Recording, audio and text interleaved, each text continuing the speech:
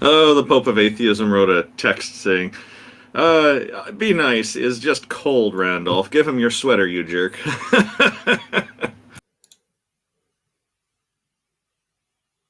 He told you. Yeah, you called it.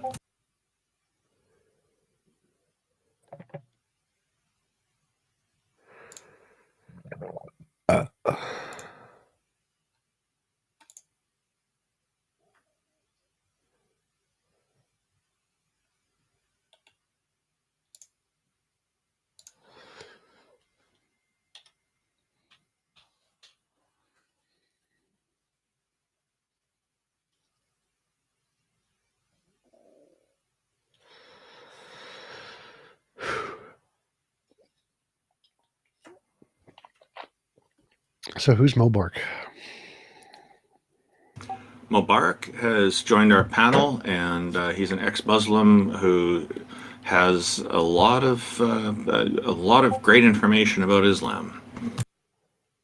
Yeah, he's been part of Anra's Quran lessons panel for a long time. Gotcha. And was probably one of the few that Arn thought he couldn't do the show without.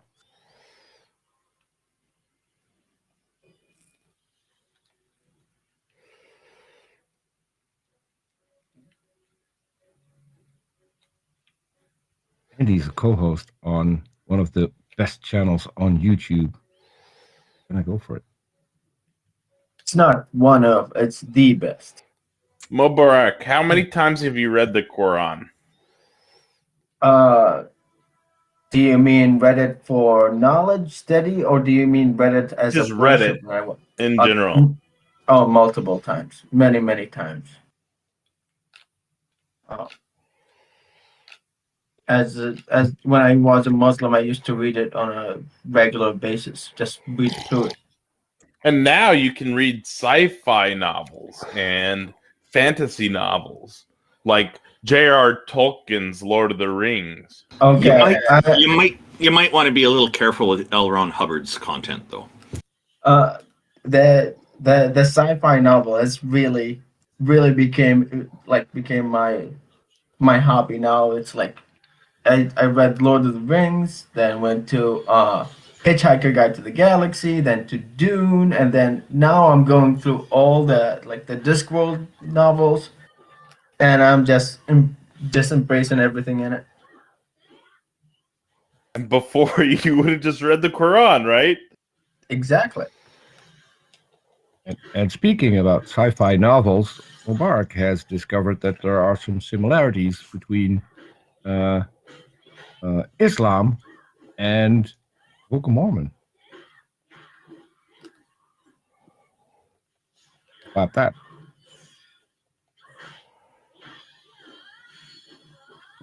And not necessarily in the story itself. Like the Book of Mormon have its own personal story that made up, as we all suspect and know.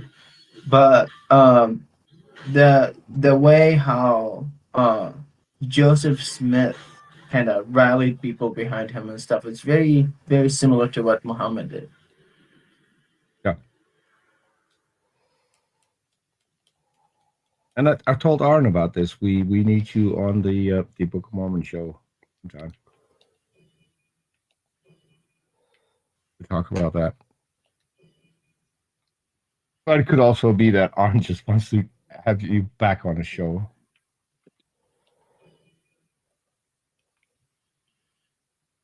I don't know if I will add any real knowledge to it, because they're trying to they're doing a great job just reading the book, and it's good. Yeah. Well, so reading the book is a side effect. It's more a comedy show where they also read the book. That's at least how I perceive it. It's one of my favorite shows at the moment. And we got a terrific panel. Man, I love our website. Oh, I'm so glad you like it. atheisthelpline.com and .org, link to it. Wait, what? Atheist Helpline? Yeah. Theist Helpline. Go to google.com or just pull up whatever browser actually and type in atheisthelpline.com and it redirects to Theist Helpline. Oh, gotcha. Ah, Darth is going to like that. It's because Darth's thing he does is called Atheist Atheist Helpline. helpline. Yeah. Yeah. Well, Bark, when you say you have knowledge of history, is that world history or is that history of Islam? And both, I So you're a historian as well. Okay. I I'm not a historian. I went to college to study history, but I did not graduate or get like I'm not a historian. It's not the title I will take. But yeah, Okay. Okay, so I'll put you I down. like history. I'll just put you down as of world history then. So Yes. okay, yeah, and I'm going to mention that you're co-host on Peter's show as well. Darth Yeah. Nihilus, I do see you in the audience. We'll be starting here in 4 minutes. We're just getting everything set up right now. So if you just keep your hand raised, I'll get you pulled up first. But just hang on for like 7 or 8 minutes. Hey, Amy. Hello, hello. How are you guys? Long time no see. Indeed. Some would say years, some would say hours. Have the biggest hands. Some would say, amazing.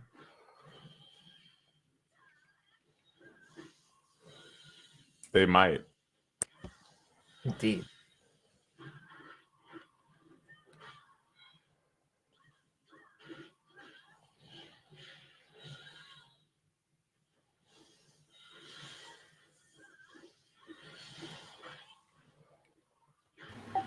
Okay, I'm just printing out the new sheet that I need to read. We'll be starting in about 3 minutes, everybody.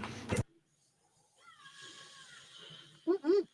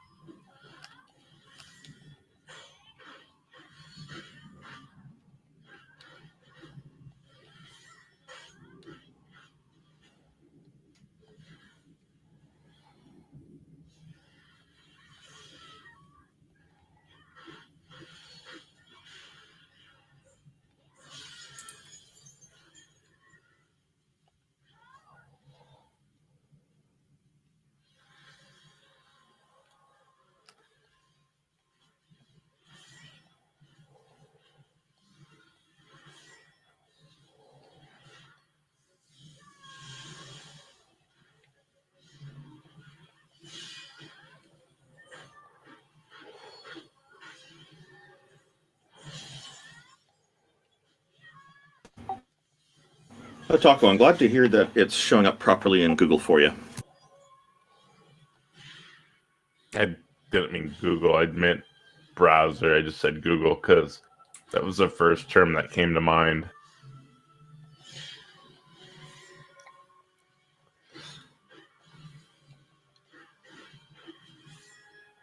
Good morning, Jack Burton.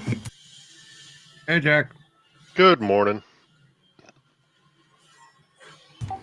Okay, everybody in the audience, just so you know, we're going to be starting in about 1 minute here.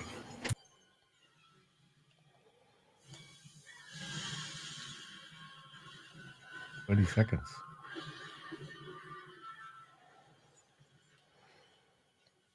All right, I set the everyone right there. I'm gonna go to channels right now and do a verbal. I'll be right back. Okay, and you started the stream, right? I mean, started the stage? Okay. Yeah. It's all ready to go. You should have perms, Randolph. Perfect. Okay. There's Carly with TJump image Okay. again. I need to start. Sorry, Yep. I need to start it. I need to start it now. Sorry.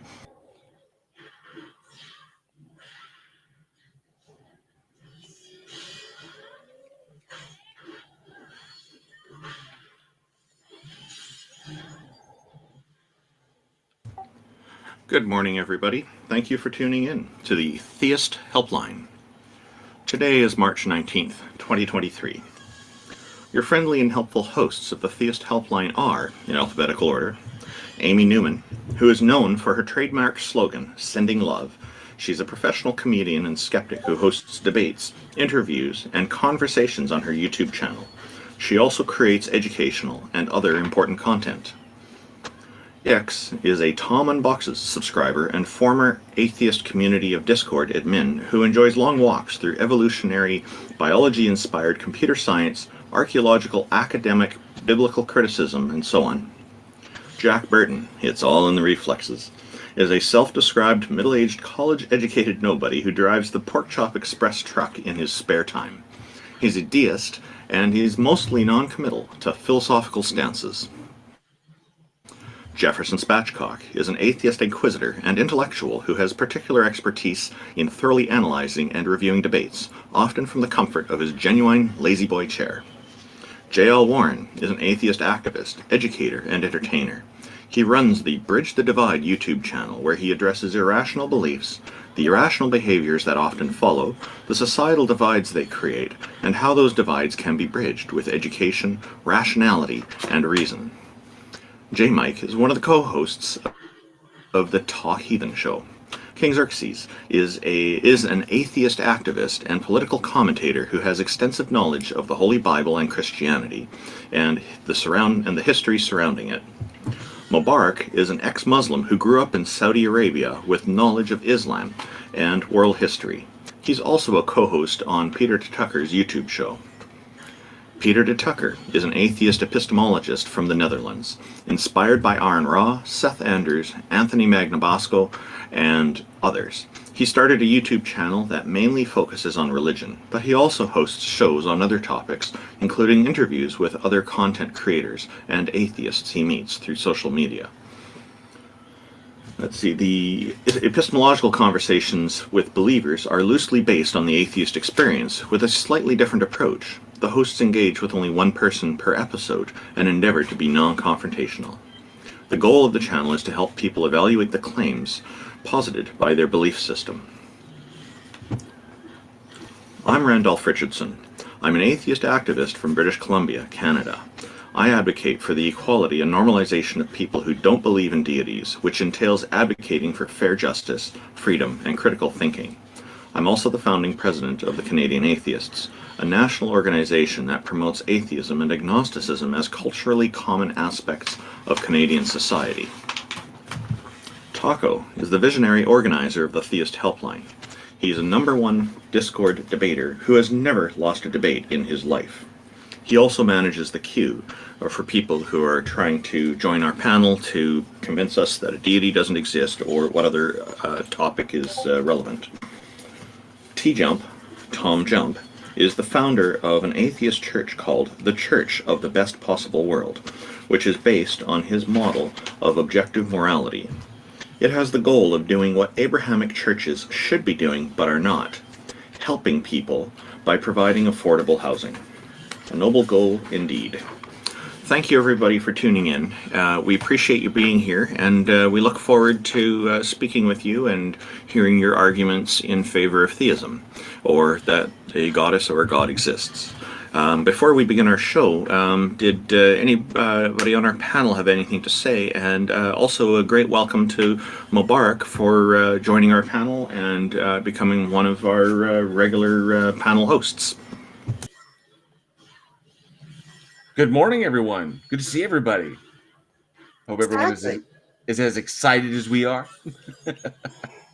And I feel like this week is gonna be the week but I get good evidence for theism. You got a feeling? Indeed. I mean, it's very possible. It's definitely logically possible that we all become convinced today by Smooth, who's up first. Also, if anybody else would like to raise your hand, feel free to. We'll just get to people in order here. Stop.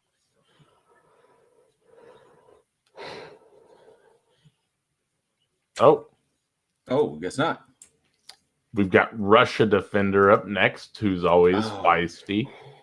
Good morning, Russia Defender. Welcome, and thank you for joining us.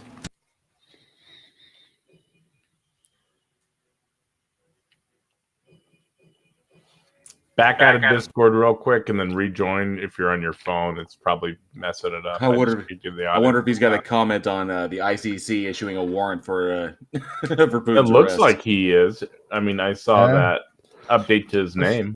Who's the ICC? The International Criminal Court. Yeah, in The Hague, Netherlands. Some trafficking accusations going around, right? Yo, what's up, guys? Good morning. Bro, phone on stages is so trash, bro. It never fucking works. But, Yeah, I'm with you, dude. honestly, both the Putin charges by the ICC and the Trump charges, it's all performative, dude. It's all politically motivated. It's like nothing burger fucking like law. It's just all just to like condemn like people because you know they're political opponents. That's how I see it. You don't think Because both of those people have abduct- actually committed crimes?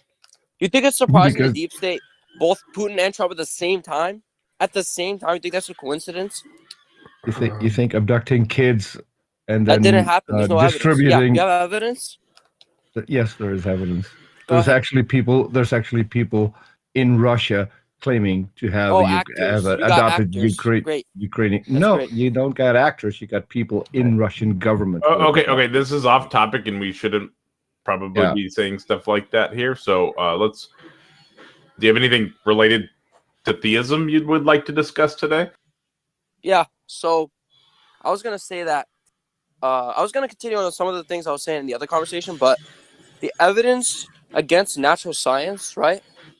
Or at least not all of natural science, but like macroevolution proves that the only reasonable option in all of the available options is that God or some sort of creator created life as opposed to like natural causes. So Well, yeah. okay, so Russia, that's two different things actually. So you mentioned evolution, and then when you talk about creation, you're talking about like abiogenesis. So they're two separate things.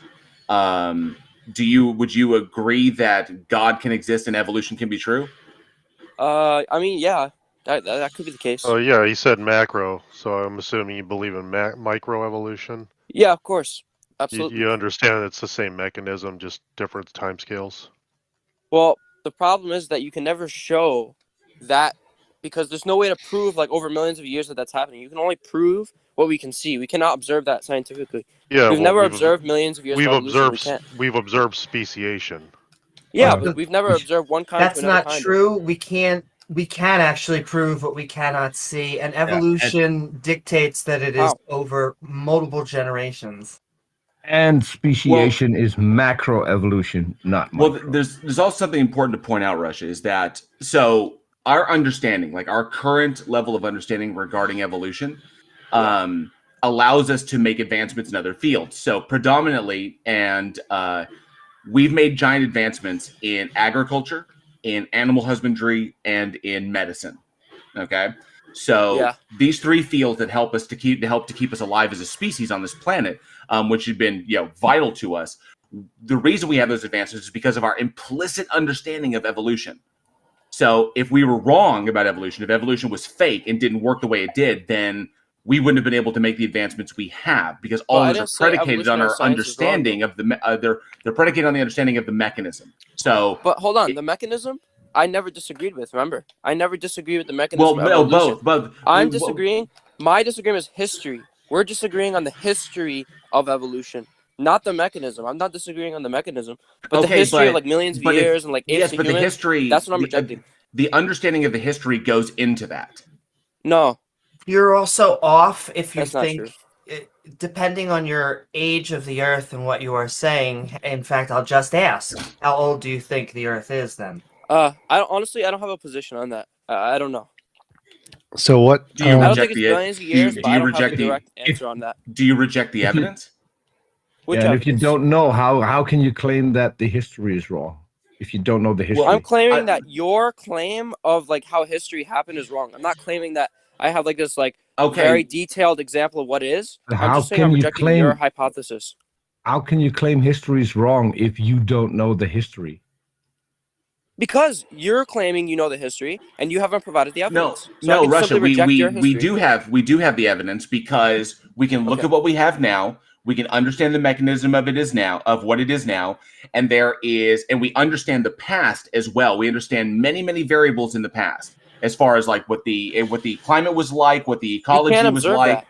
No, You no, never but observed we, that. no, but we didn't. We don't. Well, technically, we can measure it because we have evidence of it. Yeah, but you're assuming that all the factors remain constant, like carbon dating, for instance. That assumes all the conditions remain constant. No, that's why across we all use. this That's time why we period. use potassium argon dating. Okay, what's that? What's that? Potassium argon dating is valid up to hundreds of millions of years, How do we know and that? even further, huh? How do we know? How do we know that? Because we implicitly understand chemistry and physics. Yeah, but again, those chemistry and physics abide by the laws of physics, which you're assuming remain constant for that to be true. Okay, so what in your worldview, in your mind, what would entail that they were different in the past? What do you mean? Like, what is giving you? So you're saying that we're simply assuming that they were the same, but no, we have no reason to it. We have no reason. There's nothing to imply that they were different. Well, we Okay, have so- no reason to believe one way or another. Wait. So I simply So I reject the want to evidence. like we have novel testable predictions. That's the evidence. So you can start with any hypothesis you want. You make predictions about the future. If you get it right, you have evidence, and we've done that. What is your evidence? Like, if you think that ours is wrong, why are we able to predict the future accurately and you're not? Well, aren't you kind of like pivoting the conversation? I thought we were talking about like the evidence of the past. You're trying to look to the One future. pivoting- What is the evidence of the one past? We're pivoting talking is about the you. past, bro. We- You're our pivoting. evidence of the past is our ability to make novel predictions about the future. So if No, I'm Yes. talking about the evidence of dating. yes, But that's So- science Talking is about, like, about all being the able to other predict the future. We are able to use the geological column and genetics to not only build a history, but we are able to predict the future. No, you can make TJump, fairy tale books where you show an The ape like dating slowly walking dating because a mechanisms human. have Hang Wait, on, You hang can on have for fairy one tale I'd like a second, chance. everybody. Can I like just get a chance here? So the evidence that we are right about evolution is that we take the idea of evolution and say, if this is true, what would we expect to find in the future? Like, would we expect to find a half lizard, half fish called Tiktaalik exactly the correct geological timescale that we would expect it to be on if evolution is true? We then look, we find it, we're correct. That's evidence of evolution. So evidence. But I don't reject wait, that. Wait, I'm not rejecting that. wait. That's Stop, microevolution again. Stop. We're talking about macroevolution. Stop talking. Stop talking. No, dude. You need to show Stop evidence. talking. Show evidence. Mute him. So the evidence is the ability to predict the future before we know it. If we can predict the future before we know it, that's evidence. The evolutionary worldview can predict. No, you it. could have It just gotten Stop lucky. talking. Mute him. Oh my God, mute him already. So if we can predict the future before we know it and get it right, that's evidence of the hypothesis. So the hypothesis of evolution that we could predict that we would find a half lizard, half fish at the exact predicted geological layer is evidence of evolution, and it's not evidence for creation because creationists didn't predict it. We can predict things we'll discover in the future and be right. You can't. That's the evidence of evolution. Also, to point out Russia Defender, just someone in my live chat. So Dr. Clive Wells, who is works in the theoretical physics, stellar evolution calculations confirm the constancy of the laws of physics over the lifetime of the universe, which is 13.8 billion years. So yes, but either then it's like we're not talking about physics or like that. But when it comes down to it, just like the planet in and of itself, that we understand these things. TJump is correct about the prediction of Tiktaalik. And so we do have the information we can. So, but my question to you was, you seem to believe that it could have been different in the past. Well, I wanted to go with my question because he keeps up evidence. Evidence is novel testable predictions. We can predict the future. So Russia Defender, we can predict the future with our hypothesis. Your hypothesis can't. That's the evidence. No, I'm simply saying that speciation happens. So when you bring up like a lizard, half fish, whatever, that doesn't don't mean care. anything, right? That's I just don't another care. species of the same animal. But can you prove the Macroevolution history of happens. evolution, which Wait, is what I wait. initially argued? So Can you prove the billions yes, of years yes, we can. and the Yes, fucking like yes, the ape to yes. a human? Can you prove any of that? Do you have any Yes. Okay, evidence of that? hang on a sec, Yes. TJump. Hang on. I know where you're going, TJump, but Russia, come on, dude. Yes, Yeah. we can verify the age of the Earth. You did ask that previously. How? We have How do we independently verify uranium I'd like- zircon? I want to keep going on my questions questions here. last week I wanna- ago. I Yeah, understand. how I else are we supposed to know understand what that, happened 13 TJump, billion years but ago? hang on a second. So we have independently verified the age of the Earth. We know it to be around 4.5 billion I years. want to continue. with my Uranium line of questioning. zircon dating How is do why you this. know that, dude? Uranium zircon dating. I Let me don't- just say this one thing, right? You guys know Aaron Ra? Do you guys know who Aaron Ra is? Yes, we know who Aaron Ra is. So Aaron Ra says, I'm his Hold on. producer. Let me speak. Hold Let on, me speak. hold on, Let me hold speak. on, Let hold me on. speak. Let me Hold speak. on. I'm not finished. Hold Peter, on. let me make this I'm point, on. bro. I'm Just his. chill. Hold on. Chill. I'm his producer. Hold on, bro. Let me His make this name point. is I was speaking. Aaron. His name Come is on, guys. Aaron One Ra, of y'all not concede and Aaron let Ra. the other talk wait, for a second. Have a wait. conversation. Come on. I just want to make this one point, right? So Aaron Ra, I'm telling you this. Aaron Ra. So Aaron Ra, whatever, right? He says Aaron that. Ra. There's no evidence that Jesus ever existed, right? And there's no evidence, and that was 2,000 years ago. Go So he argue can with make Aaron that Ra claim, about that. but you guys get to claim that millions and billions of years ago this animal lived and the climate was That exactly was a like 5 complete degrees. non sequitur. How does that What make the any hell did sense? Aaron Can Ra you have to do how do with you wrap anything your we head were around talking that? about? Well, bring us the fossil of Jesus, and then we'll date it. Oh my God! Yeah. Can we go back to the Bro, topic? how do you Aaron date it? didn't. How do you Also, date Aaron it? didn't say that. What's my your God. dating method? Oh my God! But yes, let's go back to a novel testable Russia. prediction that you can go to the future. Russia, or jail I just told you we use Jael just explained that. uranium zircon dating to date the age of the Earth. We independently verified it with zircon samples taken from the moon during the Apollo missions. Bro, what does the moon have to do with anything? And fun fact, I recently hosted a conversation with someone who is in physics and who actually engages in dating. We can date sometimes up until the day. We're that Oh my God, accurate. please stop. This is Well, way, of course. So way, according to way a guy with over a our head. PhD, that's true. So But how do let's- we know for sure? How do you know for a fact? to know something for a fact, to have evidence. Education. Stop, please stop. Oh my God. To be able to have evidence is your ability to predict the future, predict things we don't know yet, Right. and get it right. So if we like argon, zirconium dating, all that stuff, the reason we know that's right is because we can use it to predict the future about things we don't know yet and get it right. You Like cannot what? do that. Give me an Lots example of things, lots dating things. used to predict the future. Forget that garbage. I don't care. What is like? Wait, why are I you gave running you an from that? example because Don't that's run from a that. pointless example. My example is TikTok. It's very easy to understand. We can That predict doesn't things. have Stop, anything to do with stop, dating, though. Stop. I want to know about dating Stop. specifically. Holy shit. Shut up. If we can predict the future, that's evidence of any hypothesis we have. So we predict No. evolution is correct. And if we can use that to predict the future about Not finding true. double hinge jaw joints, about finding Tiktaalik, about finding ERV patterns, that's all evidence of our hypothesis of evolution. Why do you think? It's not. How? How is it not? Because that's evidence, right? But it's only evidence of microevolution.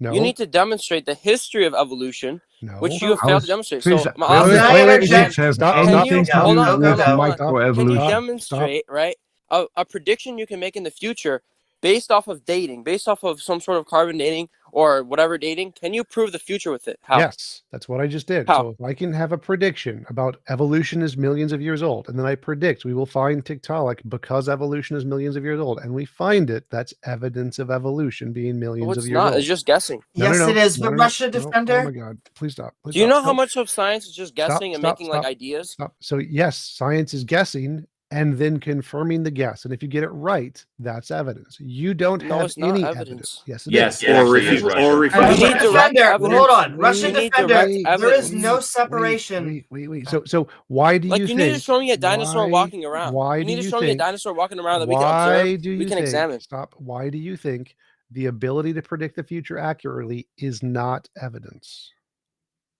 Because anybody, like, listen, do you know how many things Alex Jones has fucking predicted and gotten right? Is that Zero. evidence that he's right? Well, In the amount you've gotten wrong. I have a He question. predicts stuff I all the talked time, bro. He said like Wait, all this different Russian stuff. Defender. Oh my God! Russian You should Defender. have Aaron I Jones talked talk. You should to- have Aaron Ra talk to Alex Jones. Hold That'll on. I clear this have whole thing up. hold on. I have talked to Neil Shubin, the guy who found Tiktaalik. Russian Why- Defender. Can you tell me how he found Tiktaalik? What was the process involved? It doesn't matter. It doesn't matter. Why are you Nothing picking you on say that? to Also, it this kid doesn't matter, matters. but you know it's wrong. You don't know how he Because found Peter, I it. haven't everybody, seen evidence. nothing you I say to just this haven't kid seen any of the matters. evidence. Russian Defender. doesn't. Okay, let's What go do you back. think you say to him? We You can said- we can skip and go to the So- next. I'm not No, 100% No, why. please, just The let me argument go of to this nuh-uh. point. You guys are trying Okay, to quiz me on so, Tiktaalik, bro. I don't know anything about that, bro. So the- stop trying to there like is do this fucking the tricks. only separation between micro and macroevolution is time, and so you already But that's granted your us opinion. speciation. No, That's that your is opinion. the factual view Can you from show the me a fish scientific walking out of water? Can you community. show me that? No, What's and the that point is of what I showing would you call. anything? You don't know So- these Can you key show me points an of ape turning into a information. human? So You can't show me that isn't macroevolution. It's over millions of years, And bro. so what you're telling us is you don't understand what evolution is. But No, that's what I'm okay. saying is you have no proof. think that a fish just walked out of the water one day Over and millions was of like, years, yes. Right? ah, Over millions of years, over fish did walk millions out of water. years. Yeah, you do understand we have like semi-aquatic creatures like frogs, right? So, That go let me in the ask you, water and How does go a on fish walk out land. of water? Do you have any evidence of that? You agree there are frogs, right? That go Yeah, but on frogs are not water fish. and How on are land. frogs fish, So bro? you What? agree now that we have fish. You agree that there are semi-aquatic creatures that go in between, and you agree that there are land creatures, right? Yeah, but I got no evidence of them evolving to that. Nope. Well, we have all empirical evidence. That's what the scientific community Where's is. that You're evidence? just So if I gave you a journal from Nature, would you accept it? And you would go, "Oh, well, I've seen this journal from Nature. It is a peer-reviewed Bro, mainstream you can show me scientist." all the journals you want, but science is about There we observation. go. If you guys are That's scientists, what I'm you know saying. that. It's about You don't accept observation. science. That's Nobody what we're has trying to observed point in out. millions of years Russian Defender, evolution. do No me a one's ever favor. observed Just it. in No your one's own ever words, studied it. define. No one's Russian ever Defender. examined it. Russian Defender, in your own words, Yeah. just give me a loose definition of evolution. Evolution is the theory of natural selection through random mutation that slowly progresses living beings. That's an odd definition, strangely worded. That's a great definition. Sort of. Slowly progresses. Yeah, so Okay. it's the natural selection is the mechanism, is part of the process, but evolution is essentially the positive or negative selection for or against specific gene alleles depending upon evolutionary pressures over time, resulting in changes to the organism. So Also, speciation doesn't happen through mutation; it happens through adaptation. Actually, okay, but Russia, at the very start of this, you accept the mechanism What's the of mechanism evolution. of You accept what's the mechanism of evolution. adaptation? yeah, Peter, you accept the mechanism of evolution. You understand that. That's great. yeah. You don't have a Right. problem with God existing and evolution being true. Fantastic. Okay, problem with that's that. fine. The evidence that we have that we derive these conclusions from all specifically state the conclusions that we are telling you. Okay, so let me ask you this. If it's not the case, why does the evidence say something different? Well, I've been asking this whole call, what is the evidence that I'm looking at that we can examine together? You were given a piece of information, you rejected it or pled ignorance towards it. So well, I just said that there's that really evidence nothing we was can do not with you. proof. No, I didn't plead. No, don't lie. I didn't. I'm plead not lying. ignorance. That's exactly what you Someone said. asked me to define TJump brought up technology, a bro. That's not specific fucking falsehood. I evidence. don't know what that is. I don't care about that. He asked me to define a word, dude. This is not a fucking book. No, this I is not asked a you book to define tournament. a word. This is not Actually, a nerd tournament. Russia, You're just Russia, are you insane? Russia. Is that what's going Can you on? define Russia. supercalifragilisticexpialidocious? Russia, Can you define Russia. Okay, so this is TJump, just a giant Russia. troll. Hang on, guys. Dale, Russia. it's just a giant troll. I don't I take know, this I know, serious. I I know. You're a never fucking take troll, it Can dude. we You burped can into we TJump, by the Oh, way. you're can fine. we I'm a troll. please skip to the next guest? We've got someone No, with I their wanted hand to up. actually Can we- talk with them, as and you guys kept JL interrupting. suggested, never bring this guy up again because No. this is the argument from nuh-uh. We're No. never going to get anywhere. Like I can make just a second. progress. Let's I just can hear make what progress TJump with Russian had to Defender. say. Like I can actually make progress with him if you guys stop interrupting. Like, I just want to go through the simple concepts. You guys are bringing up way too many complex topics that are way over his head. You got to start with something way simple, way simpler. Like in order to make, like I did it last time. Remember, he even admitted he didn't know something or had to check something to forget what it was. You have to go way simpler with people like that. You are way too charitable. It with would that. work. It Idiot. would work, TJump, but he needs to come up and be less heated. No, than he can be was exactly the today. way he This is. Just let him answer my questions. All right, Russia, go ahead and answer the question, We and got then more we're going to go ahead and patience. move on to the next guest. Yeah, what's up, guys? Novel testable predictions. Why is the ability to predict the future not evidence? I mean, it can be evidence, but you have to show Right. a huge body of it. Like you got to show hundreds of examples Sure. for it to build a theory together, because that's a Right. huge burden of proof. Yes, and we have hundreds of examples of evolution predictions. So doesn't that mean it's evidence? Well, I'd have to see that. Okay. There's a great video by Jackson Weed about the predictions made by evolution. He lists about 20 examples. If you accept those were actual predictions, would that be evidence of evolution? Maybe. If I watch that video, I'll see. Okay, that's a great example. You see, guys, progress. It's easy. You just got to start simple. Yeah, you're trying to teach kickboxing to a snake. Dude, Jack, you burped in VC, bro. I saw you burping in VC, bro. Okay, that's You're fair. on recording, dude. Come You're on, on man. Okay. What? Well, thank you for answering that honestly. And TJump, if you could send him a link, I'm sure he would watch it or read it or whatever. Anybody have anything they want to say before we move on to Darth Nihilus? One thing I found interesting is he was emphasizing that there needs to be massive amounts of evidence to build a theory, and that's not my understanding. Like, the quantity of evidence is important in certain things, statistical analysis and whatnot, but sometimes that's not always available. I don't know if maybe TJump can or JL Warren might be able to expand on this a little bit. If not, that's okay. Well, no, he's right there. You need a lot of evidence to build like a sufficient theory. It's not just a little bit isn't sufficient. And so he's completely right to say that you need a lot of evidence to build like a really strong theory, not just a little bit is not sufficient. Like one observation is not enough. You can build a hypothesis with one, you can build a hypothesis with zero, but if you really want a solid, well-supported theory, you need a lot of evidence. And evolution has that. It has one of about as much evidence as heliocentrism. That's the clarity I needed. Thank you very much for that. So the distinction is with the hypothesis, you don't necessarily need it, but with the actual theory, you do. Okay. And my only point would be, it seems like an actual epistemology debate because he's not going to accept mainstream scientific evidence, and that's actually where we need to convince him to accept science and the scientific process. That's why you got to start with his problem is he doesn't want to learn. Oh, I agree with you. I think you were doing good, TJump. I'm just saying. I think it's, yeah. Hey, his main problem is just he doesn't want to learn. No, he's totally fine. Okay, hello to we have a guest here, Darth Nihilus. Thank you for joining us. What have you got for us today? I wanted to ask, do you believe in abiogenesis? Yes. What do you say? No, I accept the evidence that we have for abiogenesis. That is something different than believing. Believing, if you're going to use the word believe, that when talking to a theist, that word has baggage. So let's use a different word so we can be accurate in what we actually do, and it is that we accept the evidence that we have for abiogenesis because of how it's presented and how we got it. And what do you believe is, because you don't believe in abiogenesis necessarily, you just accept it's not believe. It's so wait, can we skip the semantics? The word believe, I believe. The word believe. Peter, skip the semantics. Yes, I believe in abiogenesis. What's your next point? Okay, so my next point is, so you believe all this happened automatically through probability and chance alone, right? No. Determined by physical forces, yes. Yeah, determined by physical forces, so yes. Through chance. No, determined and chance are different things. So determined by physical forces is not chance. But what is this physical force? Gravity, electromagnetism, the strong and weak nuclear forces, those forces. But did it not occur through chance? No, they're determined.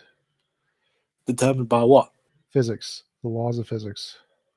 And well, it did require the appropriate conditions on the Earth for them to arise. If those had been off, obviously, like temperature wise stuff. So, but all it requires is the correct circumstances. That's it. So TJump is correct on that. It's just there are fundamental forces in the universe, and that we are a result of the combination of those in the correct environment. So all it takes is the window to open for life to emerge, and that's what happened on the Earth.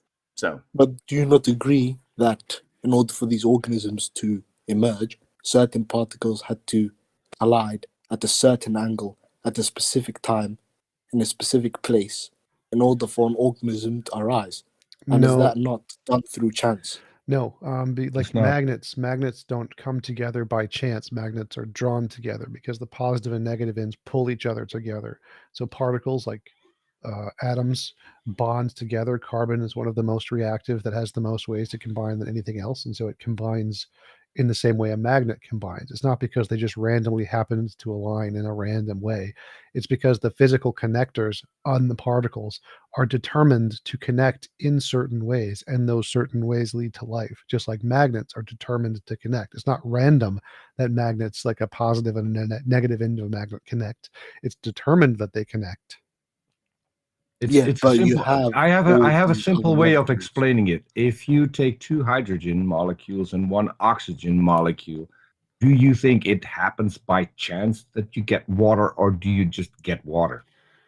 It happens through chance. The particles need to collide at a certain angle, right, in order for the No. water molecule. What do you mean by a to certain emerge. angle? A What do you mean certain by a angle in a certain position, in order for them to react and produce. What do you mean water. by angle? Angle means angle, sir. Yeah, There's particle explain in fusion. different words what you mean by angle.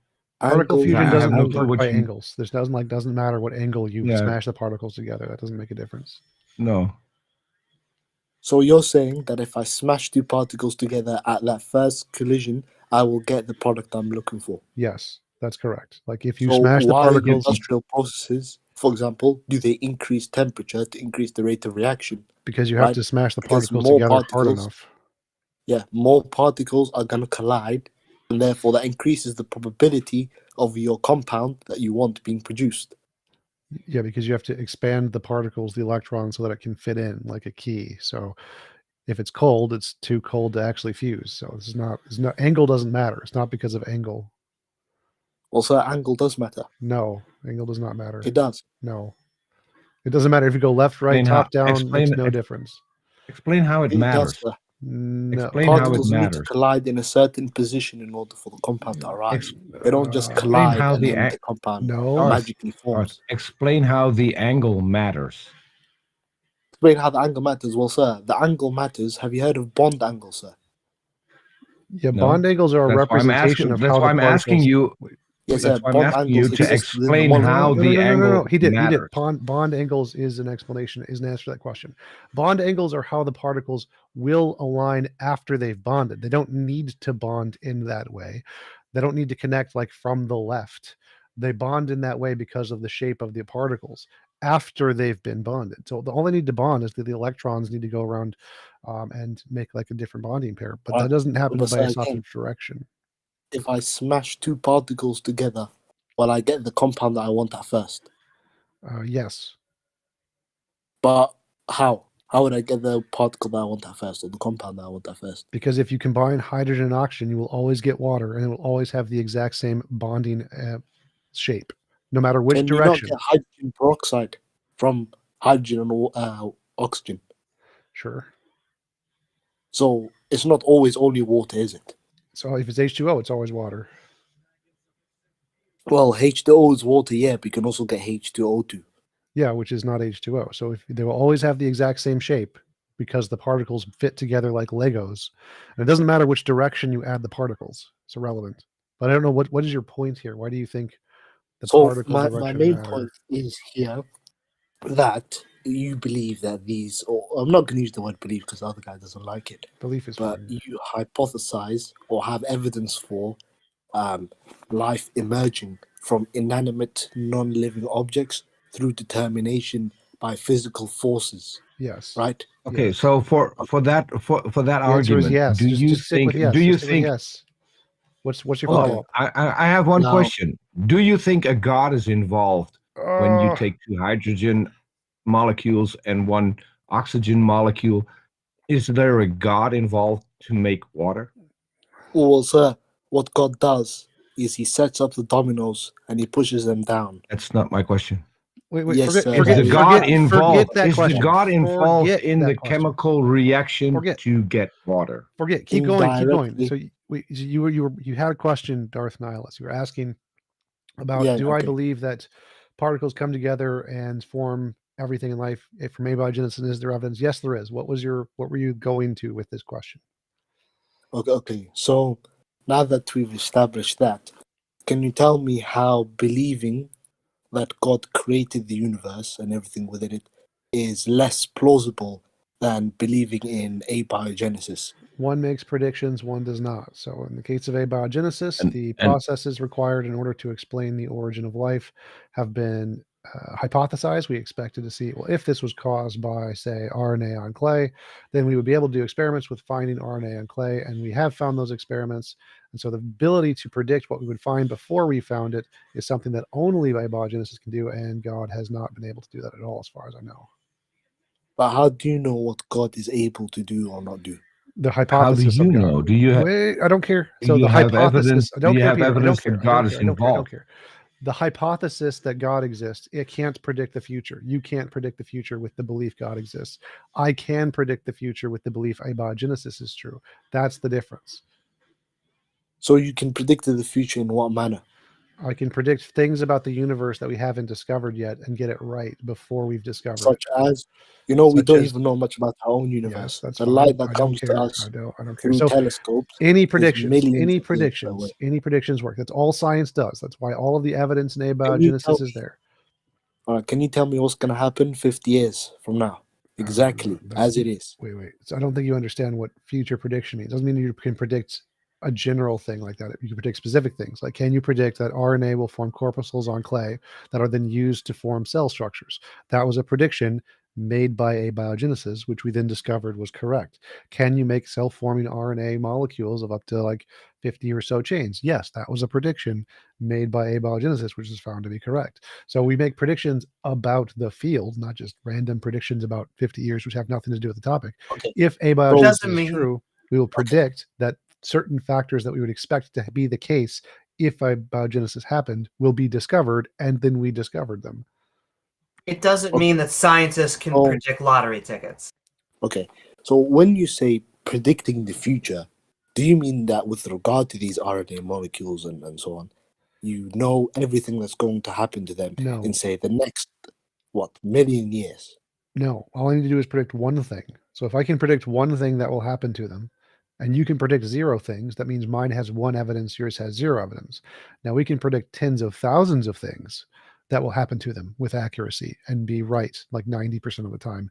You can predict 0 things. And so the fact that evolution and abiogenesis can predict tens of thousands of things that will happen to these molecules that we didn't know yet, and you have predicted 0 things that will happen to these molecules, means there's evidence for abiogenesis, but no evidence for God. Well, there's no necessary.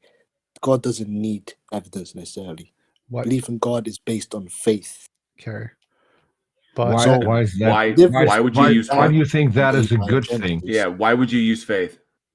Why would you use faith? Well, see, is God coming to me and showing me himself? Is he standing in Okay, front of but can you name one thing that I couldn't believe based on faith? or to rephrase that, how does faith? Elaborate. Hold on, let him answer. Let him answer. I want to Let rephrase him- that a no, little bit. I no, want to phrase let that a him little bit. answer. One second. All right, so elaborate by what you mean. How by that. does faith differentiate your imagination from reality? I How want does to know. faith? Now, get to my question. Is there one thing you could not believe based on faith? Elaborate by what you mean by that. That's why I literally Okay, just said. so the you question- believe in a God, right? Yes, Okay. Can you tell us which God you believe in? Allah. Okay, great. So you can believe in Allah based on faith. Could a Christian believe in the Christian God based on faith? Yeah, they could. Okay, so how do you figure out which of you is right? Because I have faith in my God, right? So by default, I but believe ho- that my but God is the so correct does the one. Christian. So does Yeah. the Christian. My And- question is, and that's not how relevant can to you, but can both gods exist? Both gods cannot exist. Exactly. So But by default, I I believe I am right. So if I believe I am get right, that. there is I no get that. scope I for that accept other that. God to exist. I get that and I accept that. My question is, how can you and a Christian who both believe that their God is the right God, how can you Well- figure out who's right and who's wrong if all you have is believing on faith? Yeah, well, in fact, Christians and Muslims do agree on the idea of the God of Abraham, same as Jews. Hence So why this- they're called Abrahamic religion. Mubarak want to chip in? No. So Except- wait. So a better except- way to ask the question is, how do you use faith? No. Let don't- Mubarak chip in because accept he made a claim. authority. He made a claim about Islam. We've got Mubarak now. It's a Mubarak different chip topic, in. different irrelevant topic. How does faith differentiate imagination from reality? How can you say because you believe in by faith that it can be true versus somebody else who believes something else by faith? Why are they less likely to be true? Well, see, Why my did you faith in my first God, say that the God of Islam and the God of Oh man, Christianity let him are answer different. one Wait, sir. question, man. One question at a time. Thank you. Yeah, My let him answer faith- one at a time. Peter. You backtracked on an answer. You said the God of Christianity and the God of Islam are different gods. They cannot both exist at the same time. And then No, sir. just You asked seconds, me- and then you just asked me, can seconds two later, gods- then just Yeah. seconds later, you said they are the same God, so both No, are sir. right. You asked which me, of the you two is asked it? me, sir, can two gods exist? I said no. But I also No. added on that fact that we, in some aspects, Christians and Muslims, agree on the idea of God, i.e. the fact that we both believe in the God of Abraham, but Christians believe in the Trinity, which we do not believe in. So it's not the same God. It is the same God It's not in the terms same of the God. idea, You can't but have a different God that is a understandings Trinity. of God. Hold on. You cannot have a God that is a Trinity and have a God that is not a Trinity and both be the same God. That is impossible. Sir, I did not say that they're the same God. I said that they're the same idea of a God, i.e. the God of Yes. Abraham. So how do you figure out who of the two is correct? The Christian mean which saying that there's a understanding is correct? Trinitarian God, or the Muslim who says there's only Allah? How do you Okay. figure out, based on faith and only using faith, which of the two is correct? What my faith in Allah says is that He is one alone. I know with what no your partner. faith says. Right. What I'm asking you to do is give me a mechanism how faith can be used to determine what is correct. Oh my God! Like we just spent If 5 minutes. both you and the Christian sir. can use the same thing, then how can you differentiate which of the two is correct? Oh my God! How can you differentiate which of the two is inconsistent with the other two views? Now, see, They if you are want me to go inconsistent to the with the details other of this, views. I can. All right. So you look at Islam and Judaism and their understanding of God, right? And you see both Islam and Judaism have strict monotheism. Then you move on to Christianity and you see the Trinity. Now, where did the Trinity come from? You can look at the origins of it. How's and you this can relevant see to how that is it this was heavily relevant to influenced faith? by Roman pagan religions. Darth, how is this relevant to faith? Yes, sir. I'm telling you how I distinguish between what is inconsistent with regard to this. Yes, but God. you have already agreed that a Christian can believe in the Christian God based on faith. Or using Yeah, the they can. exact same But did I mechanism say that that their faith? hold on. You both use the exact same mechanism to believe in a God. You cannot both believe in a God that is real. So how do you determine if the only thing you're using is faith? How can you know that you're believing in the right God? How can you believe? How do you know that the Christian isn't right? Believing in the Well, sir, Trinity as God I told based you, on faith. as I told you before, my faith says that the Christian's understanding of God is not true. Not what But your my faith faith says. That is what your nullifies holy. Christian's No. faith. Hold on. Then is God. That is what your holy book says. It has nothing to do with your faith in believing in God. Your holy book dictates several things about your God. The actual belief that you have, merely based on faith, has nothing to do with your holy book or what it says. So you're saying that the idea of faith, the categories of faith, has nothing to do with the holy book at If all. I could piggyback What off I'm trying to convey is that faith is not a reliable pathway to truth. Yeah, And you seem to Yes, think sir. it is. Because as we've established before, your your method of discovering truth is based on evidence, right? Pure empirical evidence. Yeah. So, with regard to abiogenesis, you have evidence for the geothermal conditions of Earth millions and millions of years ago. billions. You also have, you can look at the proto-organic molecules and so on that existed at that specific time, and you can make assumptions based on that on what happened. Abiogenesis is still a hypothesis. It's not even risen It is. to the level It of a is, theory. but we do have strong evidence for several of those hypotheses, and we have been able to recreate the environment of an early Earth 4 billion years ago. And it turns out that there are several ways to get to life, and we have observed this in the lab to be happening spontaneously. But this has nothing to do with my Spontaneous- question about faith. Well, if I could Because just this is not piggyback faith. off what both So of you saying. spontaneous, Hold on one second, Darth. spontaneous Before you go forward, abiogenesis. there are good reasons for why we think abiogenesis happened, why carbon is such a volatile chemical, as TJump was saying before. We have liquid water. We are in the circumstellar habitable zone.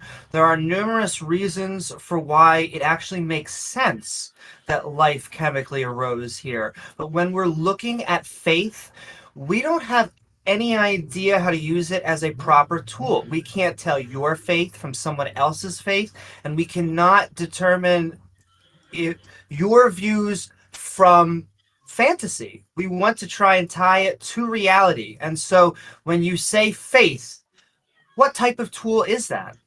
How can we...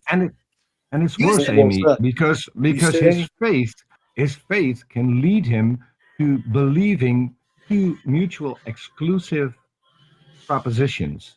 And so unless he can provide a mechanism to figure out how to determine which of those two contradicting propositions is the correct one, then faith is an unreliable way to figure out whether or not That you is should the believe in your question, God. Darth. We don't view faith as Yes, a sir. reliable methodology So- to truth.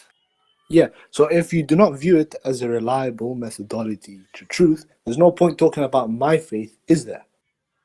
Sure, Well, because there faith- is actually. There Well, there is the actually, question as to because why you choose to the utilize reason it. we No, can that's well, true too. the reason we can talk about it is because you use it on a daily basis to believe in something, and that wouldn't be a big problem if the thing that you believed in didn't dictate your entire life, because it has a book attached to it that has laws and rules in it. Well, sir, If Can I ask you something? if your faith leads you to a wrong position, then you will be following the wrong book, Yeah. aka the Alright. wrong rules and laws, Well, right? can I ask So you a it is question? important to talk about. Yeah, can I ask you a question? Sure. Do you follow laws? Yes. Are laws dictated to you? I.e., if you follow them, right, you do not In- get in my- punished, and if you break in- them, you go in- to jail. Yes. In my country, the laws that we have in my country are made by humans. Humans Okay. that And- we as hold on, humans that we as a collective, as a community, elect to make those laws. So basically, we make our own laws, Okay. and they change. And And they now- change over time when new evidence comes in, and it turns out that we've got a law that actually isn't a good law. So that is Yeah, when the sure, law is taken Yeah, off the books. yeah. And do you have to obey these laws until the end of your life? It depends on whether or not I want to go to jail. This is something Yeah, that we because as a you, as you community. said, you'll This be is punished this is if something. you break these laws. No, hold on. This is something that we as a community decided on. And I live in the Netherlands, which is kind of weird when you look at it from our point of view to different countries. We have a completely different judicial system than a lot of other countries, which means that the way we deal with crime seems to be working better than it does in other countries, because crime rates are going down, and we can no longer fill the amount of prisons that we have, so we rent them out to Norway and Belgium. If Alright. I could just say, Now, Steve. first of all, I wish our prison systems were like that. I agree with Peter, but there's two different types of laws that we're talking here: legal laws and physical laws. You said that we shouldn't be talking about your faith; we should just be talking about faith. I agree with that, because I don't think anyone's faith is a good methodology to truth. And so my question to you is, are God's laws more like our human legal laws, or more like the natural physical laws? So you do realize that most laws that you have today are in some way, shape, or form influenced by religious laws. I disagree with that. We have a secular law system. Less and less. Well, We're trying to get less and rid of. less. But you look We're at trying to countries get like rid of. America. We're trying to get rid of those actually. You are trying to get rid of those. Darth, but that's still being just changed Darth, back, and just nonetheless, because we have a legal, just because many countries have a legal system that is pretty okay. So legal systems evolve over time, and so even Mosaic law was influenced by I guess like moral frame or like law frameworks or rule frameworks that came before it. So they evolve over time as our understanding of reality, as our understanding of social paradigms evolves over time. So, but all of these are predicated upon everything. Our legal systems, the rules we set down for society are all predicated upon us understanding very early on what it takes to have a functioning society. So, like for example, when we realize very early on that working together, working cooperatively, not stealing from each other, not murdering each other indiscriminately, that these things work towards our advantage, and that we should engage in them if we want to have a successful and surviving society. That this is the best option. The same way. There's nothing. But Darth, there's nothing about them that entails that they were handed down from a god or anything. People can use that, try and attribute that to give them more. Darth, people in the past have used that argument that these laws are handed down by a god or something of that nature to give them more power or validity in some way, but it doesn't entail that they are or that they were. This is not even about whether these laws were handed down by a god or not. Well, This is simply about the origin of these laws, and which is irrelevant. The origin of them is irrelevant. We've moved on. He asked me, is God's law similar to human law? So we've progressed beyond these religious laws. In fact, many of these laws that were based on older religions, which seem to be very often including attempts to start with a basic legal system, and failed miserably, by the way. We've been removing these things that have somehow carried into current legal systems. Like just about 10 years ago, I was part of a petition here I was not one of the organizers, but I promoted it to remove blasphemous libel from the Canadian Criminal Code, and we succeeded. And there's more and more instances of this happening all over the world. Like the religious laws are sorely outdated. They're very punishment focused, which we know much better now that rehabilitation is a lot more effective than punishment, and the whole world is gradually moving in this direction and moving away from the black and white hateful legal systems that are introduced by religions. So real quick, that blasphemous libel law, was that against like you can't blaspheme God or you can't like blaspheme people? Oh no, that was blasphemous libel. It was definitely anything making a statement about religion or its deities in writing, and so that's been removed. So, and who would be the victim in that crime report? So I am so happy for that, and we need to get more of that removed in the United States. But I also want to know, Darth, after that, I do want to know, I just want to ask, did you say that you met God? I did not say that I met God. I don't know. Oh, okay. That just see someone in... You said you saw God earlier in this conversation. No, I did not say that, sir. Okay. I don't know where you get that from. Well, that's cool. I'm kind of want because since we've covered a lot of topics here, but kind of like centering back to the original thing when you're talking about faith, that God doesn't work by evidence, that it requires faith, and that faith is how you make these determinations, right? Peter brought up a very important distinction is like, how can we determine things that are real utilizing only faith? And faith doesn't work. It's not reliable as a pathway to truth. So the question then becomes, why would you utilize faith, recognizing that it is not a reliable pathway to determining the truth about reality? So I want to ask you a question with regard to that. Okay. If God, or something that looked like God, something that appeared like God, came today, right? Showed himself to you, said, "I am this, I am God," right? Okay. Would you believe in him? No, not immediately. Of course not. Because how would I be able? Exactly. Well, hang on. Hang on a sec. So because I wouldn't believe it straight up, but the reason for that, which is important, is because how can I make the determination between this being the actual like God of the Bible or the God of Abraham or whatever, and just a sufficiently powerful entity that can appear that way? I can't determine that. I can't determine. Hang on, Peter. I cannot the determine with any degree technology of to do so. certainty. I cannot determine with any degree of certainty that this thing is not lying to me. So no, I would not believe it, and I would be rational in sir. not believing it. Exactly. Thank you. Okay. And do you know what the Quran says about this? Right? It says exactly the same thing. That even if God were to show Himself to them, they would still not believe. Do you see I the have- importance of faith now? That's not true. No, That was no, falsifying the Quran. Now, I have a solution to Right. that. I have a solution to that. Randolph, just a moment. Okay, Darth, did Muhammad believe when the angel came to him and revealed himself to him? When Jibreel came to the Prophet, at first he was scared, right? Then the Jibreel told him to read, and then he read. Okay, when did Muhammad believe in Jibreel? When he appeared to him. No, he didn't. But sir, No, before I point out something else- he ran home and hid in his wife's bed. And the Quran tells about the Muddathir.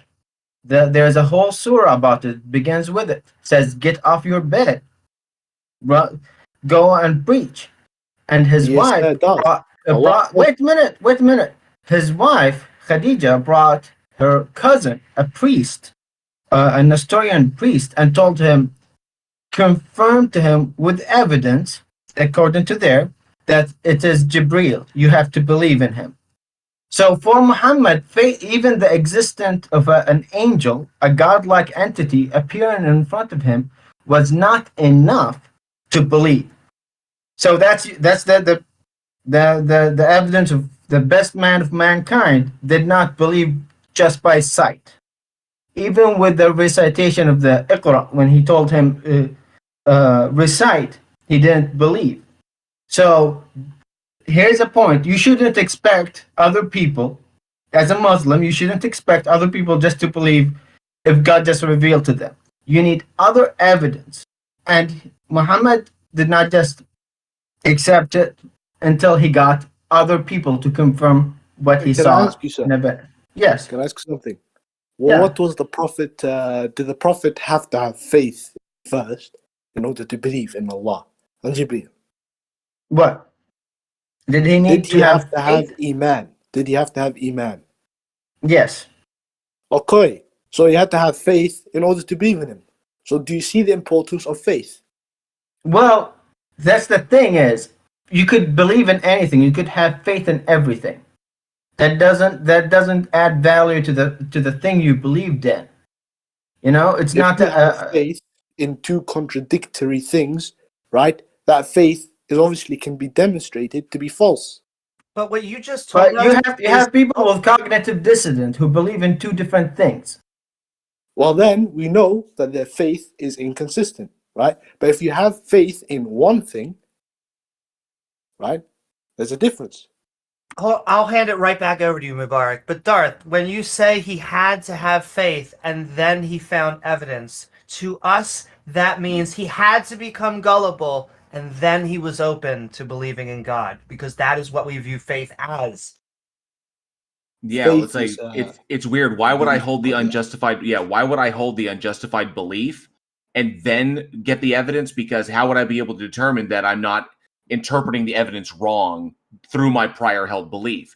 So it's like you're saying that he had to believe in it first with no evidence before he could get the evidence that it exists, which makes no sense because there are many things, like Mubarak said, there are many things that I could believe in with no evidence, and then I could wind up being wrong because I made the wrong assumption. Because I'm going to hold to this belief first, and then I'm going to interpret the evidence as though this were true. So that's a bad way to go about it, about determining things. So why would that be necessary? Okay, so with this evidence that was presented to the Prophet, right, i.e., Khadija's cousin, right, the priest, confirming that what Prophet Muhammad had seen was Jibreel, would this evidence be sufficient evidence according to you? According to you. Okay, so if I see something, let's say I see a woman robed in a blue cloth and comes to me and tells me that she is the Virgin Mary. okay, and I go to a Catholic priest, he will tell me that it is a vision of the Mother Mary, okay. But I could go to someone else, to, let's say, a Buddhist, or not Buddhist. Let's go with a Shia, okay, a Muslim Shia. He will say, no, this is not the Mother Mary. That's Fatima Zahra came to you and told you. So it depends on who do you get the when you use stuff like this. It depends on who do you get the confirmation from. If it wasn't from for the priest telling Muhammad that it was the angel Jibril, he wouldn't known who was that entity in front of him. If he went to one of the Arabic kahans, maybe he would told him, "Oh, just a demon came to play with you," and they will never know the And difference then because again, they're do you see the importance of faith? No, we see how faith doesn't work. yeah. All It right, depends on but then which again, faith. I told you that without faith, can you believe in God? So you telling me that without accepting the belief in God, you cannot believe in God? That's the thing. Is like I know you're ex-Muslim. Have you heard of Yeah. Iman? Iman. yeah, yes. And what is Iman, sir? What is Iman? There's 6 parts of Iman. Okay. Yes, 6 There's parts. a believe in God, believe in His messengers, His books, His angels, and al-qada, which is basically qada and qadr, and the final day. Okay. So there's Now, if you believe in all of these, right, and if you, let's say, somebody does not believe in, let's say, one of these or 2 of these, can they be a Muslim? Darth Nihilus, Yes, sir. can I present you video evidence of you stating that God has come to you himself? I'd like to know what you meant by that. No, sir. I did not. You can provide the video evidence, and then I'll say. Heathen, hang out and listen to it real quick. And by the way, to answer your question, Darth, yes, I could be convinced that a God exists if sufficient evidence is supplied of its existence. Is there evidence for God? Well, you're claiming that you're claiming that there is. So No, You sir, I haven't do not claim presented that there's anything any yet. empirical evidence for God, sir. well, there's no I said evidence that for belief God. in God is based on faith. If there's no evidence if there's no evidence for this God's existence, then there is no reason it should be believed. I said that there's no empirical evidence for God's existence. Well, yeah, The the only evidence you presented is just see, faith. you can say, oh yes, this universe was created by God, but that's not sufficient evidence for you, right? Yeah, You it's can just point out- an assertion that has nothing to back it. You That's a can claim. point out That's a claim predictions. that You there's can point nothing out to back it up. predictions made and prophecies made by the prophet, right? That actually did come true. This would not be sufficient evidence. No, for you. no. That's because we can go to each one of those and we can break them down. I'm sure Mobarak is very familiar with this. Is that we can go to each one of those and we can literally take them point by point by point, and we can demonstrate how they are incorrect or they are so vague that they could not be considered a prophecy at all. So, All right. and this has been done. This has been done by scholars better than me, but done by many individuals who have broken them down point by point why these don't hold up. Right. So one of the predictions, quite detailed, not vague, one of the predictions that the prophet prophesied was that towards the end of days, the barefooted Bedouins would be building large towers. Has this come true or not come true? Okay, so you said towards the end of days, who will build large towers? The Bedouins. It's a sign of the Day of Judgment. Okay, so like, is there a specific time? There's no specific time, no. Okay, have humans been building towers since time immemorial, since we could learn how to construct things? Barefooted Bedouins did not used to build towers. Okay, so who are the Bedouins? The Bedouins, they're travelers, sir. They're nomads. They move around from place to place. Who are they today, though? Who are they today? Well, if you go to places like the Gulf, right, you'll see a lot of them are Bedouins, Okay. right? And they have built towers. You can see places like Saudi Arabia building super high towers. All right, Places but like everywhere UAE built, all humans build towers and have since time Yes, sir. immemorial. But do you realize the difference between the barefooted Bedouin and the settled Greek? That's what I'm asking you. Is like what? Just because a group of human beings builds towers does not indicate anything, and plus there's no time frame. It's not saying specifically when this will happen. If I want to make a prediction I will predict that a particular event will occur at a particular time, and this is what the circumstances around it. So the more accurate the prediction, the better. But if you're just saying that the end of times will be heralded by this thing that humans already do, But sir, well, again, that's I just that's want to not a demonstrate to prediction. you- That's not even a prediction. That's just again, a so claim. Can you explain to me what is the difference between the barefooted Bedouin and the Greek? It's who, irrelevant. even in No, those it's ancient irrelevant. times, It's were settled? irrelevant. It's irrelevant sir, because it's very no, it's irrelevant Very relevant, because sir. the prediction is about a group of people doing something that all humans do. Okay, But so again, it sir, doesn't matter. I'm gonna So have to yeah, ask so you to basically, explain it again. Explain the difference between the Greek of those times and the barefooted Bedouin. it's irrelevant. No, sir, Human- it's not irrelevant. It's Darth, very relevant. Darth, it's not a prediction because there is no Huh? time frame given. There is no end of days specified as to what exactly that is, when it will occur, and it says that this will be a herald of that. What does that even mean? Like, it doesn't indicate how much time will take place between the Bedouins building towers and the end of days. This is a completely and totally vague assertion about the future that could be applied to any scenario. Okay. Anybody, so and not to if we mention, look at- if we look at our species has interbred so much. How could you say who is a Bedouin and not legitimately? So, sir, the barefooted Bedouins, they roughly inhabited the area that is the Arabian Peninsula today, right? The Bedouins. Now, the definition of predict is something say or estimate that a specified thing will happen in the future or will be a consequence of something. Where does it state to me that the prediction has to have a time frame attached to it? Because that's what makes it a Okay. prediction. Yes. Can you provide But proof to me that that's what makes it a prediction? so Yes. that's the thing. Do you know what the words mean in the hadith, in the prediction? The words mean, yes, because they've been Yes. translated, sir. Okay, so the tatawul in binyan, which is mean that they compete in structure and building, is that a thing that happened before in Arabia or not? Is this referring to the Bedouin, sir? Yes, I'm referring to the Bedouin people who Yes, were living. Okay. Since you know Arabic, and I assume you're Arab, tell me, Yes. sir, did the Bedouins compete in building tall structures? Yes. Where? You just have to go see which the cities, the ancient cities in Yemen, and to go see the ancient city in Petra. Sir, that's not Bedouins. Yes, they are. No, they're not Bedouins. Yes, They're they are. different people. No, different they're people, sir. not. They're Sir, the do you know same what the people. Bedouin is? Do you know what the Bedouin Yes. is, sir? Yes. What is a Bedouin? I am one.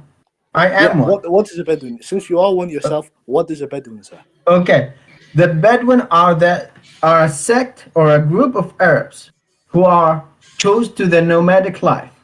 So the Yeah, people so who thank build you. Petra, just a minute, the people who built the Petra were nomadic. They were Bedouin, and they settled down to build.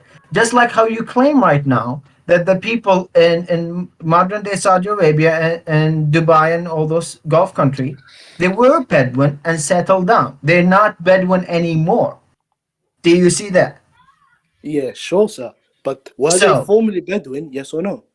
yes, both And sides, is both this both prophecy groups. referring to the future or the past? No, Mobarak has No, a no. point. If the Bedouin don't exist today as they existed in the past, then who is the prophecy talking about?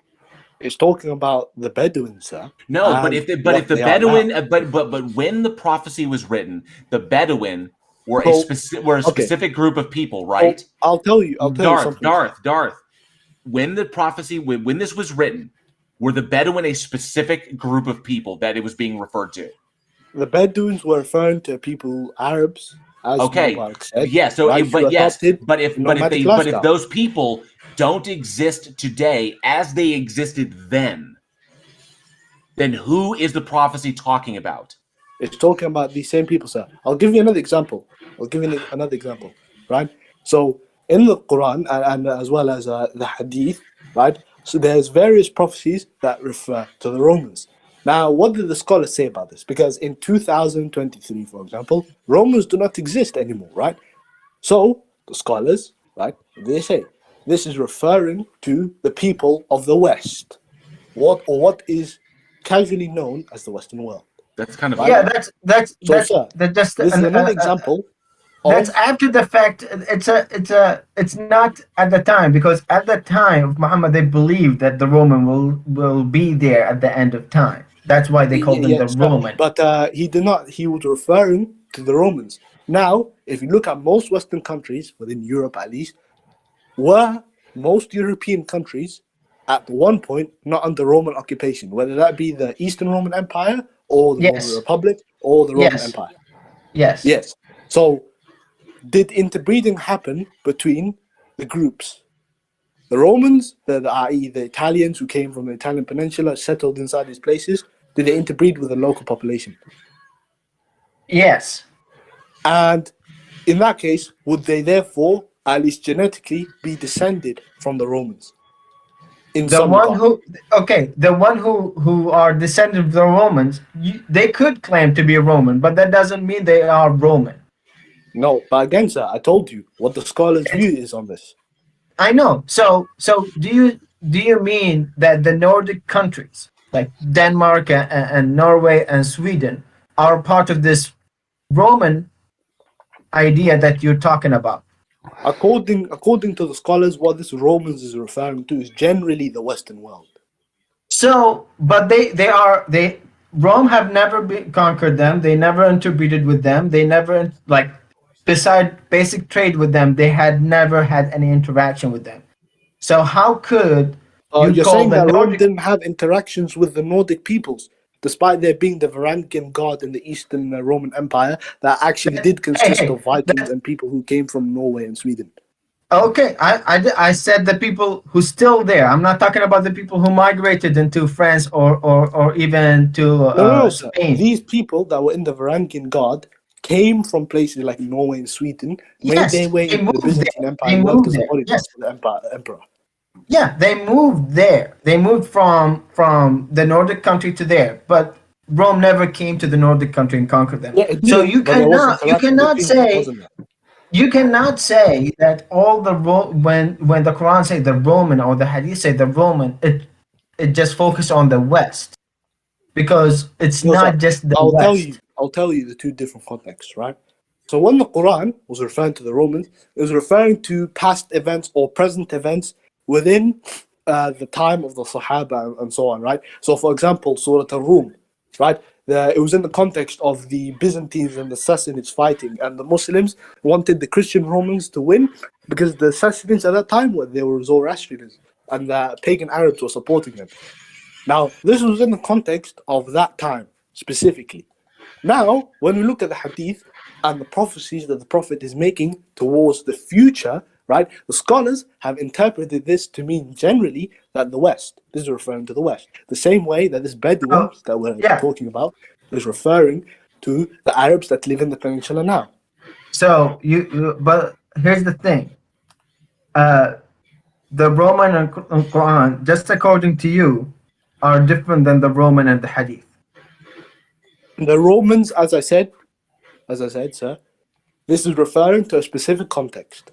Right? Yeah, I know. I understand it's specific context, but they're talking about two different groups by now, because you're talking about people who live right now today, and you call them Roman, even though they're not, and the Quran talks about people who lived 1,500 years ago. People who lived 1,500 years ago, yeah. So the Hadith, right? The problem is, that's the problem is that there is different group of people. They are different. The Bedouin, just like how the Bedouin and the Hadith, the Bedouin are nomadic of nature. So if you're talking, both of them, right? The scholars, the people of knowledge, sir, that have studied this topic extensively, they interpret this to mean. Yeah, that's interpretation beyond the fact. Muhammad did not say it. Yes, sir, but this is a consensus. Do you know the scholarly consensus, right? But scholars agree upon certain things. I could say that he just mentioned the Roman. That's all he mentioned, because that's exactly the word is Rome. So he just mentioned the Romans. He doesn't talk about anyone else. So it's all depend on what you add to the text.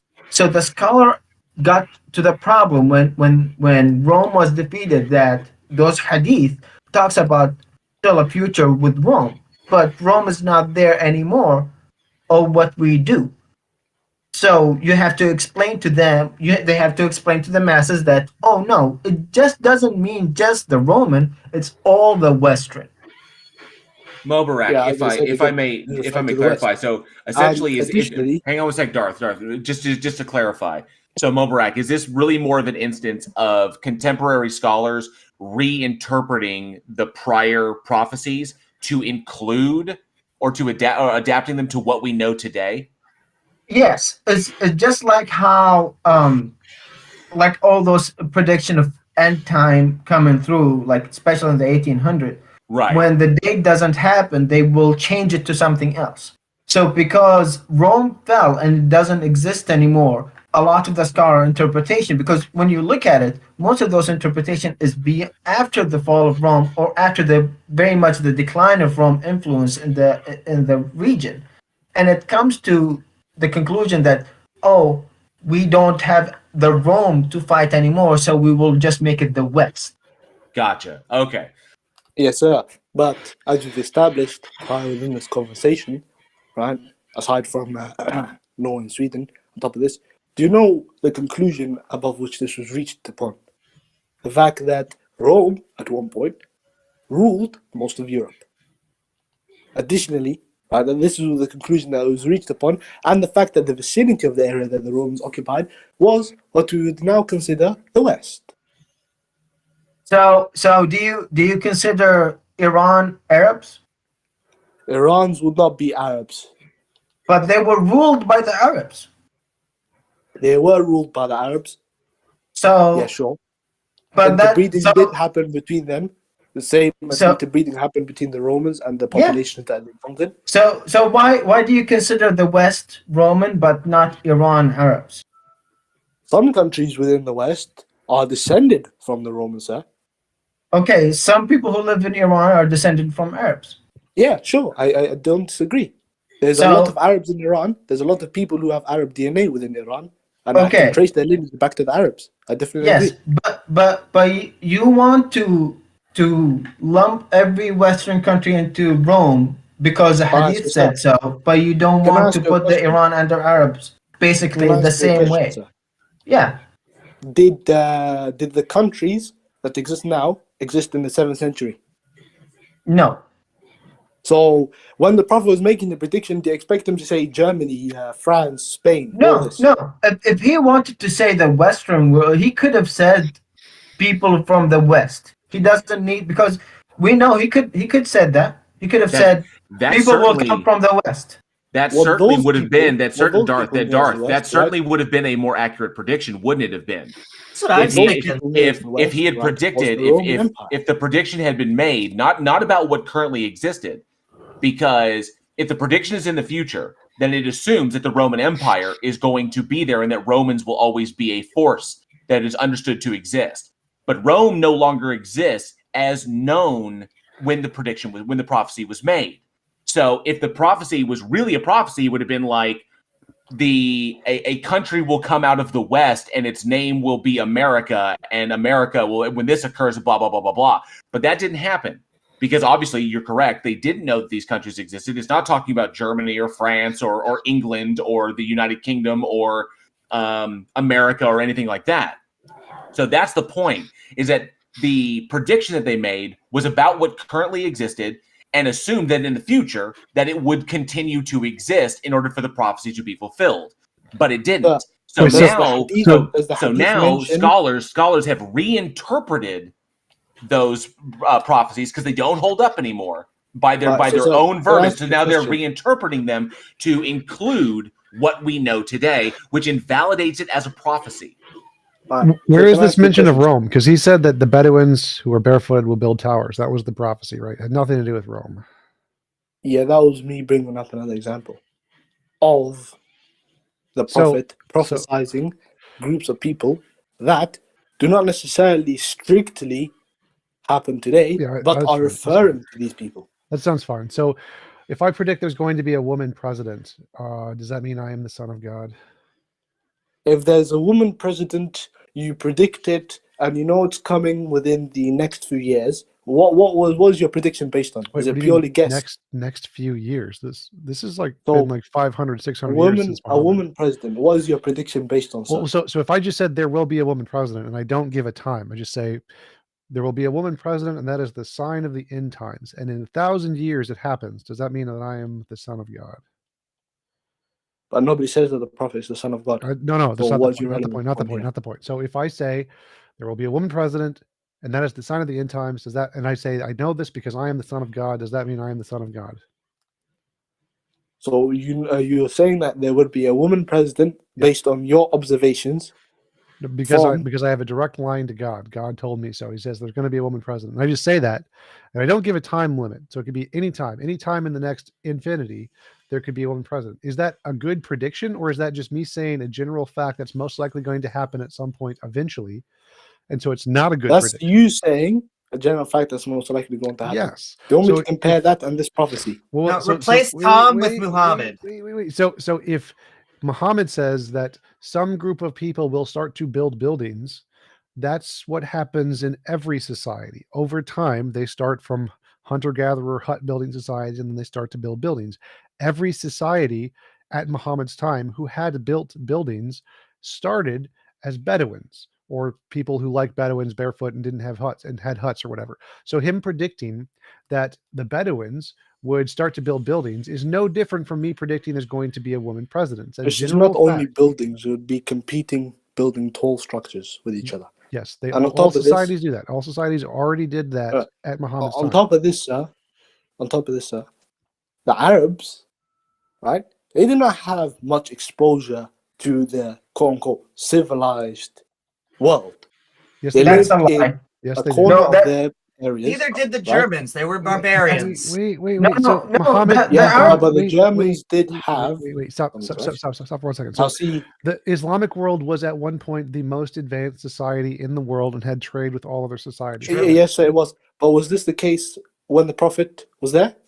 Yes. It had been the case. It, So before you're it, that. saying- it was similar. I will tell you, it was so Alright. similar. A lot of the Nestorian Christian that fled the Roman went to Arabia, and there was multiple societies and communities of Jewish people and Zoroastrian who lived in Arabia. I'll tell you something, sir. Let me finish. Time, And they interacted with people. Even at the time of Muhammad, when he comes up and tells stories about the previous generations, Arabs already heard those stories, and there were people. They will come up and say, "Okay, he tells you about Salih, the people of Salih. I will tell you about the emperors of Persia, and tell you their story and miracles." So those stories were not unknown, and the Arabs at that time were mainly most of those cities were mainly trading ports or trading hubs. So they had interaction, and we know that Muhammad had interaction with a lot of community because he himself said that he went to Syria, he went to the civilized world. He did go to Sham. He even had So- interactions with the Romans. We know Yes, the Muslims so- fought the Romans. So you in this cannot say those people who are you claim to be isolated that did not have interaction or knowledge No, of sir, I do big not claim that they buildings. did not have interaction, sir. Well, let me give you an Okay. example of a different prediction. So let's say that there was a religion who had a holy book that predicted that the world is 4.3 billion years old, like the Earth. That's about right. So that's a pretty specific prediction, right? That would be pretty good, wouldn't it? Yeah, I would say that there would be an element of truth in this, right? So the Bhagavad Gita or the Vedas does predict that. That's a much better prediction than predicting that Bedouins will build structures, right? Because you can already know people build structures because you have any experience with people, you know they build structures. But you can't know the age of the Earth. That's a lot more impressive, isn't it? Yeah, sure. It is impressive. Hey, TJump, someone in our audience the thing is that, named Little with an exclamation point has asked that you wanted me to let you know to tell you that you need to make multiple predictions and they need to be accurate in order to be a prophesizer. Well, no, it can be one. Like one prediction is still an accurate prediction. It's still evidence. Like the more you make, the better evidence. But one is still good. All right. So I'm limited on time Yes. now, but I'm gonna explain this point one more time, and then also gonna bring up, if you mind, gonna bring up another prophecy. Before you go to another prophecy, you focus I'm on gonna one. explain this point, and then I'm gonna bring up another one, sir. If you mind. I want to say something. I want to state something before you go to another prophecy. No, I'm gonna explain this one first. You can explain. I'm talking about the same one. So the prophecy you focused on is that they're gonna extend in building. They're gonna build a lot. But there's two more prophecies in the same hadith. In the same hadith, there's two more prophecies talking about the goat herder gonna be the head of people, which means like the leaders of people, and that the slave woman will give birth to her mistress, her load. Yeah. Shall I tell you what this is referring to? Yes, if you want, Okay. let me know what you think. The slave woman will give birth to her mistress. Do you know what this is referring to? It's referring to the disobedience of the children and how this will increase, right? Because why? Right? The mother will be a slave to her child, will be abused by her child, and will be disobeyed by her child. How do you get that? This is I from really don't know. interpretation, sir. No, I'm curious as to the leap of logic. How do you derive children from the use of wife and mistress? So this is referring to a mother will give birth to, or a slave woman will give birth to her mistress, sir. Yeah, how did you get to the discipline part? How did you get to them not being disciplined or whatever? Where did that come from? This is disobeying. This is disobeying the parents. Where does that come from? Like in the passage that a slave will give birth to her mistress. This is the scholarly interpretation that is referring to that, sir. That is referring to how do you get that interpretation? Okay, so what is a slave woman and what is a mistress? A slave woman is a person who is owned by the owner of the house. The mistress is the one who the owner of the house usually sleeps with. Something along those lines. The mistress, yeah. So yeah, a person they sleep with that is not their wife. Yeah. So mistress can also refer to the lady that oversees the slaves. Yes. Now see. Yeah. Okay. What does the mistress do? Does the mistress have power over the slave woman, and does she at times abuse her? Sure. So when this is referring to the slave woman giving birth to her mistress, this is referring to the disobedient child abusing her mother, disobeying her mother, being rude to her mother as well, and viewing her mother as less than her. How do you get that from the word birth? How does birth and obedience what does a woman birth? What does a woman children birth? Yeah, and what else can it be referring to when it says birth? I have no idea. A woman birth. So why not just say that the slave woman will be disrespected or whatever, or by their child? Why did you just use the word child? Why use the word mistress? That's a question that you're gonna have to ask the prophet, not me. But you know that this one, and he's dead, so I don't know what we're gonna get there. Here's the problem. Can I chime in? Can I chime in on this? Because just one minute, Peter, just 1 minute. See, you used one interpretation of that hadith to mean that the disobedient of children. This is the consensus. It's not only It's not. There's another interpretation of that. The same prediction you said, that there will be so many enslaved women that they will be the main bearing of children to a lot of the people. And that's exactly what Bin Baz said in answering the question about that prediction. So you have can I put in a different interpretation? Because there's a really, really easy one. Okay, what's your interpretation? Mistress, it could also be the wife of the slave owner. She would be the mistress of the slaves. So let's say that one of the slaves gives birth to a child, and then the slave owner marries that child. She would become the mistress of the slave. That would not mean that she would disobey her mother. That would not mean that she would abuse her mother. That is you reading into the story. And that's the And that is The whole thing scholars does making logical not follow. deductions from what this is No, referring to. I'm giving you the logical deductions, because if the daughter of the slave would marry the slave owner, probably the mother would get some special treatment and would be treated a lot better than any of the other slaves. So it wouldn't be disobeying. It could even mean the exact opposite. That is you reading into the Quran or the Hadith It's not me, things sir. that It's it the doesn't. scholars. I With get this things, view from the with scholars. things, I don't with make okay, end then it's using the myself. scholars. Then it's the scholars. They're reading into it and giving it more meaning than what the text actually says. And if you go and look, if there are different interpretations, this interpretation would still work with the text and has nothing to do with disobedience of the children. All right. So that's your view that you've proposed. No, it's not my view. What I'm saying is, this is a completely valid interpretation, merely based on the text, that does not lead you to children disobeying their parents. Well, sir, So as I said, I if went that, through the if, logic and deduction of this, hold right? on, if that possibility is there, then you cannot claim that this particular part reads to be leading to the disobeying of the children to their parents, because the text doesn't say that. The text even is open enough to give you the exact opposite of that. All right. So, like, That was my I'll point. give you the consensus of scholars. This is for Mubarak, right? Yeah. Right. So, what it says here is giving the explanation that I said is basically saying children will disobey their parents, where children will treat their parents the way a master treats their slaves, with insults, abuse, and disrespect.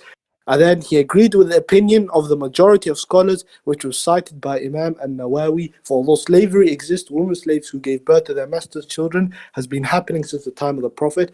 And this is Fath al-Bari 1/122 to 123. So we're citing here that this is a consensus of scholars. And that's That the this is the view consensus that's of. held among them. Wait. The consensus in which year? The Because consensus, this is a scholarly consensus. You do realize that scholarly consensus but you're can still talking. be held You're talking about over the. several You're time talking periods. about the Nawawi who lived in like 1100. Yes, sir. And how do you So, think scholarly consensus work?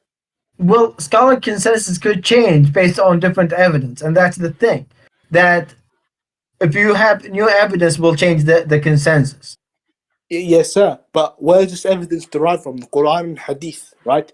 So scholars, they go through the Quran and Hadith and they come to a consensus. Now, if new evidence comes to light that certain evidences are weak, then the consensus shifts. You're right. Yeah, in that case, yeah.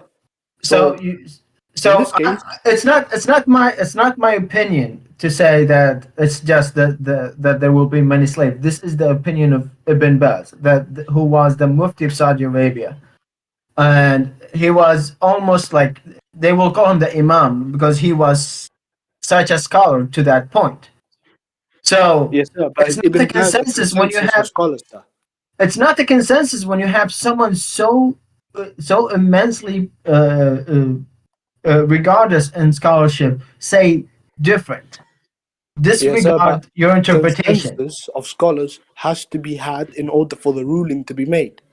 If I can jump in here, because we've been going around this in circles, and I know that you could bring up prophecies all day long, and we can keep knocking them down and pointing out why they're too vague or why whatever. The same thing would apply to the Bible. The same thing would apply to any holy text that makes prophecies regarding the future and how these things don't work. Obviously, the stage in and of itself is about why you believe in a God. You believe in a God. What God do you believe in? Why do you believe in this particular thing? And just going to the book, here's the problem: is that you've already conceded that it requires faith. that there is no evidence for God, that it requires faith first, then you can like understand or believe that God. So you first have to believe with no evidence, and then somehow you'll be validated in that. So that doesn't make any sense. Then you go to citing the Bible or citing the Quran or the Hadith, and then, but that's problematic in itself because that assumes that God exists in order for any of that to actually hold water. So that's problematic. The whole point being is like it comes down to your faith position. You hold the faith position that the God that Allah exists, okay? But we've pointed out that there's problems in that. You know, faith is malleable. Faith is based on your feelings and your intuitions, not on actual evidence. Faith can be manipulated by other people without you knowing it. Faith can be misplaced. So faith is not a reliable tool. You still haven't justified why we should ever use faith to make any determinations about reality. That's the important question here. Not going to try to nitpick the Quran, not nitpicking why the other holy texts are wrong, there's no methodology that you can assert without begging the question to determine which one is correct and which one is not. Okay? So it comes down to it. Why would you ever use faith? Given the inherent problems, why would you ever use faith to determine the truth about anything? Well, again, faith directs what your belief is. No, but why would you ever use it? I don't use faith at all. I have no faith at all. I use no faith. I predicate my beliefs. My beliefs are predicated upon evidence and me being convinced by that evidence. Faith does not go into. Faith is not going to. I don't accept things based upon pure assumption or based upon how I feel, because when I do that, that can set me up for failure and can set me up to being taken advantage of by con men, grifters, and snake oil salesmen. So the point is to eschew faith so that you can't be taken advantage of. Intuition? Do you use intuition, sir? I have utilized intuition, but not to come to conclusions on things because my intuitions can be wrong. Okay, now let me provide you with a hypothetical situation in which your personal feelings will matter. Now, see, you have a big man. You're walking down the street at night time. You have a big man wearing a hood, right? Okay. Holding his hands in his pocket, and he's walking towards you. Now you, following your intuition, you have the option to cross the road before you and that man interact and collide with each other. You don't know. You don't have evidence for what's going to happen. You don't have evidence that he's either going to stab you or he's just a normal guy and he's going to walk past. Okay. Now, for using your intuition, will you cross the road? Yes or no? No.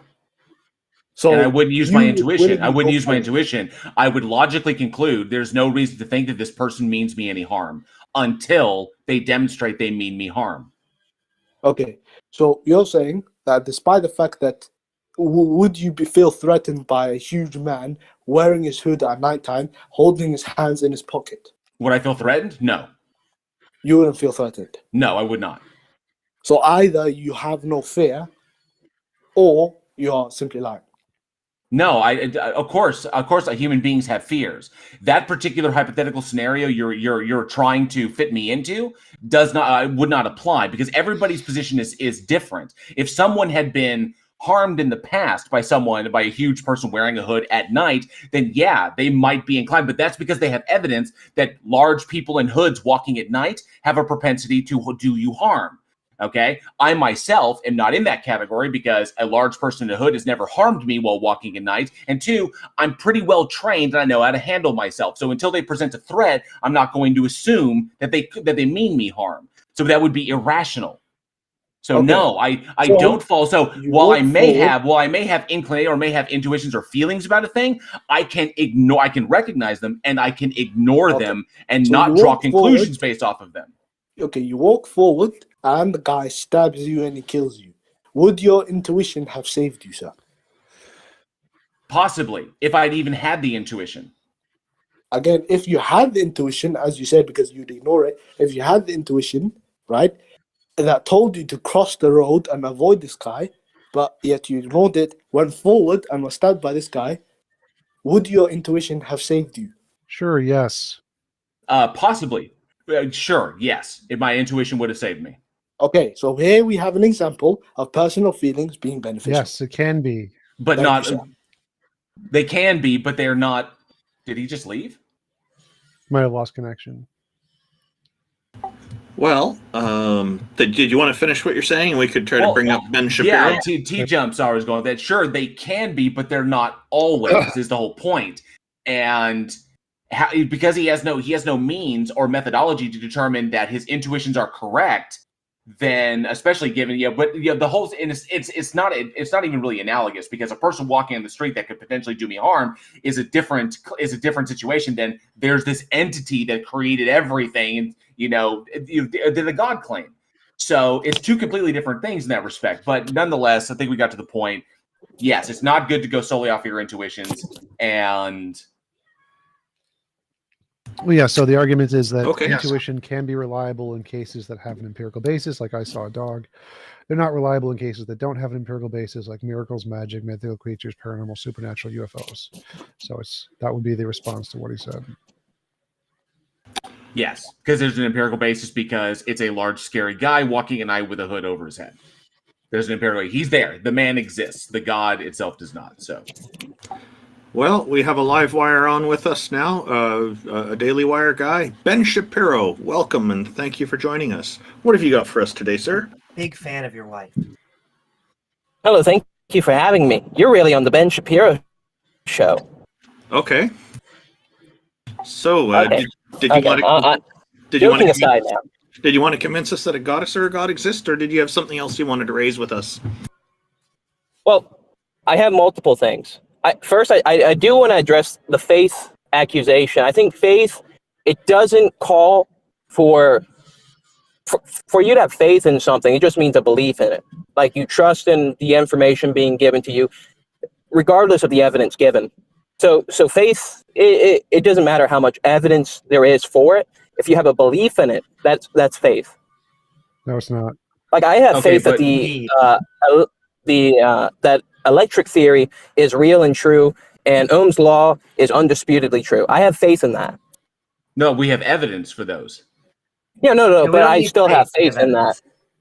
Well, no, you don't have faith because you understand why they work, and in application, we can see that they work, and we can make predictions utilizing them. So faith is not required. So because we have evidence to back it up, so that becomes that's knowledge. You know it. Well, but faith is just a belief in it. It doesn't matter how much evidence you have for it, because there's going to be different levels of evidence for every sort of information that you have. So there's no real way to quantify how much evidence you need for it to be faith. Well, sure there is. Like TJump likes to say, novel testable predictions are a really good part of that. But you also want to make sure that you're not conflating faith with trust or confidence, which are both empirically based. Is that we have the evidence. That's what faith is. The definition of faith, it doesn't matter how much evidence there is. Belief without evidence. Well, yeah, so that would be just pure blind faith. I mean, like that's just pure blind faith. But faith does not require no evidence or a ton of evidence. It doesn't require any of those things. Faith is just the belief and trust in it. Now, there's different levels of faith we can describe. But blind faith seems like a marketing term. It seems that all faith is bad, and you would need a methodology. If you want to define faith that way, that's fine. What's your evidence? Wait, okay. We'll skip past the faith thing. So, question. Do you know? Have you looked into Genesis 22? Yes, I've read the whole Bible. What is your argument? Why would we even appeal to the Bible? Because for you to have any, like, I come from the presupposition that God of this world exists, and for me to really have any solid evidence or beliefs about that particular God, I would have to appeal to what the Word of God says. I can't just make things up willy-nilly because God exists. That's true, but the existence of the Bible does not logically entail that the God exists. Just like you don't believe that the existence of the Vedas. Yeah, that's fine. Yeah, exactly. So you brought up Genesis 22. Why? What is your point? Okay, so Genesis 22, it marks out, this is where Abraham is sent to sacrifice his son. So when in Genesis 22:2, it talks about, well, I want you to sacrifice your son in Moriah, in one of the mountains. I will lead you up to sacrifice your son there. And later on in that chapter, of Well, course, you can see skip he to the stops him. He point? says, Like, what "Hey, is the purpose you know, of you bringing this passage to us? Like, I know what it says. What is the purpose of you telling yeah, us? because prophecy was there was actually a prophetic word being given here. It says, on this very mountain, you know, I will fulfill the promise of giving you your offspring. The offspring will bring peace to, or it will bless all nations." That's what the offspring will do. So when people talk about like the offspring, it's referring to the promise of Abraham. So like we see it in Genesis, I think 12:3. We What see is it the in purpose? You're saying there's some prophecy, and prophecy is evidence of God or something? Is that the goal? yeah. When you look at the promise given to Abraham, it talks about the offspring many times.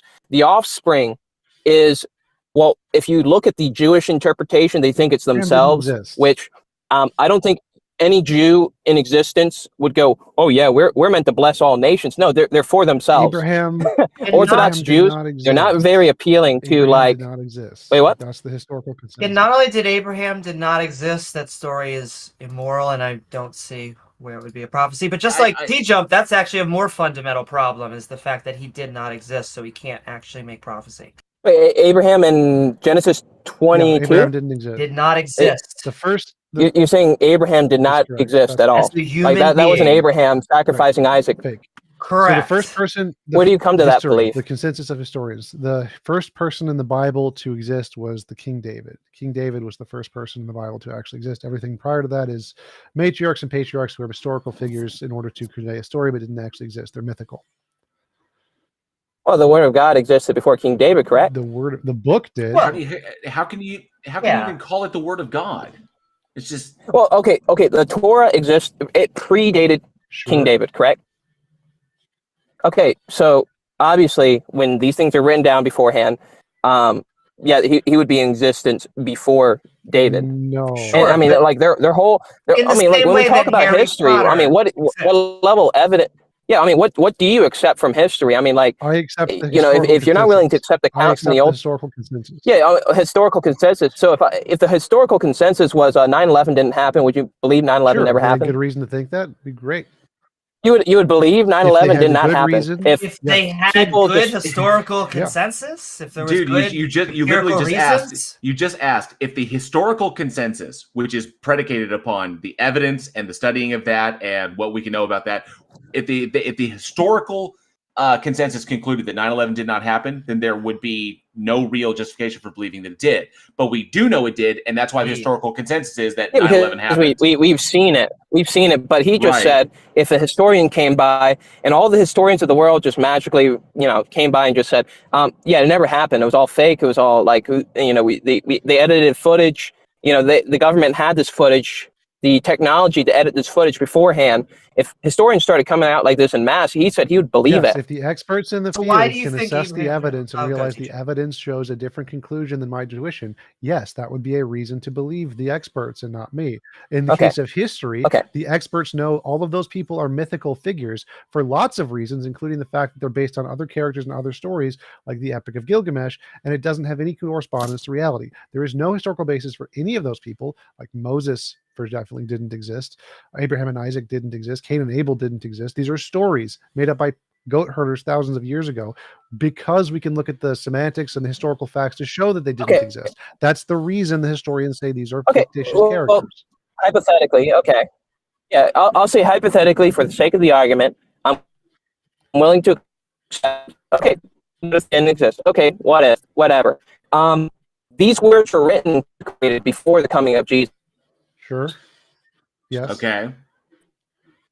Okay. So regardless of this, if you believe or don't believe that Abraham existed, whatever.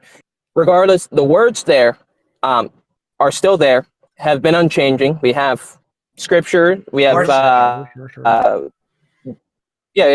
fortunately we have scripture that predates the coming of Jesus. That confirms it. Jesus? We have many holy.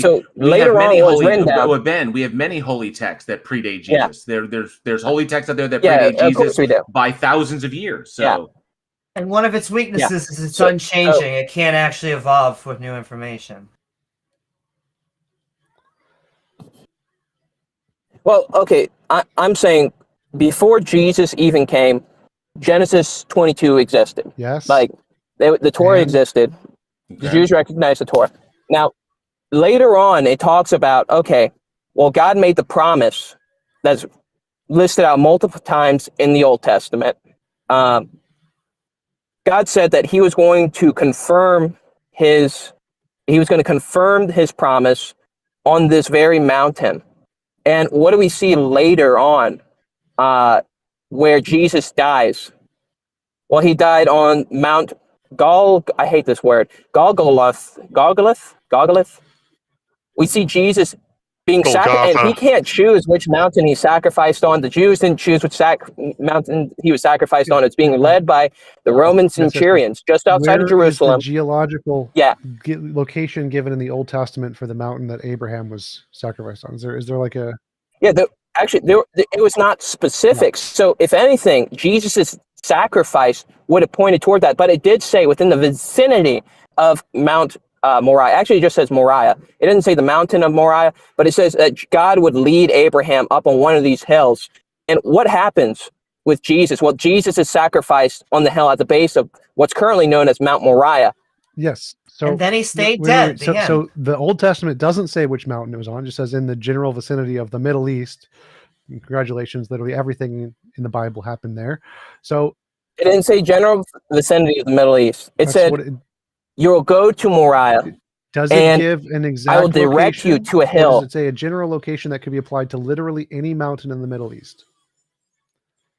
Well, Jesus, at the same time, Jesus didn't have to be sacrificed on a mountain anywhere close to Moriah.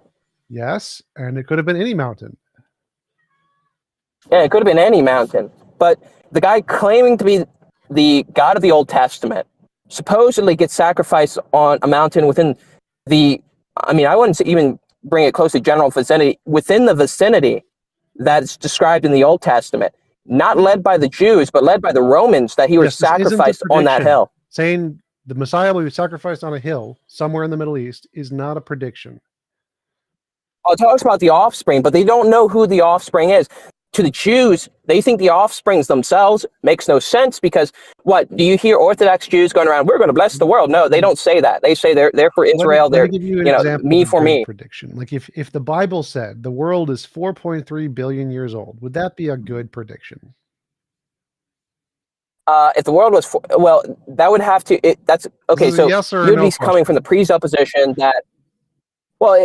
Would that be a good prediction? So like, since we have confirmed this with science that it's about 4.5 billion, would that be a good prediction to have in the Bible? Oh, it's confirmed within your metrics. It's confirmed within. Hypothetically, say science is right. Would that be a good prediction? Yeah, sure. I mean, like, are you going to say Hinduism is now proven because Hinduism made this prediction? But the only reason we know that it's this old, or we think it's this old, is because of the metrics of which we input data. The point here is to compare the quality of the prediction. One prediction gives it a very specific, precise date that could be wrong in a lot of ways. And if it was wrong in even a little bit, it'd be easy to tell it was wrong.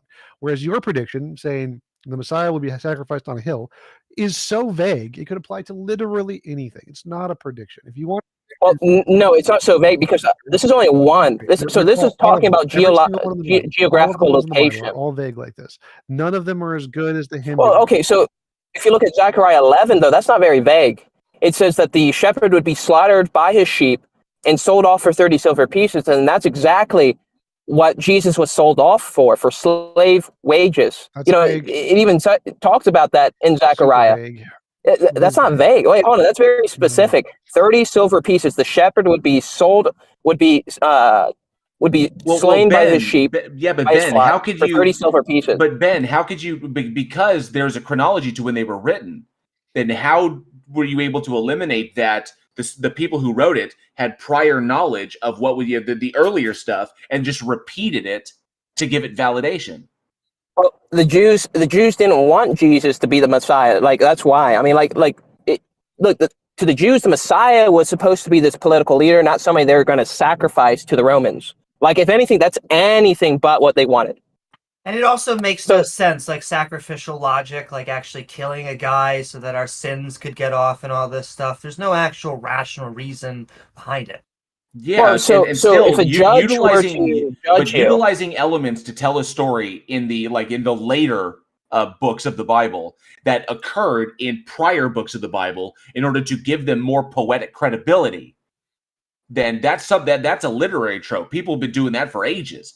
Is like, this occurred here and has significance, so I'm going to write that this also occurred this way, so it has significance. We can't eliminate that possibility of well, no, because artistic historically license. speaking, historically speaking, the church took the money that was given to Judas, and we actually see this. It was purchased by the church, the field of blood, which Judas had killed himself on, which is kind of, a little all sickening.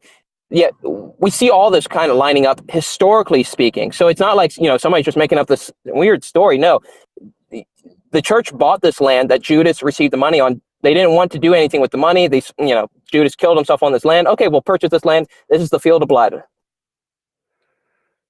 Okay, well, none of that does anything. Let's just say, given that, all that confirms is that if there's a person an itinerant rabbi walking around, with his crew preaching heretical Judaism, which eventually became Christianity, all this proves is that Christ was the David Koresh of Iron Age Palestine.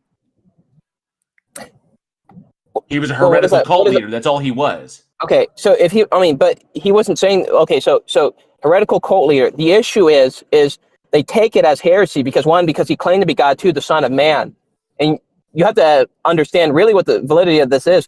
And it's not really grounded on anything, because their beliefs in the Islamic belief is that God couldn't incarnate within his physical creation, which is absurd because that's exactly what he did in the Old Testament. He appeared in the wind before Abraham. He appeared as the fire before Moses. He wrestled with Jacob and changed his name to Israel, which there's no mixing this up. It literally means wrestle with God.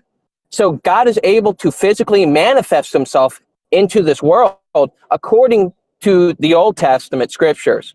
Okay, but why should we believe why should we believe the scriptures though? Why would we give any validity to the book? Well, why would we give any validity to the book? I depend on the sacrifice of Jesus Christ.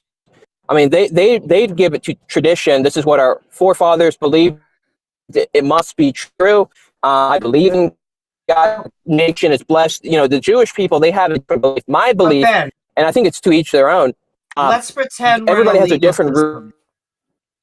But let's pretend we're in a legal system, and instead of so you commit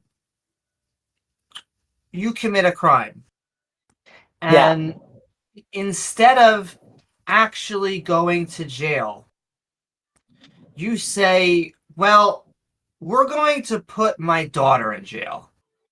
And you know what? She's sweeter than me. She's nicer than me. She just does a lot less horrible things.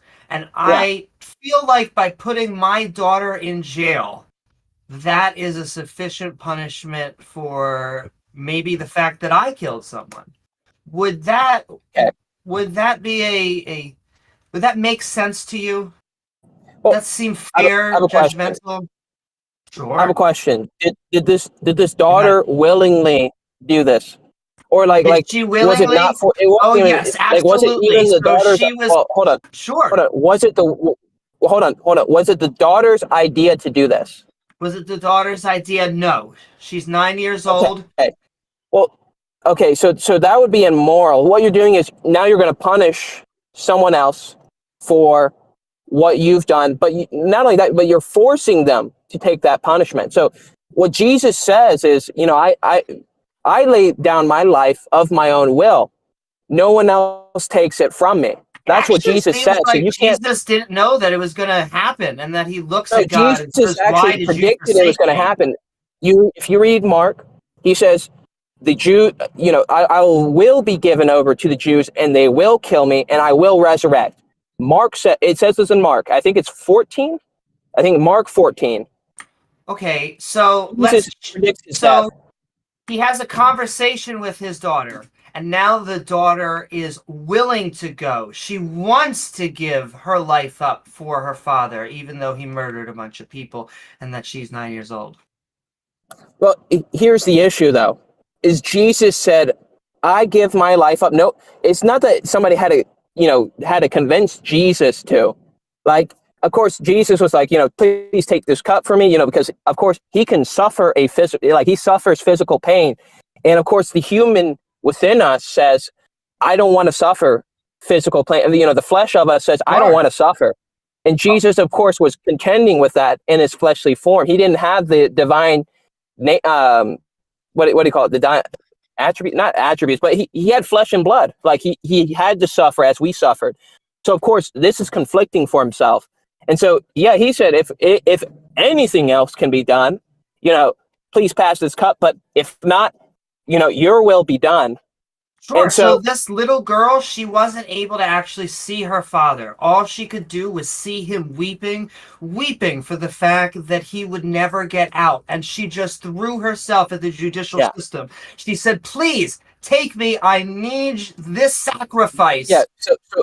Yeah. So technically speaking, we have forms of that in our current judicial system already as it is. Somebody else can come in and pay your fine if you break the law. As far as taking prison sentence, I don't know. But as far as, we see it, in your eyes, if a judge just lets you off scotch-free. Hold on a second. Yeah. If a judge just lets you off scotch-free, is that judgment? Or is that justice? I would if he just say lets you go? that's mercy, with the understanding that they looked at intent and whether you're going to commit the same crime in the future. That's injustice. That's injustice being done. I wouldn't say that. Well, yeah, that just goes to show that, absolute justice and absolute mercy, if you are absolutely just, you cannot be absolutely merciful. And if you're absolutely merciful, you cannot be absolutely just. But before we go... that's actually what we've seen, though, is that this is the actual mixture of absolute justice and mercy being done. Is that Jesus Christ, while he's the one who even he judges the world, he's also taking the punishment of the world for those who are willing to accept his sacrifice. So I don't view it as justice or mercy. I view it as evil. I view it fundamentally as evil. You view it as evil, that the judge would come down from his chair and take your punishment from you? So, or for you? Sure. Do you think that if a judge sent your 9-year-old to prison for life, that it would be either justice or mercy? Hold on. So, yeah, this is an issue because, well, first off, 9-year-olds. First off, they don't really consent. Second off, for a parent to willingly, just come by and he's just hey son, you're going to take my punishment. That's a little bit. It seems like such a waste. Seems like such a waste of effort. It's like why was all of this necessitated? It's very, very weird when the God that you're describing would not need to. The God that you're describing could have accomplished this without all the violence. Wait, what are you talking about? Like, are you saying could God have given us salvation? Like, let's just say sacrifice. Like Jesus comes earlier. Is that what you're asking? No, I'm saying that the God, as you define it, as you believe in it, and all of its infinite power, would not need to rely on a blood magic ritual in order to forgive everyone or save everyone. Everyone could just be. Everyone could just. Okay, hold on. So when you phrase it as a blood magic ritual, first off, that's not what this is. It is a blood magic ritual. It's a blood sacrifice. If it's going to become this kind of conversation, it's a blood sacrifice. I'm not willing to participate in it. Hold on, I'm not willing to participate. It is a blood sacrifice. Is what it is because he gave up his life and died through torturous effect. As a result of torture and death. So yes, it is a blood ritual. He sacrificed his life. First off, it's not a ritual. Second off, it's not like some. Like you said, blood magic ritual. You said all those things, right? And you clearly know that that's not what this is, and you're taking it in the weirdest negative light. The Bible condemns sorcery as it is. So I don't know why you would say it's blood magic. No, whoa. So what I'm saying is, no. But God can do all. No, but God can do all the magic. This kind of God rhetoric can do all the magic that it wants. Okay, well, so raising someone from the dead. Magic. Raising someone from the dead is God magic. Hey, Ben. Yeah. Okay. Well, I guess if you interpret it as magic, I guess it is magic. It violates the laws of reality. How is it not that? Because to me, it seems like blood requires a blood of some kind. Magic. Wait, So when it comes to miracles and sorcery, so magic, by my definition, is just any kind of new ontological substance in the universe that is beyond the physical scientific realm. And so God is using some kind of magic in that sense, and it has to do with blood because Jesus is sacrificed via a blood thing. Yeah. And so I don't see how it's not a magical blood sacrifice ritual. And the ritual is, of course, to accomplish some kind of.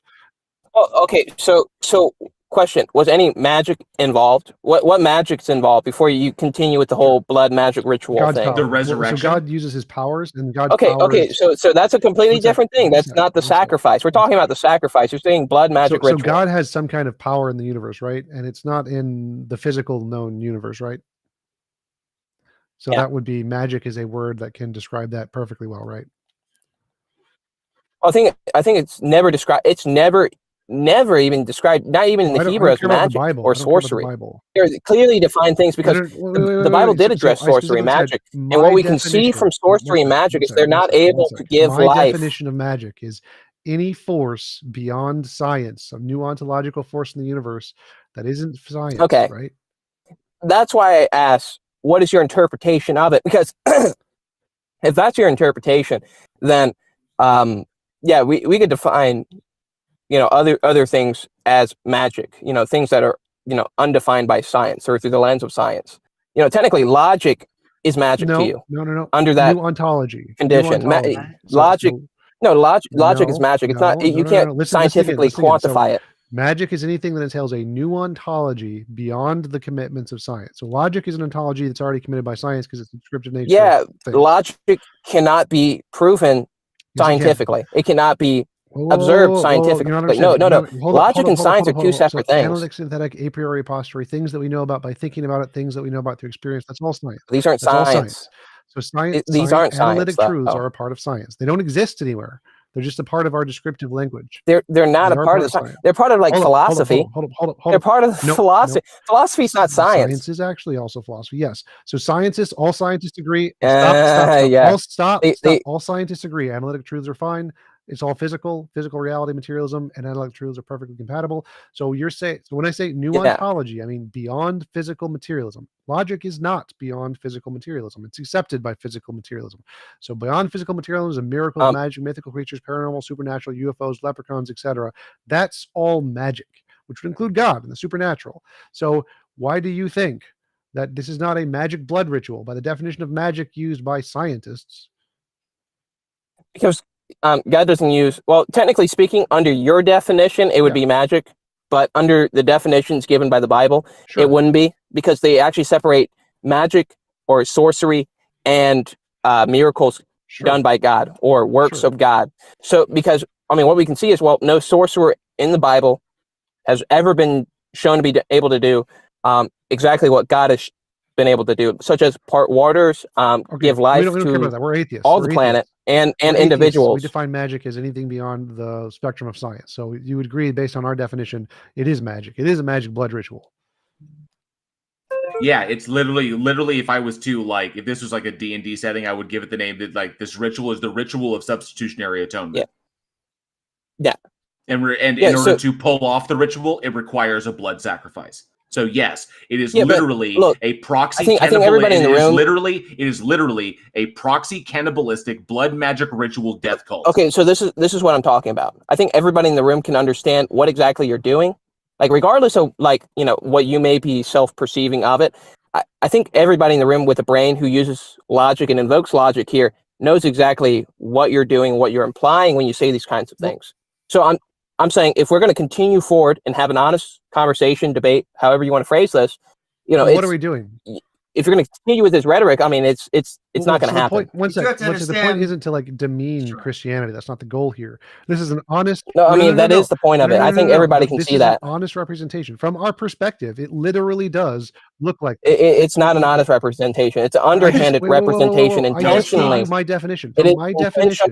Underhanded representation. Magic. I'm just calling it as it is. Everybody sees it. Nobody's this stupid as you think that they are. I gave you an honest definition. My definition of magic is anything that has an ontological commitment beyond the representation of science. It's your definition, though. And that definition is agreed upon by the vast majority of people. Most people agree that's what magic is. And so when you say it's not magic, I define I women don't care. I as don't care. men with That's fine. masculine tones, so you're now That's a fine. I woman don't to care. me. So based on our definition, stop. Yeah, stop that's what I interrupting, mean. You stop can interrupting, interpret or anything you're with your going to own get muted. Stop definition. interrupting, you're going to get muted. So the classical culture defines magic as any ontological force beyond the ontological commitments of science. God is such a thing. Therefore, God is a category of magic by normal, standard, everyday usage of the language. Now, you, based on the Bible, think that there's another kind of thing which is magic, which is fine. I don't really care. But our goal isn't to make fun of you. Our goal is this is how it honestly perceives to us. This is what it looks like, because magic of the biblical kind and magic of the spiritual ontological kind are equally as not supported by science, so they're both equally as ridiculous. I think what's happening, Ben, is you think that we are comparing you to a cult. I would say that is an almost fair assessment, actually. That's what we are trying to point out. At least your mask off. I will say that is what we're trying to kind of push here, is that it is a leader who had a... Yeah, one honest person. It absolutely is a cult. It deals in behavioral control. It deals in information control, thought control, emotional control. It adheres to the Hassan Bite model of authoritarian control. It absolutely is a cult. And like I said, given the evidence that we have to work off of, that all we can really conclude is that Jesus was essentially the David Koresh of Iron Age Palestine. He was a heretical preacher, a heretical rabbi who basically taught heretical Judaism, which in turn became the Christianity because it was Christ. So the question being, but all of this is irrelevant. It's completely irrelevant. The whole point is none of it is true, and it's just stories if the God doesn't exist. Okay, none of this, the existence of these stories does not logically entail that the God exists, exactly how you don't believe that the existence of the Vedas entails that we are all unified by Brahman. Okay, so how do you get that? Like how do you justify that? You keep citing the Bible. It's always been my position that if we're in a debate or a conversation about the existence of God, and you immediately cite the Bible, you have to go to the Bible to cite it, you automatically lose. Because you're automatically just presupposing that it exists. You're begging the question. So, yeah, what is your evidence that this thing exists to make all of your claims true? Give me one moment. I love you. All right. You have a good day. And remember, everyone, So for you to incite that, so you're inciting that Jesus was a heretical preacher, but you're involving the Torah in order to prove that. So where in the Torah does it say that what Jesus was saying was exactly heretical? It's heretical to other religions. That's what he was put to death. Yeah, that's what. Yeah, of course, because he said he was the. Yeah, he said he was the Son of Man. He was put to death for heresy. Yes. Yeah. On one account. What did you say? Are you saying like what he was convicted of? You're saying he was a heretical preacher, but what exactly did he say that was heretical? Well, that he was a son of God. That would be heretical to Judaism. Heretical to Hinduism. Son of God. Well, son of God is not a heretical. No, I mean David said he was a son of God. Heretical just means it goes against the God teachings of other religions. That's all it means. So it's against. Yeah. I mean, yeah. So we can both see. He said it in a different aspect. Regardless, he was executed for heresy.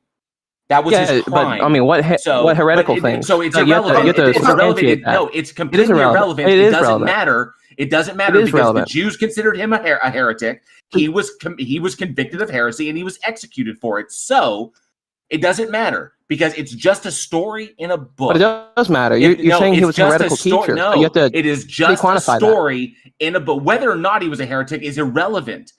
It's just okay, so a story would you retract that? He's not a heretical teacher? It's just a story in a book if the God doesn't exist. Can you say yes or no?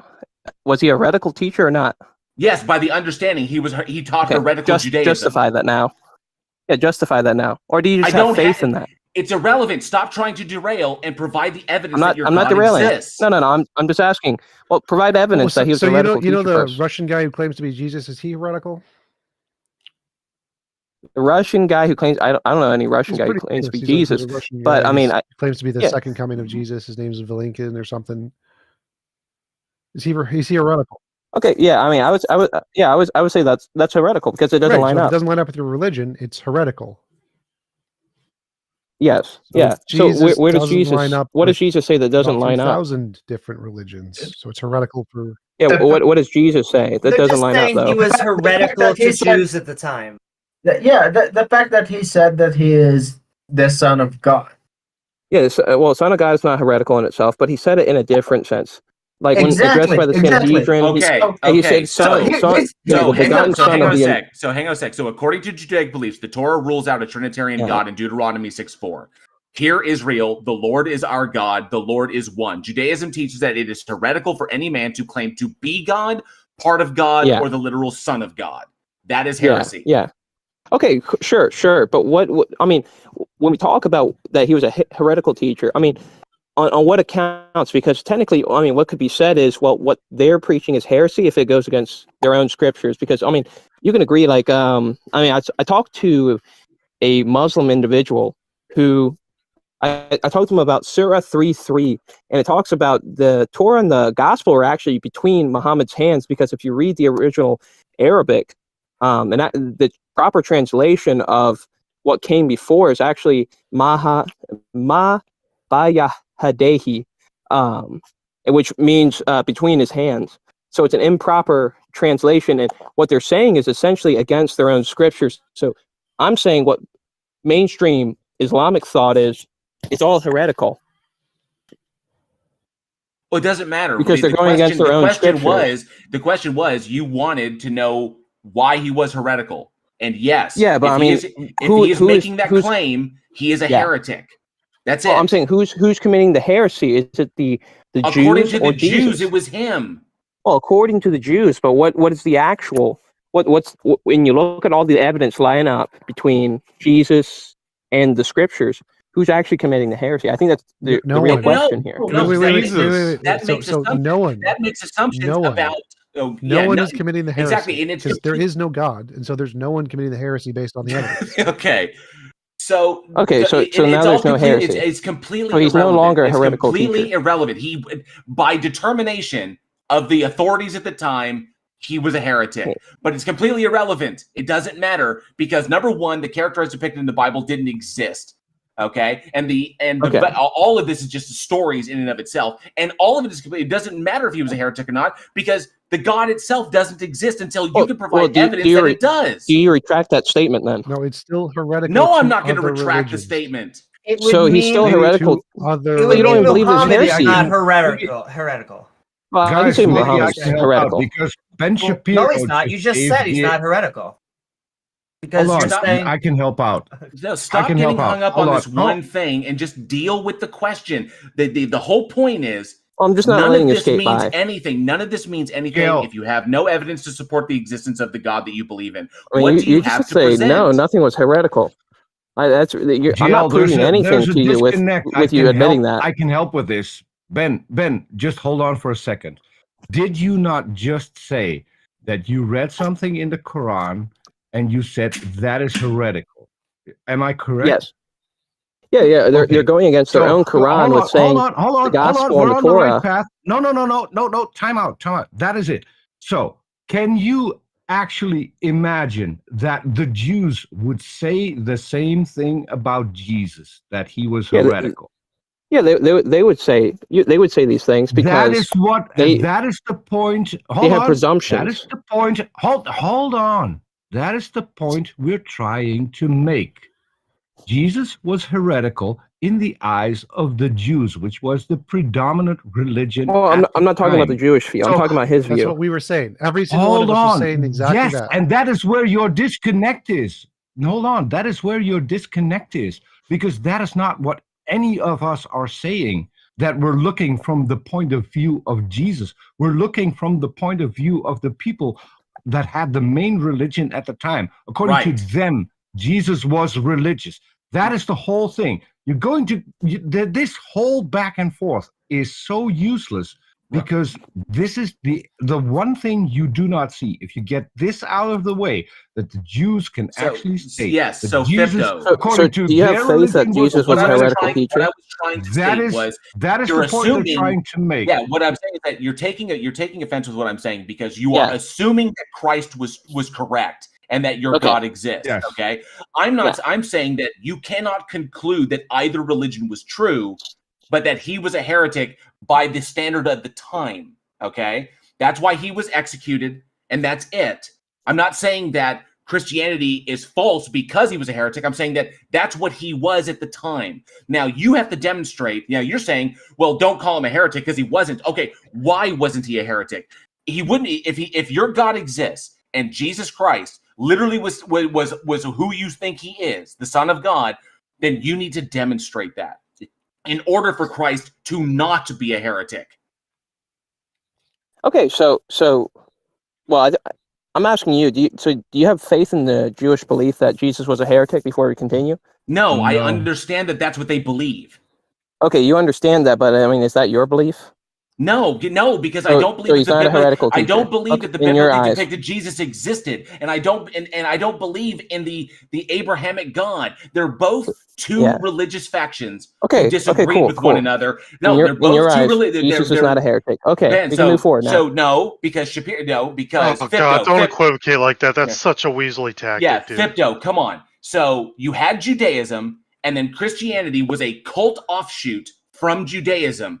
Okay, and the Jews considered it to be heretical because of what Christ was teaching.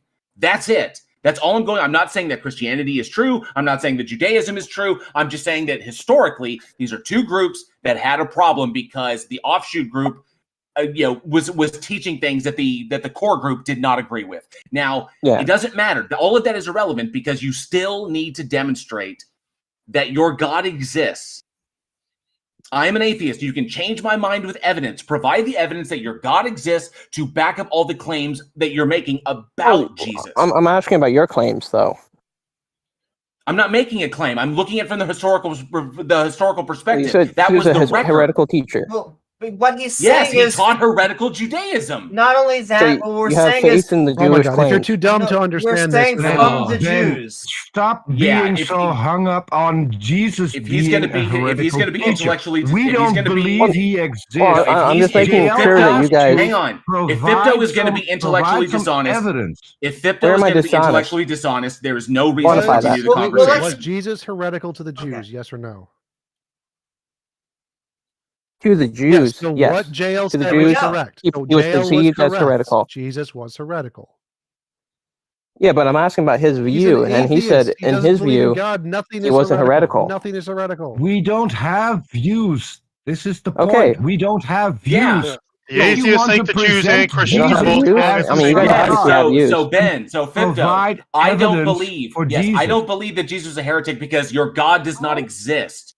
Okay, you can't be a heretic if the God doesn't exist. You can just disagree with somebody, and they can call you a heretic. I'm just going to say you're both That's wrong. what I was saying, but you had a problem with it. I said, so you don't believe Jesus was a I heretical have a teacher? problem Okay. with You you. had No, a hang on a sec, problem with Peter. it. Peter, I have a problem with you getting hung up on this one thing, as though Well- it was completely relevant to the entire topic, which it is not. Yeah, it is. It is. I No, mean, it isn't. It's relevant because in for the way Jesus of. for Jesus to not be a heretic, that means that your God has to exist, and Jesus had to be telling the truth Well, about all of these Okay, things. the So only reason. So Yeah, the only. logically, so go ahead and provide the evidence to back up your claim that Jesus was not a heretic. Well, I'm just bringing it up. The only reason I'm steel manning you on this is because you apparently do have some views on this, and you keep saying he's the heretical teacher, but I need you to quantify that or justify that, because Time to kick you him even off the said in your own stage. belief system you don't believe he's heretical. So why Look, even call him a let's- heretical he thinks teacher? he's About heretical to Jesus a being false belief. heretical. You've already Provide explained this to evidence that the guy You've even already explained this existed. to him. Yeah, There's no point. That is what. Look, how do you not Why do we need understand to that? stick Look, on? Peter, wait. Ben, how Go do you ahead. not understand that JL thinks both the Jews and the Christians are wrong? Oh, I know he thinks that. Okay. Well, then why are you questioning it? Okay. Because Why He's- do he's you hung up keep on on? calling it. Why do you Why, keep I'm asking, on no, harping about specifically, Jesus I'm being asking, heretical? Peter, please. I'm asking why you're doing this Go ahead. Weasley tactic of trying to It's say, not a oh, Weasley JL. tactic. No, yeah, it is a Weasley tactic. I'm going to show why There's it's no a Weasley Weasley. tactic. Yes, there is. No, I'm going I'm to show asking you how him to it be is. honest. You don't want me to show how it is because you're being Weasley. Now, I'm not here's how being it's a Weasley. I'm tactic. asking him You to be are. honest. I'm showing you how. Yeah, Please stop I mean, you think interrupting I'm me. being Please Weasley. I stop think you're being interrupting me. Weasley. Please stop interrupting me. Anyways, You're trying to say, oh, JL doesn't think Jesus was a heretic. Yes, JL thinks Jesus was a heretic through the incorrect belief that the Jews held. He also thinks that Jesus' claims were incorrect. Both things can be true at the same time. He can believe the Jews are wrong and the Christians are wrong. He can believe Jesus was wrong under the false beliefs of the Jews. What is the problem here? Why do you keep trying to obfuscate this point? Because I asked him to quantify within the Jewish text He how did. exactly it was heretical, because I Jesus did. argued He from did the that. scripture. He did Yeah. that. So why are you But still where trying to did he do confuse? that? He said because the Jews said so.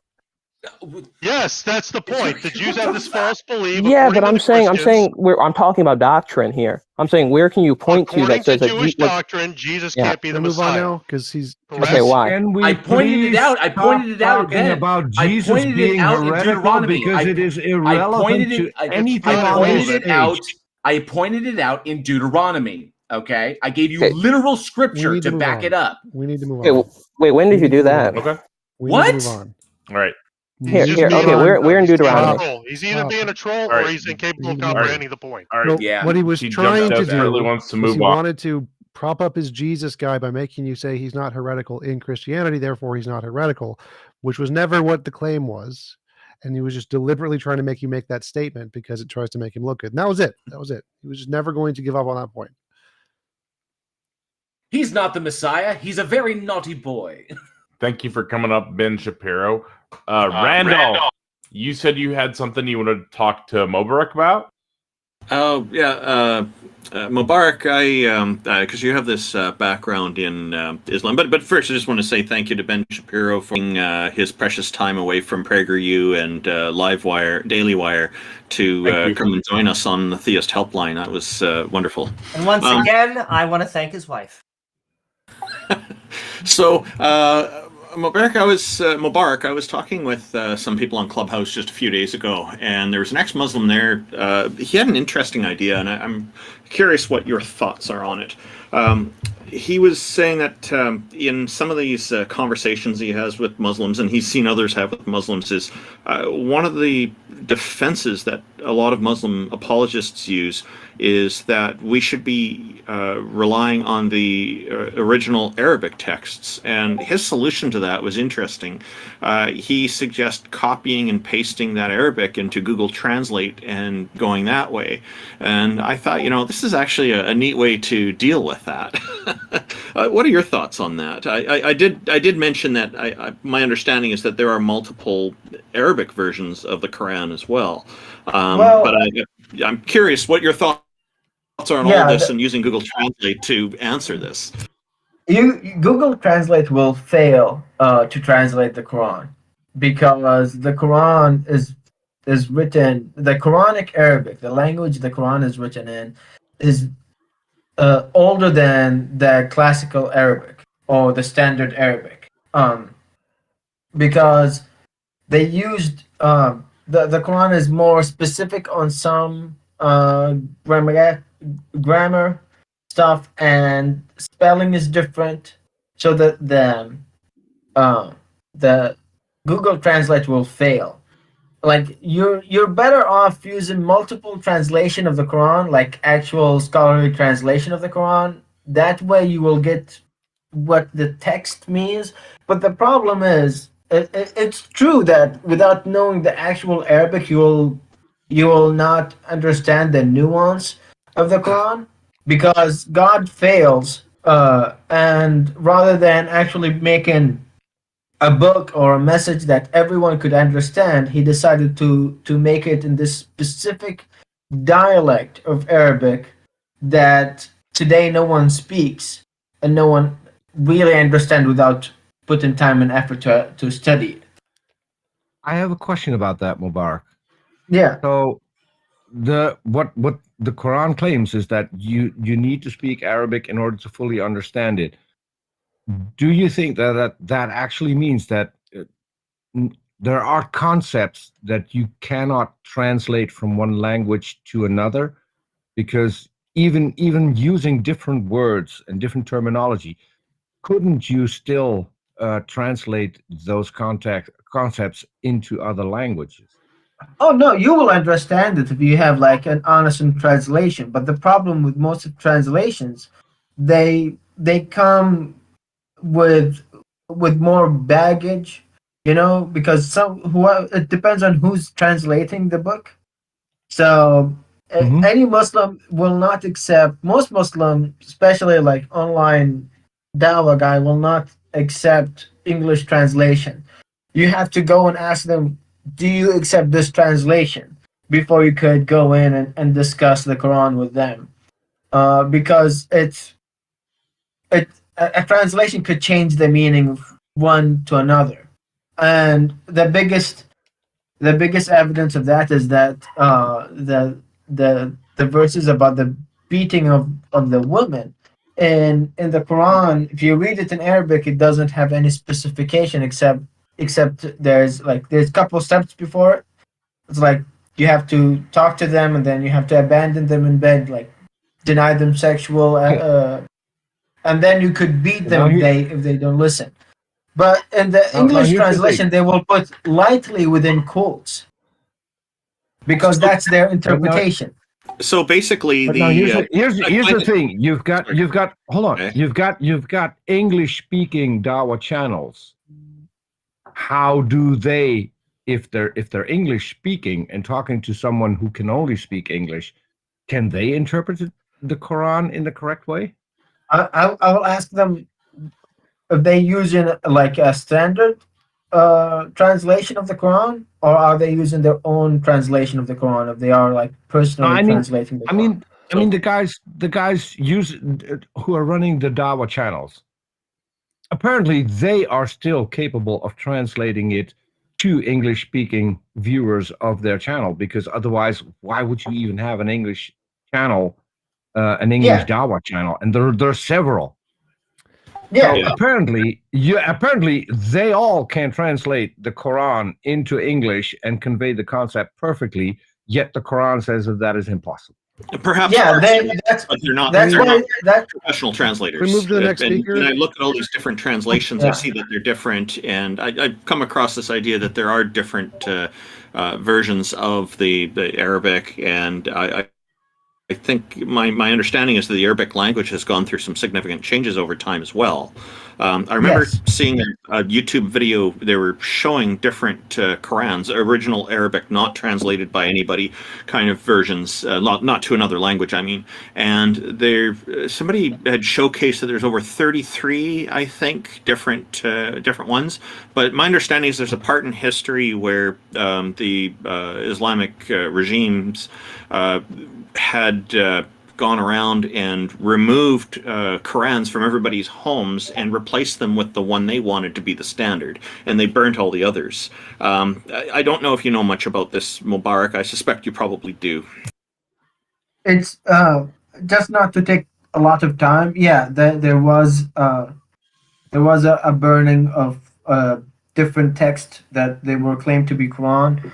But it happened so early in Islamic history that we really, the only copy that we might claim to be the collection is the one that from the Sana manuscript, and that's the only one I think I know of. I don't know if they found another one, but because they decided they're gonna standardize it, and they did.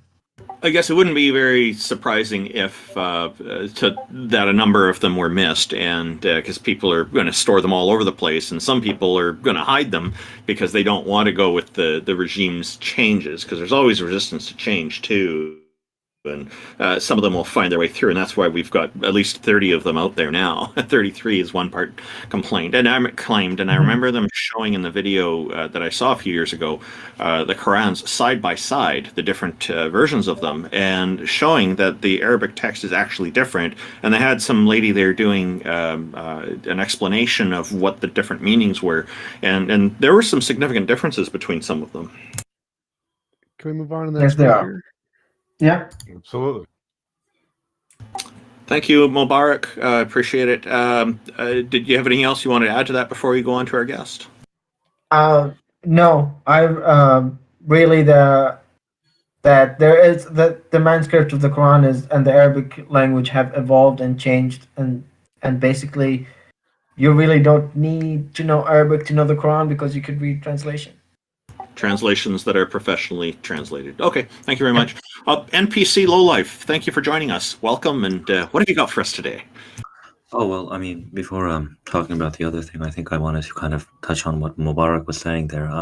Even if all the discussions about whether the first edition of the Quran was burned and replaced by another edition, I think it would be very hard to actually make the claim that modern-day Islamists or Muslims would know the true meaning or the true idea of what God is, simply because of the language that we speak.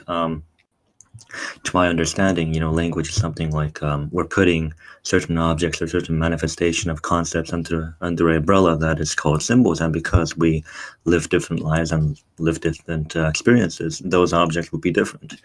So even if we are using the same exact words, same exact terminology, because of the time, because of the place, we could be talking about completely different things. Now, what I'm actually going to ask you guys is to what extent do you think philosophy and ideology will take precedence over lived experience? This is something that I something that I heard from a lecture from Michael Group. But, why must they be divided in such a manner? Do you think it's possible they could be complementary? Lived experience and ideology. Well, I think certainly. Oftentimes, they are. People select ideologies based on their lived experiences, and some people choose to be atheist, some people choose to be Christian.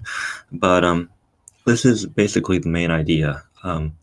If you go to a tailor, an analogy for the philosopher, and you tell the tailor to make you a jacket, and the philosopher gives you a jacket with only one arm, and you tell the tailor, obviously you made the coat wrong. I have two arms, you should make two armholes. But then the philosopher tells you that, no, actually, you're wrong. You should cut off one of your arms because my jacket tells you that you're wrong. So should philosophy and ideology be subordinate to something else, or do you think we need to be subordinate to ideology? That's basically there's a difference question. between personal experience and like science. So obviously your personal experience is pretty useless. If science tells you your personal experience is wrong, your personal experience is wrong. Philosophy is not as important.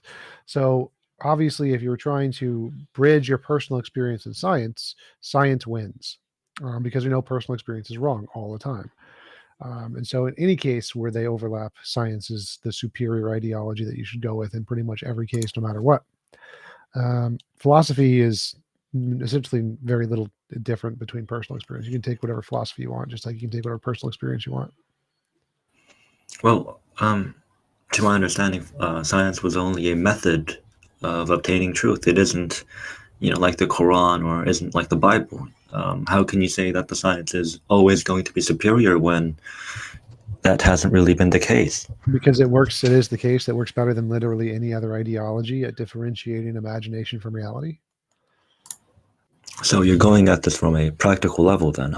That I can agree with, but then to try and claim that science is making the same claim as the Quran is or the Bible is would be incorrect, even in your view. No, it's called scientific realism. Scientific realism is the position that science describes the world as it is, which means quantum fields are fundamental. It's uncreated. There's no God. There's no intentionality that is outside of space-time. That's all science.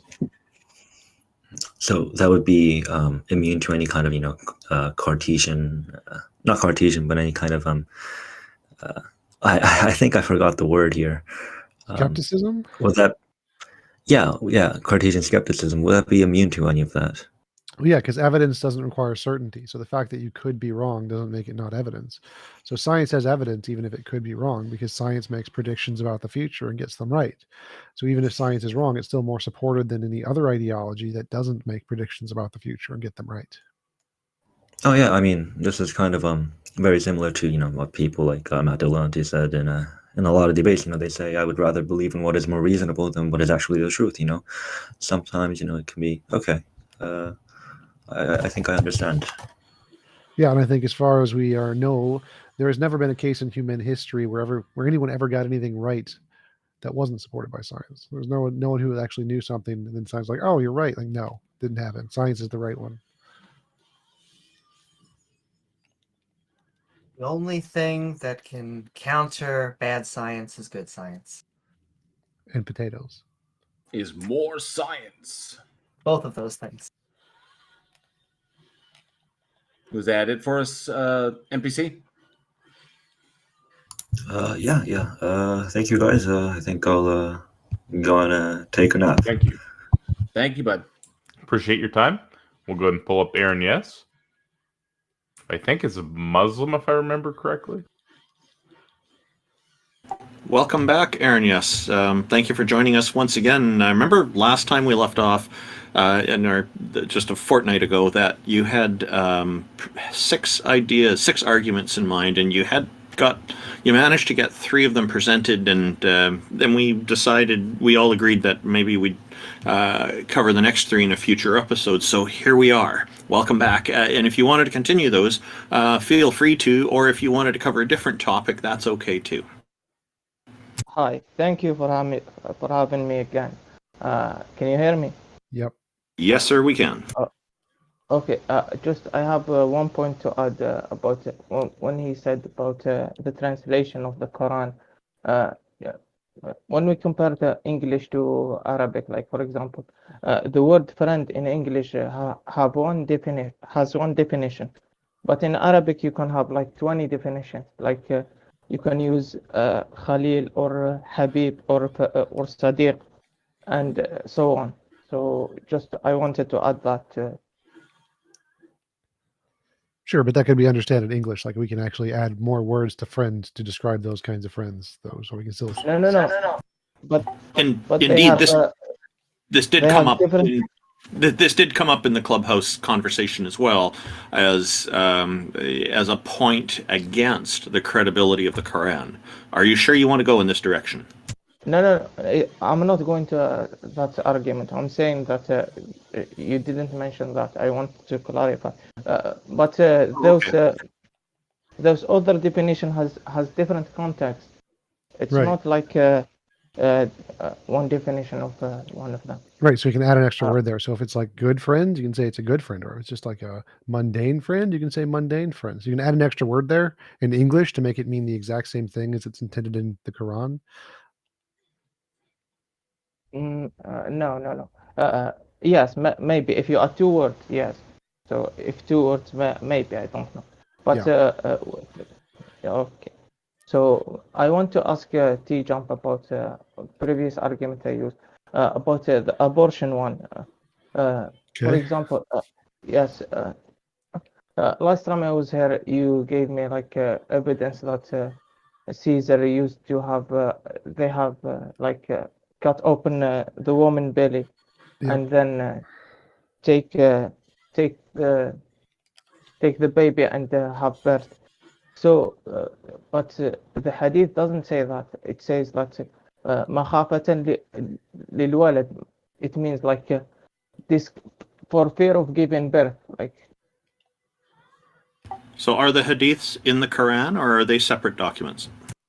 Separate document. I don't know what that means. So what is the point? That to avoid having pregnancy, something? Yes.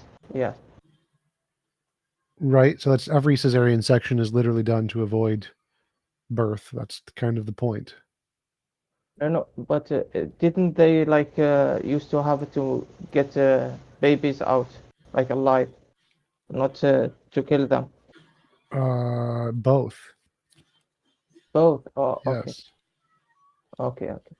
So I have okay. So I go to a new prediction. So this one is a little weird. So should I post the reference to you guys? You can, but just post it in chat. Okay, 1 sec. And tell us. Okay. I posted the reference for you guys. So should I present the argument? Yes, that's what you should start with. Okay. So I will go to the last 2 parts. because the hadith is long. So, 1 second. And the strap on his sandal speaks to him, and his thighs inform him of what occurred with his family and after him. What's So the prediction there? We know for a fact that about 2002 or 2003, Nike and Google made a shoe that can talk to you. And yeah. So you think that's no, it's a yeah. You think that's what this prophecy is predicting, that Nike will make a shoe? It says sandal. Yes. Is it a sandal that Nike made? No, the translation. In Arabic, it means like the Footwear. his shoe. Footwear. Yeah, but do you think that's what it's predicting? That's a literal statement that's meant to be read literally, or is that proverbial? No, literally. That's supposed to be literal. Yeah. So if you read, you can see that even though he mentioned another thing, that his thigh informs him of what occurred with his family and after him. I can show you on another. Argument a la Payless. I'm pretty sure those are meant to be taken figuratively, not literally. But what if it's the opposite? Because it's proven today that I can show you that the second one about I will post something. I posted something about the thigh speaks to him. So you think Muhammad was like, you know what? The most important information for people to have right here is, or the hadith, No. not hadith. But so let's say they're like, you know what? We need to tell them about Nike in the future. That's going to be the most important thing people need to know. No. Just 1 second. He said the hour will not come until people will have this. Like we will be able to talk with our sandals and about other things. And Right. The previous two parts, it talks about talking to predators. Can I ask, does this mean that the Air Jordan movie that's about to come out is holy? Probably. Yes. No, but no, actually, it would be blasphemous because it's an artistic description of the holy event. I'm also kind of curious because Nike was originally originally Blue Ribbon Sports, and they became Nike in 1971, and they took its name from the Greek goddess of victory. No, it has nothing to do with Nike or Google also made a choose like that. I'm talking about him knowing this. Like if he knows the future, then it's easy for him to know this. Sure. So the first problem is one, I'm pretty sure that text is meant to be taken figuratively. Secondly, it's a vague prediction because it doesn't give us a year or anything. So it wouldn't be a technical prediction. Why not? You can read. Did you read the reference? Yes. So if I say there's going to be a woman president, but I don't give a time limit, does that mean that I'm the son of God? No, but he gave something that it's unimaginable. Like people can't at the desert can't believe that a man can talk to his shoe in the future. Is this even possible to you? Like 400 years ago, we could talk. 400 years ago, you couldn't imagine a person talking to their shoe. I can talk. It says the straps on his sandals speak to him. Yes, exactly. The straps on the sandal. Yeah. Whoa. Exactly. How is this a prediction? How is this speaker? How is this a prediction of anything? Could I say? Yeah, Mubarak, please weigh in here. Yeah, I don't know why are you talking about the sandals where they talking about lions talking to human being before that. Yes, I told them that I will go to the two parts before the last two parts, and then we'll go to the first two parts. Okay, so you're starting from the back. Okay, I got you. So you're saying just one second. He said the strap of his book. You can see. I posted a YouTube link. You can see that the chips for where to talk is in the strap.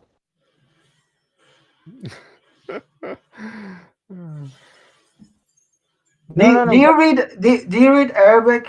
Because it's not in the English translation, and that's the problem. Is yes, I read Arabic, of course. And they say they say the Quran isn't nonsense. Come on now. Hadiths, yes. Yeah. Hadiths. Is this Mubarak an ex-Muslim? Yes. Of course. It's obvious. Go ahead. And It's obvious. Why'd you ask? No. It's obvious, but Make your argument, apostate. It's fine. It's fine. Sorry. No. It's obvious, but I it's mean, fine. isn't that more of like a falsification of the hadith that you basically have a Pixar movie going on that Wait, you're can we let talking Mubarak, like Mubarak, why is this? Oh, why is sure. what he said so in the Arabic translation, in the Arabic text of the hadith, there, not in the text, but a commentary on the text, that it says it's a good hadith, but it's weird, and they don't know it. They don't know it, but the Prophet know it. No. The scholar says. Let me finish.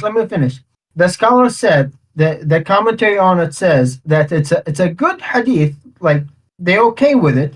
It's weird. It's gharib, and they don't know it except from one guy that referenced it. The story. Yes, it says there. إلا من حديث القاسم ابن الفضل. And he is the only one that... The grade. What's the grade? What? What's the grade of the hadith? Oh, I could read the grade. The grade is sahih. But the commentary on it is a hadith Hasan Gharib. I don't care about the commentary. We care about sahih or da'if. And that's the problem here. Yes. No. Here's the problem. In the English translation, it says it's sahih, but it's not sahih because it is Hasan Gharib. It's a different standard of hadith. Yes. In the book of it's Jami' Tirmidhi. It's also in Muslim. Yes, it's in Muslim and it's in Jami' Tirmidhi, and there is hadith da'if in Muslim and in Tirmidhi and in Bukhari. Yes. Why are you lying? I'm not lying. There are da'if hadith in there. No, I'm serious. Why are you lying? I gave you from an authentic source, and you are telling me that it's da'if. I'm not lying. It's in the source you shared with us. It says it in Arabic, and that's the problem here. You're gonna focus on the English text, but not gonna tell them what's in the Arabic text. It's in the Arabic text. It says it's a Hasanun Gharib. You know what's meaning of Hasan? Hasan, it's less than Sahih, so it's not 100% proven. And Gharib means it's weird, that they don't know where its source is. No. The thing that you don't get, man, is this narration is in Sahih Muslim and in Tirmidhi and others. So even if the commentary is bad, even if the commentary what they say is bad, it has nothing to do with the narration and being on Sahih Muslim and Jami' Tirmidhi and others.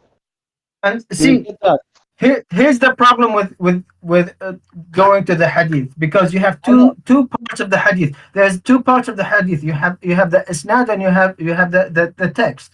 You have the people who recited it, and then there you have the actual text. So the actual text is okay in the hadith study, but it's weird, and they don't know where it came from except from one person who told them so. So it's all those narration goes to one person. So if I can't believe that's it. Okay. Guys, can you explain the hadith? This guy is just lying. What is he lying about? No, the hadith is in Sahih Muslim and also in Tirmidhi. So I don't know why he's making this it's a da'if hadith. I didn't say da'if. I said it's a Hasanun Gharib. It's different. No, but why you can't address the argument? Why you are trying? No, I understand the argument. The hadith, if it exists in a book, doesn't mean it's actually sahih. The Sahih Muslim and Sahih Bukhari and all those books, the Sahih books, all the 7 of them have different hadith, and all those 7 books have Sahih, and they have Hasan hadith, and they have Da'if hadith in all the text, which means they have accurate, and they have good, and they have weak. That's grade. that's the in- Guys, that's the guys, that's guys, Dar guys. es Salaam grade. That's the Dar es Salaam grade. No, no, do you stop lying, disagree? man. Wait. Stop So lying. for the highest Stop quality text, does it also contain certain passages that are lower quality within the highest quality text? Is that true? What? A question for me? Yeah. Can you repeat? I didn't understand. Yeah. So in the highest quality text, are there certain passages in the highest quality text that are of lower quality? Yes, we qualify that we put them like in range, like ضعيف and Hassan and Sahih and also and Right. other ضعيف. And that's all he was Yes. saying. So how is that's not lying? He's telling the truth. No, he's not. He's lying. The grade it says Sahih. The grade it says Sahih. He's trying to I don't know. He said because it's one narrated by only one person, then it's ضعيف. I didn't say it's life. I didn't say you're putting words in my mouth that I did not say, and I didn't. I'm just reading. I'm reading what's in the text you sent to us. In the text you sent to us, it says it's a هذا الحديث حسن غريب. In the text you sent to us. The Sunnah website gives authentic hadith, not just if you. But if you look at it, why do you have a bracket? And they only say it's a Dar es Salaam bracket, in the same grade. No, a lot of them have the Dar es Salaam. But why? Why? Yeah, why? Why don't they just say Sahih? Why do they have bracket of Dar es Salaam? Man, those are how to say it in English? People who are qualified to grade this as Sahih. They put Sahih. So why you are arguing that it's Da'if or Hasan? Even Hasan, it's very good. Because it's in the text you send to us that you used as an evidence. That's your text. You are so much. You are lying. Hey, open the page. Open the page you sent to us. Open the page you sent to us. Okay, and then after the text in gray it says, قال أبو عيسى وفي باب عن أبي هريرة وهذا الحدث حسن غريب لا نعرف إلا من حديث القاسم بن الفضل. So it's in the text. It's in the text you sent us. I'm not adding anything from what I said. Guys. The website says it's Sahih, and Sunnah is the authentic website. And this guy is trying to I don't know why he's doing this. You just read a quote from the website. What's wrong with the quote? No. But, yeah, what can maybe it helps that if he reads the text and then translates it into English. Well, Aaron, yes, what he's pointing out is that it says Jerusalem in parentheses, right next to Sahih. And so I think he's saying that the Jerusalem or whatever that how you say that is whatever that is, right? I can give you an example, guys. Do you know the Sahih hadith about the age marriage in the Prophet age marriage? Don't go to a different text. Go to that Mubarak just read out. Same example. No, go to the go to the part that Mubarak. Peter, he's trying to explain the justification point by comparing it to a different, equally justified text. That's what he's doing. Yeah. So it's perfectly fine. The Prophet's marriage to Aisha, we have only one testimony by when he said it was 6, or I don't know, it was 6 or 9, but we have only one testimony, her, and only her. So if that's if he wants to change the Sahih to like Da'if or Hasan, or why guys didn't change that hadith? Well, because it has one testimony. Why they didn't change it? Probably because the person giving the testimony was more reliable. Yes, it's true. So, it's all about that. Every hadith is about that. Anyone who gives the narration, it has to be reliable. So even can I say something? If I tell you something about my own life, okay? No, you are lying. Wait a minute. To deal with you. I'm here to present the argument for them, not for you. you present the argument for all of us, and Well, that's the problem you don't want to Aaron, deal with.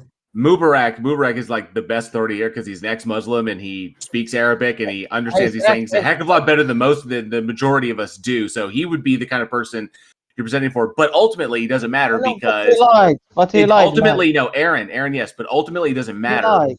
Ultimately it doesn't matter because why should any of us believe anything that the Quran says?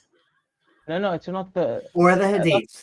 Or the Hadith. Why should any of us believe any of this? Well, that he gave a prediction. That was the point. Is that this is a prophecy about the future, and if he gets them right, that's a reason to believe it. That was the original argument. Yes. Okay. But Well, Air fantastic. Jordans are not in the Hadith. I'm sorry. Well, fantastic. The Vedas make a prediction about the age of the Earth, and it's really it's pretty close to being accurate. You know, it was a little off, but it was pretty close. So therefore, Brahman exists, right? No. That's the same logic. No, but last time I was here, I gave you the prediction about the Sahara becoming green again. Right, and we already knocked all three of those down. No, you didn't. You didn't. Yes, we did. He said, in the time of the hour, the Sahara will become green again. It means at the. Then Aaron. Okay, so Aaron, let me ask you this. Let me ask you this question: can a book make it? Okay, so can books or can authors make predictions in books? Just yes or no? But they fail. Okay, Aaron, can authors make predictions and write predictions down in books? Is that yes? Yes, they can. Just 1 second. Yes, they can. Okay, but so they can. If it's not from God, then they will fail. No. It's yes, they can. Authors can write down predictions in books. Great. Okay. Yeah. Now, if the prediction comes true, is that evidence of anything of any of them? Is that evidence of them getting the information from a god? I will give you an example. No. Yes or no? If an author writes in a book a prediction and the prediction comes true, is it logically entailed that the information came from a god? Well, actually, I'd say it can be. Yes, it can be evidence. No, but is it necessary? Is it absolutely that's the case? Well, there's no such thing like that. Evidence doesn't work that way. There's never a exclusive. That's the point. Is like we can't jump the gap. We can't say that the prediction just because someone wrote something in a book and predicted something and then that came true, regardless of how vague it may be. Okay, or how we have to incorporate new stuff, like new material to try and make it fit. That doesn't matter. I would disagree. The existence of a prediction, the existence of a prediction in a book coming true does not entail that the author got that information from a supernatural source. Does not logically entail that this is the case. So I disagree with JL here because I think that if there's a book that claims to make predictions that are precise about the future and it gets them right and it claims that it got this information from a god, that is evidence that it is from a god. It wouldn't be proof like 100%. We don't have anything, but it is evidence. But it's not logically entailed, though. But nothing. He just the said world yes, being round. So he does agree with the prediction about the Earth. One sec, Peter. Coming from God. One sec, Peter. One sec. So the fact the world is round isn't logically entailed with all the scientific evidence we have. Nothing is logically entailed from the evidence. Science just doesn't work that way. No, I'm saying that we can't. He's making the absolute claim. He's making the absolute claim that the God exists because the prediction came true. Well, he's claiming it's evidence, right? You're claiming that's evidence, correct? Yes. Just it's a good reason to believe. Except when it's not in the Quran. If it's in another holy book, then you completely discard it because then it's no longer evidence. That is the point that JL. That was my original. That was my original. That was my original point out. By that logic, if another by that logic, if another holy text makes a prediction, then the God that inspired that one, that's evidence for that one existing. I will address that. Just 1 second. We know that for a fact that 25 of the prophets are mentioned in the Quran, and Jesus and Moses are. How's that relevant to a prediction in another holy book that, according to your own standards, which you just agreed to, is evidence for God? But if it's in an other holy book, you discard it and you say it cannot be evidence for a God. So there's only one person in this whole stage. There's only one person who's lying, Aaron, yes, and that is Let me you. finish. Right. No. Go ahead, That is finish, you, let him because finish. you've got a Please let him double finish. standard Please let him for finish. different books. Please let him No, finish. I don't have. Yes. I agree. Yes. If another So holy you book agree says- with Let him finish, JL. Peter. So you Stop, agree with Peter, you've no. interrupted enough. You've interrupted enough. No, Let him I'm not finish. letting this go. I'm not letting this go. Aaron, yes, You're letting you this agree go. with JL that the prediction about the age of the earth is evidence for the Brahman God. You agree with him? Yes or no? Yes. Let me explain. Finally. We know for a fact that God sent a lot of prophets, and only 25 are mentioned by name. And we know that thousands of them were mentioned, were given, were sent down to this earth. How many prophets did Brahman send? No, he's arguing no. that the person who wrote the Same Vedas is a God. prophet of Muhammad. That's what he's arguing. Yes, the same God. The same God. He just ended up in the wrong book? No, it's not ended up. If you look in the Vedas, the oldest The prediction about Earth that JL mentioned is not in the Quran. This exactly. So he ended up in the wrong book. It's ad hoc. It's literally Islam. No. Right? But This is literally Aaron. This is literally the end Guys, of like Muhammad or whatever. But this is literally Islam trying to reconcile that that by their own logic, if they use their logic to validate their faith, that same logic can apply to other religions. So the earlier purveyors of Islam recognized that, yes, the logic we use to validate our faith can be applied elsewhere. So therefore, if we hold it to, it must hold true for that. So the way they reconciled that was, no, they got it wrong, but they were still sent by Allah. So no, that was Islam co-opting prior held. That was Islam co-opting prior systems to validate itself. No. Do you know why God sent the Prophet Muhammad? Can you answer the question? Do you? God didn't send him. No, God did not send the Prophet deflecting? Muhammad. Muhammad was a fucking warlord who decided he wanted to wrest control of this particular area. He married a freaking 9-year-old, and anybody who disagreed with him, he had put to death. 6-year-old. He married a 6-year-old. We don't need 6-year-old. Sorry, he banged her when she was 9. So yes, Muhammad was a warlord who married into money. Okay, and then literally put to death anybody who disagreed with him. That's a lie. That's a big lie. That is not a lie. That's a big lie. We have no one that is, even when he conquered Mecca, he didn't kill anyone. Stop lying, man. Read his biography. Just let me address Everyone who disagrees with you is automatically a liar. Peter, just a minute. So Muhammad spends 10 years in Mecca preaching, and just about a handful of people believe in him. The moment he went to Medina and acquired an army, surprise, surprise, within 13 years, all of Arabia believes in him. He did not kill anyone except the Jews that were neighbor with him because he decided he killed them. Well, no, I think he's arguing that Muhammad himself personally didn't chop their heads off. He just ordered it to be done. Yes. No. Guys, stop. That's lying. a significant difference. Islam spread at the tip of a sword, just like Christianity did, just like the vast majority of religions did. And guess what? The Muslims had a problem with the Hindus, and they had a problem with the Christians as well. So yes, these ideologies spread at the tip of a sword. Aaron, it was either convert or die. Okay, the Muslims did the same thing with the Hindus that the Christians did with the pagans. Let's ask Aaron. Do you think that Muhammad didn't conquer and kill people in battle? Is that what you're saying? No, when he has 10,000 people and they conquer Mecca, the people of his village, they surrendered. He didn't kill them. Today they said even there is a woman that killed his uncle, his beloved uncle. He told her, you can do whatever you want. You can be a Muslim. I want to clarify. So do you think Muhammad in battle, in war, literally never killed a single person in all of the wars he was in, even though it says that he beheaded 1,000 people at that one city? Not what they are arguing, but that's not their point. They said he killed people. In the Quran, it says don't kill women or old people or children. Why don't you answer TJump's question? Aaron, Ibn Ishaq writes. Ibn Ishaq wrote that Muhammad approved the beheading of some 600 to 700 people, with some arguing that it was as high as 800 to 900 who surrendered after a siege that had lasted for weeks. So yes, he did put people to the sword.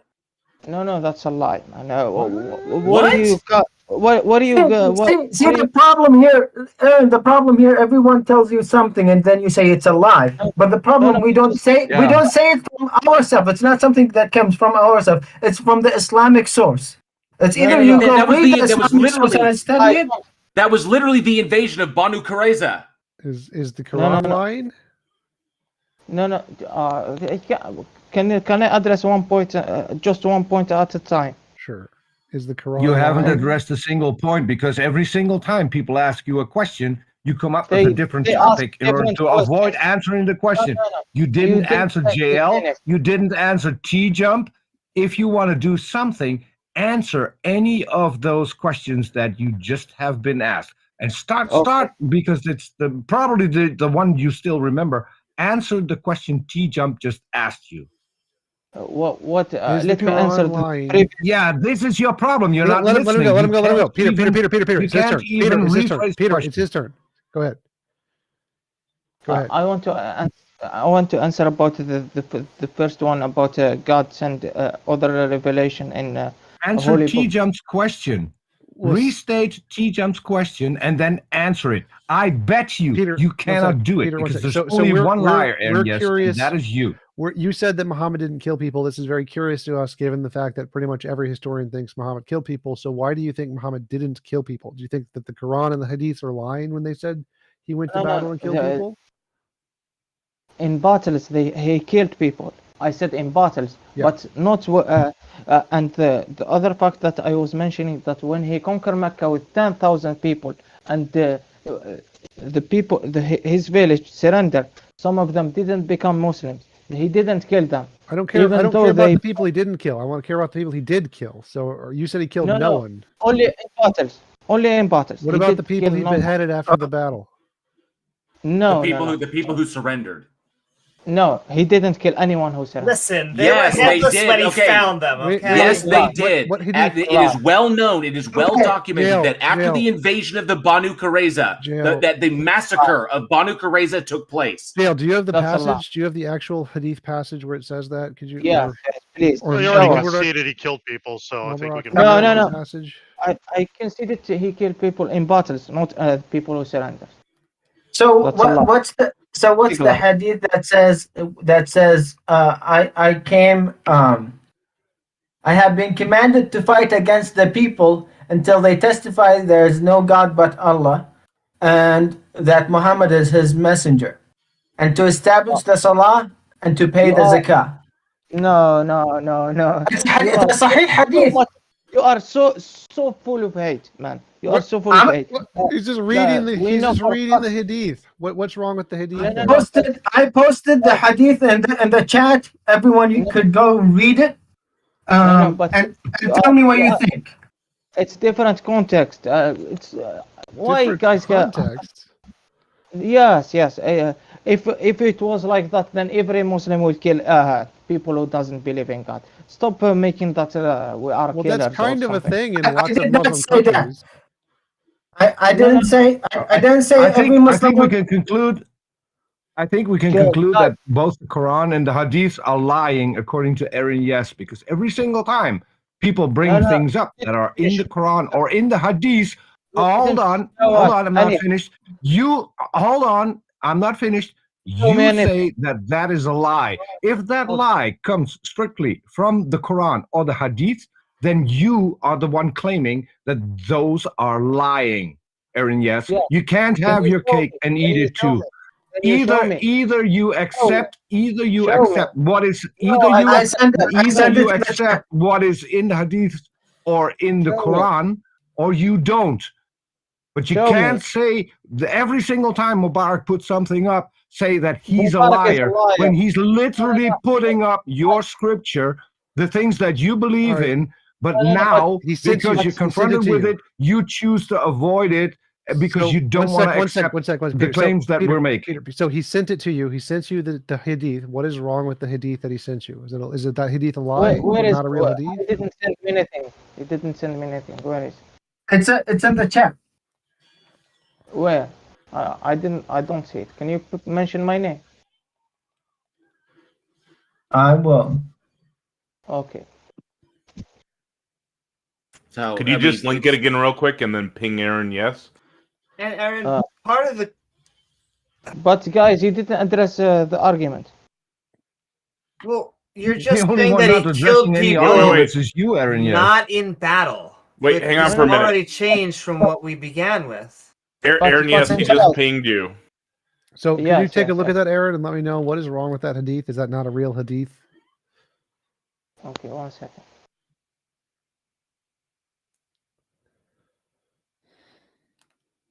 It's an observation. It's a weird phenomenon Yes. where killing doesn't Yes. mean killing in Islam, just like No, all no, doesn't no. mean all in Calvinism. But, Again, he was a hug every lord. hadith has a context. So you mean that the prophet meant to kill all people? No. Do Did he you kill guys- anybody? Did he kill anyone ever? Did he kill people? Did he kill human beings Yeah. ever? A Impossible. warlord doesn't want to Impossible. kill Outside of everyone. battle. He wants to kill everyone that's in his way No, so he can outside- conquer, outside the pillage, battle, and no. take the loot. And women, No. which are loot. Guys, I came with one argument and you posting a lot of arguments against me. I'm not for example. Yeah.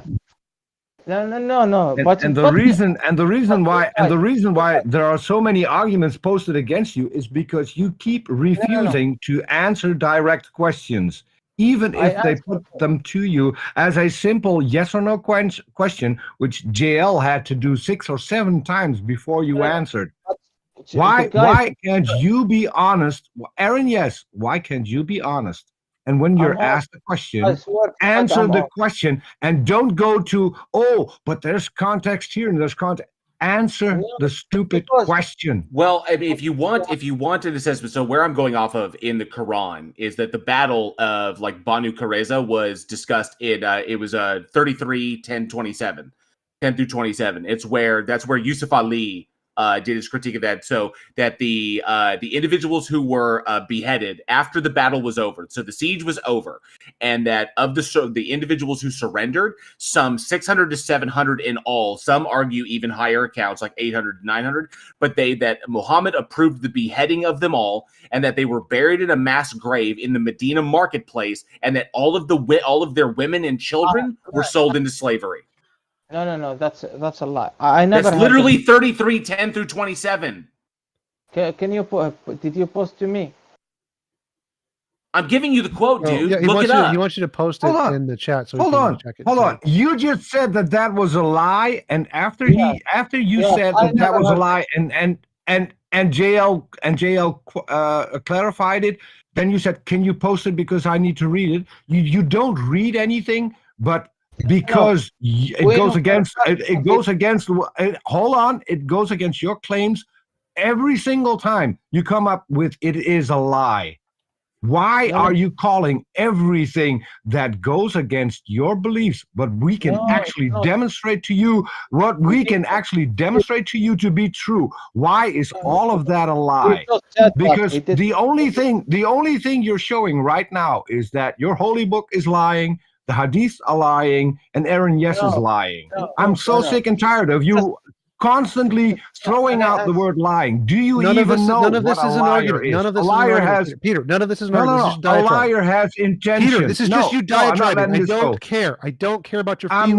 I'm not letting this go. Care, I'm Peter. not letting this go. Aaron, Lying has Peter, an intention. Stop. Shut up. I And don't care about until your feelings. you can provide Please, can you just mute the Peter? intention Peter. We that need to all move of these forward with the people here conversation. have. Peter is not helping us move forward with the conversation. So, Aaron, JL, did you tag him in the surah so that he can read it and tell us what he thinks? Please, I would very much like to hear. I gave him Surah 33, 10 through 27. Okay, where Aaron, it speaks specifically about the Banu Qurayza massacre. So, Aaron, could you please read that and tell us what you think? Do you agree that Muhammad killed people that were not in battle based on that surah?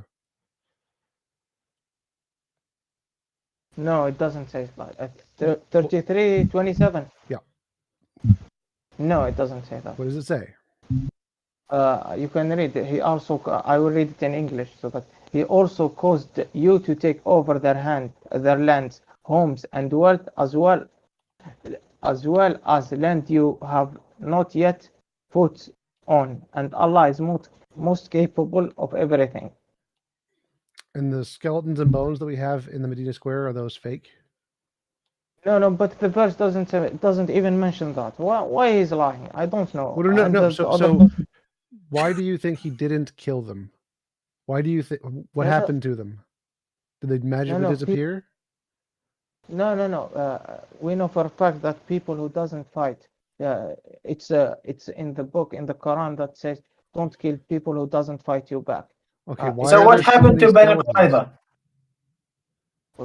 I don't Mobek, know, what but did you say?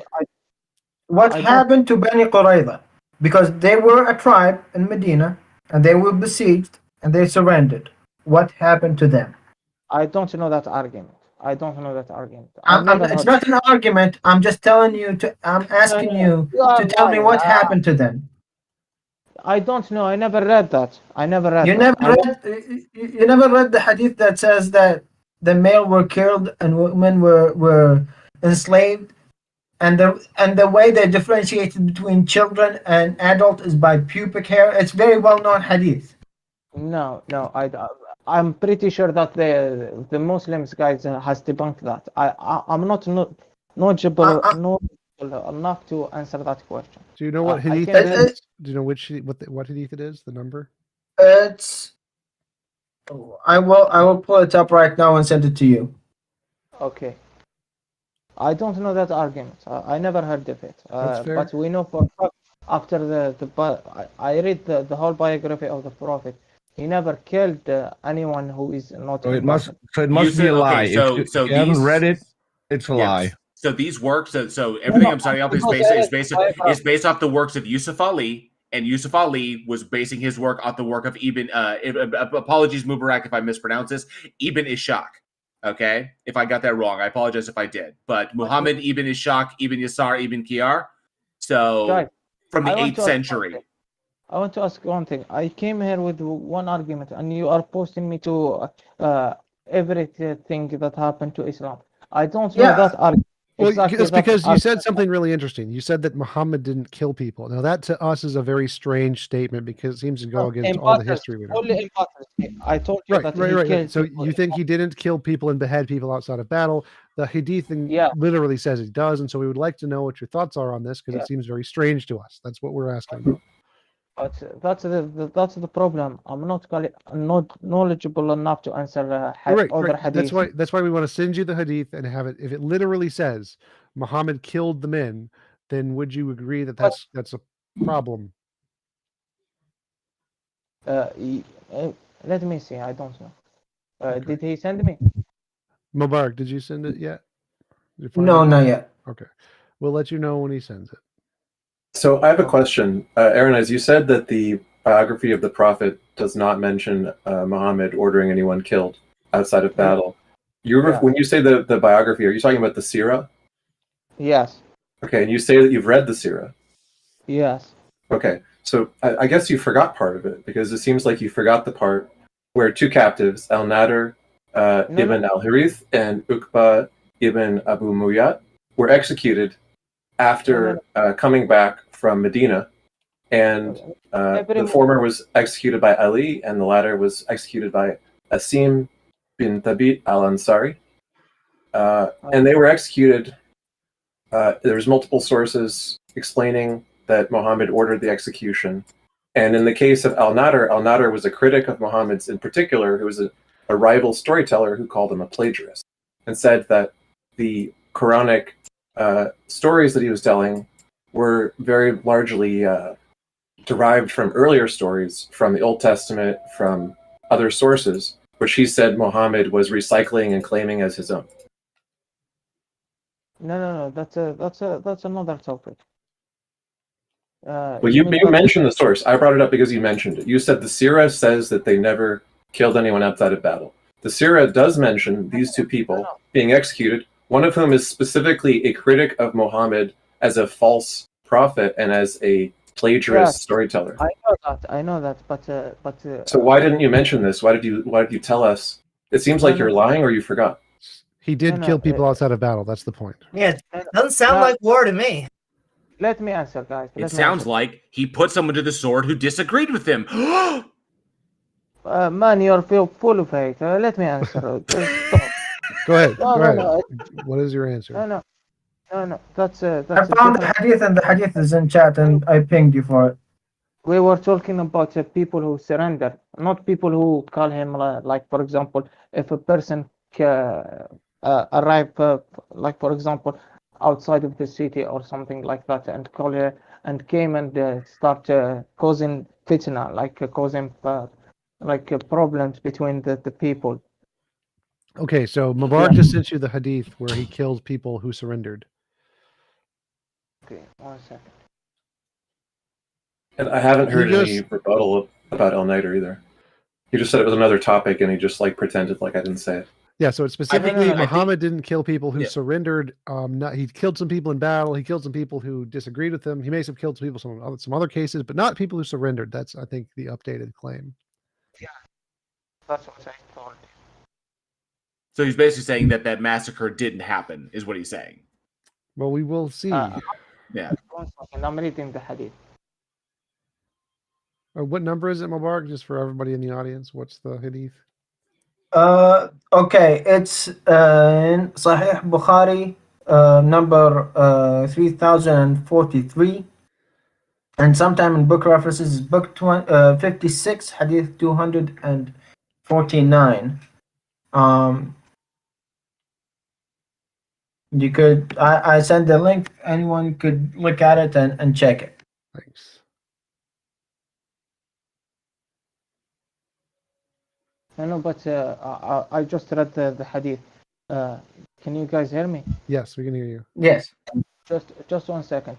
This doesn't say anything about people surrendering. I believe that they fought him. These people fought him, and then when the prophet won, I mean, he gave them the judgment. So after the battle, when they stopped fighting, he beheaded them. Yeah. No, it's not that they stopped fighting, because he told them before the fight. He tell people before the fight that nothing will hurt you if you surrender, or like for example. And then So after by the this fighting- standard, the Mongols didn't kill anyone without battle because they always warned them first that they would murder the entire city if they didn't surrender. No, but these people persecuted him for like killing people. You're saying they had it coming? The evil babies. In defense of Genghis Khan, he made it clear that he was a punishment sent from God. That was pretty funny, yeah. No, but guys, he fought these people. Then when they lose, they didn't surrender earlier. Then when they lose, the judgment, how to say, the judgment, like he gave them the judgment. So there's an expiration date to when you can surrender. No, it's not like that. The prophet doesn't kill people who doesn't fight him. It's not like it doesn't fight him. The people who surrender. What Mubarak said that these people didn't fight him back. They surrendered to him and he killed him. That's a big lie. You will keep saying I'm lying, but everyone could see who's lying. The thing is, he fought and then they surrendered. It's the same context with Mecca, the example you used, okay? The example you used, let me talk. The example you used, he besieged the town. There is a group of people who fought against him. The majority surrendered, and he forgave them. It's okay. Yeah. But when it comes to the other town, when they fought and they surrender after they've been besieged, he killed them. They didn't surrender. It doesn't say. What happened? What happened? Well, Mubarak, if I could throw this out here, like literally, Aaron, yes, I'm looking at this right now. I can't show you on my computer screen. I'm literally looking at this. Tabari and Ibn Hisham mentioned 600, 900 of the Banu Qurayza were beheaded. There was an artist depiction of the event that is titled "The Prophet, Ali, and the Companions at the Massacre of the Prisoners of the Jewish Tribe of Beni Qurayza." Okay. So in this one, it's actually because the siege was over. They conquered the tribe. okay? And they had them prisoner. Whether they surrendered or not is irrelevant. It was not in battle. And they put them, and they had, and Muhammad ordered them all beheaded. No, Okay, that's a lie. it was so important and so graphic that people felt it necessary to put it to literal image. Like, this is what it looked like. No, the hadith say that only the warrior were dead. The children and the woman should be taken as prisoners. The hadith clearly. Slaves.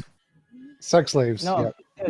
Yes. No, Yeah, it says the hadith, slaves. or the surah says that they were so that the women and children were sold into slavery, and the men were beheaded and buried in a mass grave. Stop lying. It says prisoners. It doesn't say. It says no. It doesn't say prisoners. Prisoner means sajin, which means prisoner.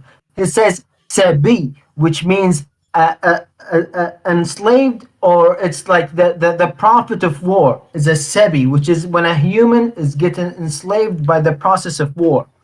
No. Spoils. Yes, exactly. That's what it means. In fact, the whole section in the Quran is literally called spoils. Exactly. It's the spoils. Oh my. The women and children are spoil of war. Guys, can I even answer? The hadith says it's prisoners. Stop lying, Mubarak. It says sabi. Tell me what does it mean, sabi? No, I know you are an ex-Muslim. What does it mean? Wait. What does the word sabi mean? Answer the question. What does the word sabi means? Prisoners. That's a lie. That's a fucking lie. It means the spoils of war. You are lying, Aaron. You are now lying. Guys, can you read the English translation of the hadith? Read it. Either I'm lying or he's lying. Wait. I thought we needed to read the Quran in I was about to Islamic, say, but now TJump. I'm like translate it to English. Gotta read the English version. The English version is the true version. Okay, we're gonna need to Understand the about perfect to English say. translation. That was beautiful. We're gonna have to put wait. this through Google Translate now. No, guys, can you even read the English? He gave me the Sahih in the English. Can you even read it? So either he's lying or I'm lying. You're lying. Yeah, I'm gonna go with that one. I know you are all. I think, well, Aaron, despite all of this, and we've gone round and round and round on this, and Mubarak, I think, has done a wonderful job in demonstrating how you are incorrect, and pointing these things out and giving you the sources for them. Still, none of this is evidence that a God exists. Well, that's my fault. That's my fault because I changed the topic to this, so that was. That's okay. That's okay. I think, but if we're just going to keep going around and round, because I think TJump noted and Mubarak noted is that every time you get countered, you just call people a liar, and we're not lying because we have because ultimately we have. You're predicating. You're using this to justify your belief in a God. All right. We don't believe that your God exists. No, I know. So you haven't demonstrated how any of this. You haven't demonstrated how any of this is actual evidence to support the existence of the God. And every time we counter you, I think. Let me answer. Yeah, guys, I think he hasn't presented evidence for a God, but he has presented evidence for a liar, and that's him. Because we've had several occasions in which he's just demonstrably wrong and calls other people well, then I liars. will say he's very much in keeping with liar. he's very much in keeping with the tradition of Muhammad to force other people to believe by any means necessary. Okay, so I'm just going to quickly read this one passage that Aaron shared earlier. It's on sunnah.com, chapters on Al-Fitan. I hope I'm saying it right. 33, chapter 19, what has been related about predators speaking? Is that the one, Aaron, yes? I don't know. The guy sent me the link. I don't know. That's the link that you shared. This is from the link you shared in Discord. And so I'll just quickly read it. It says, the English one, by the one in whose hand is my soul, the hour will not be established until predators speak to people, and until the tip of a man's whip and the straps of his sandal speak to him, and his thigh informs him of what occurred with his family after him. So I don't know if that's what you're referring to. If it's not, then we can just disregard it. No, that's the one. Just 1 second before I move to that one. Guys, it's not fair to attack me on different points that I didn't come prepared for them. So you made it like you can go and ask famous Muslim YouTubers. But it's fair for you to call people liars who present to you the actual text that you haven't read, and then you say, well, this one is full of hate, this one is a liar, I'm not going to talk to him anymore because he's a liar. The people who present your own holy text to you, that is okay. To call all of these people liars, that's fine? No, let me finish. Just one second. No, answer my question. That's a yes or no. Answer my question. That's a yes or no question. It's not yes or no. You have called everyone on this stage a liar. I want you to answer the question. Because they said Muhammad is. I want you to answer the question. What? Come on, let's have. Wait. Are you disagreeing with the fact that I said? Question. I was say, are you disagreeing with the fact that I said Muhammad was a warlord? No, not like that. Because he was a warlord. He made war on other nations. Did you see the debate between Mohammed Hijab and Jordan Peterson? He gave. How's that relevant to this conversation? Because how's that relevant to this conversation? Because he did any of us get mentioned in that? Did any of us get mentioned in that debate? So much, man. Let me answer him. No, I'm not going to let you answer anymore because you are still not answering the question. Would you rather we use the word war friend? It was a yes or no question. No, it's not a yes or no question. I'm giving the reason. It is a yes or no question. So, are you saying that your scriptures are lying, or are you saying that you are lying? That is one of two options that we've found out right now, because you keep saying every single time Mubarak posts a link, that is a lie. That lie comes directly. That lie comes directly from your own scriptures. So either your scriptures are lying or you are lying. Which of the two is it? Let me answer him, guys. This Peter doesn't stop until. Yeah, this Peter is holding your feet to the fire, and that is something you don't like. Mubarak did that. Mubarak did that with your holy book, and you called Mubarak a liar. Then JL did it with an example, and JL was a liar. Then TJump did it with another example, and TJump was a liar. Everyone on this stage is a liar. But I ask you a simple question, which we have seen during this conversation, and you will not fucking answer the question. I'm answering. That leads me to think that you are a liar. You have no clue what you're talking about. You don't even know your own scriptures, which Mubarak has demonstrated. So who's lying? No, I'm going to answer the guy that asked me earlier. Yeah, you're not going to answer me because I'm holding your feet to the fire. Peter, let him talk. Let him talk. Go ahead, Aaron. The reason I mentioned the debate between the Mohammed Hijab and the Jordan Peterson, because Jordan Peterson said that he was a warlord, and in the debate, it's not debate, it's a discussion. He gave them reason why he is not a warlord. That's why I'm mentioning this. Mohammed Hijab is wrong. He's an idiot. No, you can go to him and tell him that. I'm not knowledgeable. Aaron. The definition of a warlord is someone who commands an army and makes war on other nations. Man. Okay? Muhammad had an army, and he led that army against other nations, converting people at the tip of a sword. Yes, by definition of his actions, he was a warlord.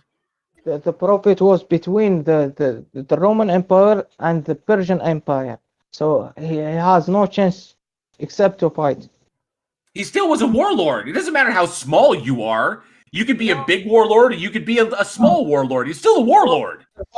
It's a war for survivor. He was between the biggest warlord. It doesn't matter the motivation. He's still a warlord. I don't care why you're making war, just that you're making war. Could have been like Jesus and just been a pacifist. He didn't have to do war. Yeah, it could have been like Siddhartha, just chilling back and not eating anything. It's all good. No, guys, can you? This question was answered by famous Muslims. I'm not. I came here Famous to. Muslims. Yes, can go check them. What? So famous Muslims are to believe over the Quran and the Hadith.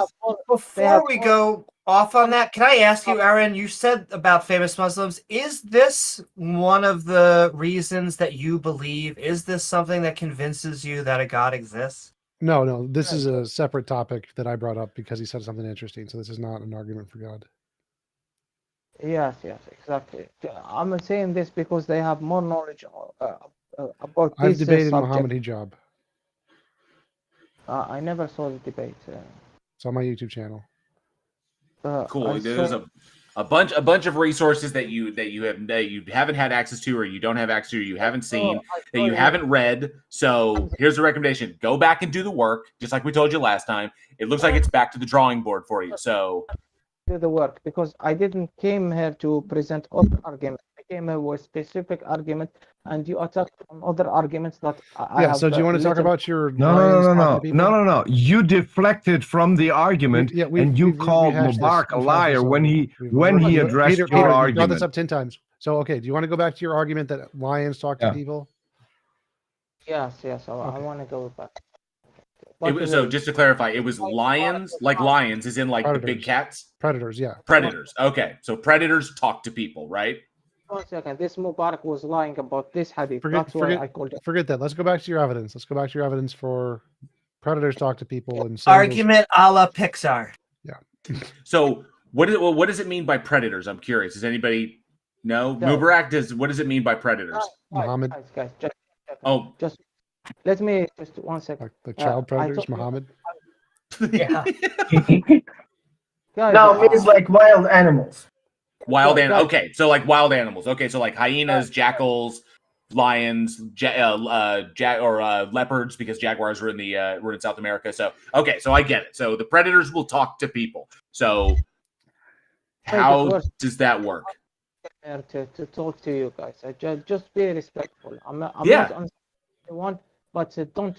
Yeah, we're really respectful to the guy who calls everyone a liar. Go ahead. We've hashed it, Peter. Aaron, tell us about the animals that talk to people. No. I said I will go to the last two parts, and then we'll go to the first two parts. Do you agree with me about the sandals? About what he meant about the sandals? What it say about him speaking to the strap of his boots and so on? No, at all. Why not? Because I don't think they were talking about Nike. I think they were talking about, it was just a weird prediction. No, it's not about Nike. Google also made one. Doesn't matter. It literally doesn't matter. So it was not talking about Google. It wasn't talking about Nike. It was just a weird statement that was vague and ambiguous. What does even if I grant you that it's weird, why he said in the next one, and his thighs informed him of what occurred with his family and after him. My thighs do not inform me. Just I will show you 1 second. No, I heard the passage. My thighs don't inform me of anything. We have a comment from our YouTube audience. Blessed be he writes that Muhammad says that the ants talk. That's true. Can you see the picture that I posted? No, I'm playing a video game. I can't see anything. I posted the picture. I don't care. What does it say? I just want the evidence. I don't care about the sources. No. But it's like, for example, if you type on Google Typhoon, you can type on Google Typhoon. You will see that a lot of picture that of phone inside in the thigh, and we know for a fact that phones are. Phones do not reside in the thigh. They have pockets, but the thigh isn't what's telling you anything. The phone's telling you things. So it's incorrect to say the thigh is telling you what's happening with your family. Type the thigh phone. The thigh is a platform. The phone is the device. It's the thigh phone. Oh, is this like a language game where it's iPhone sounds a lot like thigh phone, and so it's a prediction of the thigh phone? No, it's more like that you put your phone around the picture he shared is like a strap So you put your phone on your thigh, and you know from the phone how your family is doing. Right. It's less funny, but Okay, My let me see thighs here. tell me I need to do more cardio. So let me see here. This is Volume 4, Hadith 2181. By the one in whose hand is my soul, the hour will not be established until wild animals speak to people, and until the tip of a man's whip and the straps on his sandals speak to him, and his thigh informs him of what occurred with his family after him. That's what the Hadith says. So, going by this, by the one in whose hand is my soul, so that would be Allah, the hour will not be established until wild animals speak to people. Well, they don't. They don't. Does it really say that? Yes, and then so the hour will not be established until wild animals speak to people, comma, and until the tip of a man's whip and the straps on his sandal shoelaces, speak to him, and his thigh informs him of what occurred with his family after him. I don't have Oh, that's hilarious. Okay, my whip is in the shop. It doesn't speak to me yet. So obviously whips. So this is just from I'm not Muslim. You know, I wasn't brought up in it. So just reading this, and if I were to put myself in the sandals of these individuals who were writing this comes off as very, very metaphorical. This is extreme metaphor. This is not prediction. This is like so incredibly a vague metaphor that it could be applied to anything, because you'd have to interpret what are wild animals. What does it mean by speaking? Hang on a second. You have to interpret. No, Aaron, you have to interpret. Aaron, stop. You have to interpret what does it mean by wild animals actually? What does it actually mean by speaking to people? What does it mean by the tip of a man's whip? And what does it mean by the straps on his sandals? And what does it mean by his thigh informing him? Okay. One second. Well, actually, I think listening to that, I think I understand what it means. Like tip of a whip sounds like a dick, and thigh also sounds kind of like a dick reference. So it seems like it's making a reference to a future immorality or something. Talking? Yeah. I was gonna put out there the only thing actually worthy of worship is thighs, and so. So it could so to go by TJump, so it could be saying the hour will not be established until wild animals speak to people if they consider individuals who don't believe in Allah or apostates, that they could be equating those with wild animals. So it's not actually talking about animals, it's talking about people who reject Allah, and because we can speak to one another, and until the tip of a man's whip and the straps on his sandal speak to him. Well, it sounds like it's saying people go insane. That's kind of what it seems like it's saying. Like when people could go crazy. Okay, mass insanity. Like for example, have you never seen a movie called the Chronicle of Narnia? Yes, I've seen the Chronicles of Narnia. Did the people speak to lions or not? Yes, in the Disney movie, people spoke. Is he really gonna use C.S. Lewis to prove Islam? I was gonna say you're coming back full circle to my joke, which I don't think is a good idea. Everything the light touches is yours. Amy, your joke really kicks. Thank you. So is this predicting the end of the world then? When Narnia becomes the case, the end of the world will happen. No. Could it be the case? Could like for example, could he meant that people? It's possible that he meant that people will talk to wild animals. Like right now, we have no examples of anything but in science fiction and fantasy of anything like that happening. Don't you guys agree that movies are like, for example, almost real? Like no, I don't at all. As someone, as Aaron, as someone who literally hosts and created and hosts a movie podcast. No, I can tell you definitively, movies are not real. No, he took Amy's joke and made it real. Literally, it's a prediction of Disney. I know. Wow. No. Disney, Nike, and Google. The Quran predicts Disney, Nike, and Google. Oh, so the Lion King is evidence that the hadiths are correct. I know you are trying so hard to mock me, but you didn't answer anything. No. You're doing that. Go ahead. What do you want to say about the lions? Tell us. Wild animals speak to people. Be prepared. Let's stick to one argument at a time. Sure. If we took, like I told you about the first two, let's answer them first, then we go to the lions. Let's start with the lions. The lions is the most interesting one. Let's start with that one. Because if Yeah, any part of this Mufasa, is wrong, Simba. then the prediction is wrong. So if any one of these is wrong, let's Scar. start with the hardest one. Let's talk about the lions. Yeah. Do you guys agree that there is two, like for example, there is two interpretation of that? He could have mean literally, like we talk to lions, Yeah. which is possible with our technology in the future. Sure. So even if that's the case, it's more possible today than 400 years ago with the technology that we have today. Or the second interpretation that maybe he saw a movie or or something, when he was presented with the future and he saw, like for example, a man talking to a lion in a movie. No. Wait, what? Why A not? man talking to Allah in a movie? Oh, a lion. To a lion. It's like, how do we know that he wasn't talking about like that what he was describing was like a movie of a person talking to a lion? Yeah. And So God gave him a vision of the Lion King as his vision of the future. God gave him a lot of vision. I'm talking about this specific one. Right. So God you came think down. a Disney movie revelation?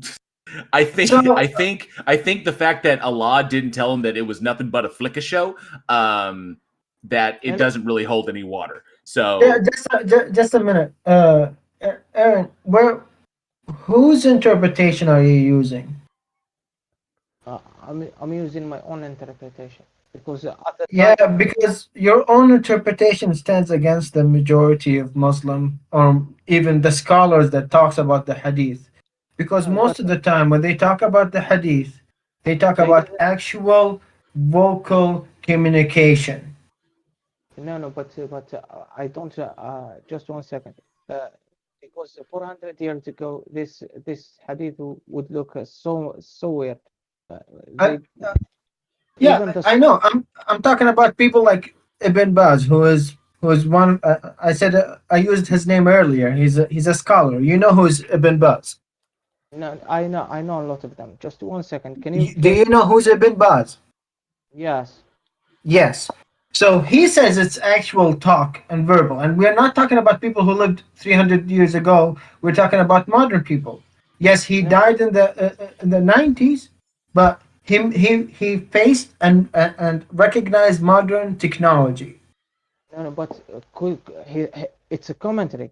We can take it as a commentary. It's not like we can take it as a commentary. Nothing separate. So yeah, it's your commentary against a commentary of a scholar of the Hadith in Islam, Mufti of the Haramain, and a professor in a college that taught the Hadith and Deen for almost his entire life. Do you see the problem here, Aaron? No, I don't see the problem. We know. Let's stick to one argument, please. Let's stick to the. Can you think how insane it would be if he'd shown him visions of Star Wars instead of the Lion King? I know. It would be more amazing. that would be insane. Well, that sounds more like a Christian revelation with the flaming swords that can cut through things and the flying chariots and stuff. That's what happened. And there's a planet totally of ice and a planet totally of sand and and little cute teddy bears that talk. He didn't even answer the strap of his boot talking to him. He didn't. You said that it. But we know that this happened today. Why you didn't answer that? No, what happens today? What happened today? Yeah. The straps of like for example the shoe talk to you. Yes, that does happen today, and it's totally coincidence. No, it's not coincidence because wait, shoes talk. Wait, shoestrings? Shoestrings talk to people? The laces, yeah. Just 1 second. If a man 400 years ago predicts this insane thing, no one would believe him. But we are reading the context today. Like for example, he says the shoe talk to you, like the strap of the shoe. Sure. And it's magically came to happen. So how do you answer that? Okay, we're running out of time here, so We can Yeah. continue this shoestrapping conversation in the next fortnight. We'd like to try to get to one more person who's in the queue, and maybe just for a few minutes to hear what they have to say before we close things down. Oh, Aaron, yes, you left. I was just going to ask you if you had any final you wanted to say. Did anybody else have anything they wanted to cover quickly before we move to our next guest? Yeah. Hakuna Matata. Even if his prediction about the shoelaces talking was correct, it's only a successful prediction if all the other parts of the prediction are also correct, because if they're wrong, then it's just a bunch of guesses, then one happens to be right and a bunch happen to be wrong. So you'd have to justify all the other ones, like the tip of your whip talking to you would also have to be correct until that was actually evidence. Just the one, even if it is correct, would not be evidence on its own until all the other parts were shown to also be correct. Sounds good. If you're hearing us, feel free to join us. Otherwise, we're going to probably be closing things down pretty soon. And obviously, the whip didn't speak to Indiana Jones, because it would have said, "Hey, you can't use me to swing like that," because that's not how these things work. So.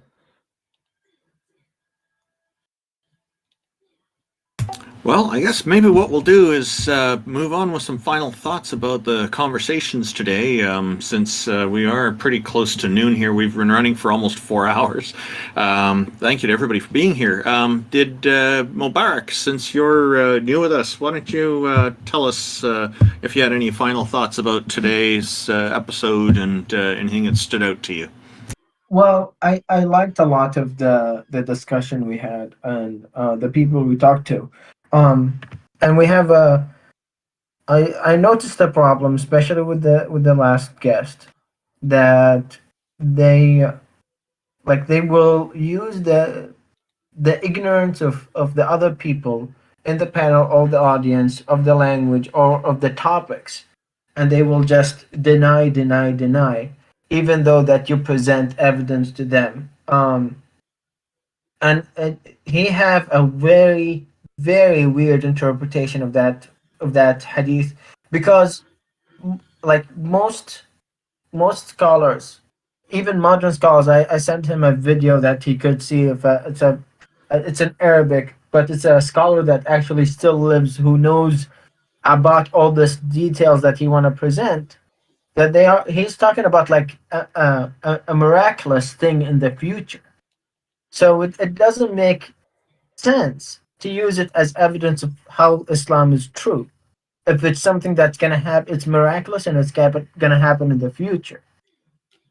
But there's a lot of time that I just laughed, because I will present him with something and he doesn't want to admit it. Like, he totally denies the fact that the word in Arabic means what it means, because it will make him look bad, make Islam look bad, because the word in Arabic says prisoner of wars, and then he decided no, it just means prisoners. It's the prophet of war, no, it just means prisoners. Well, what do you do with prisoners after the war? Mubarak. Mubarak, you just lie. Exactly.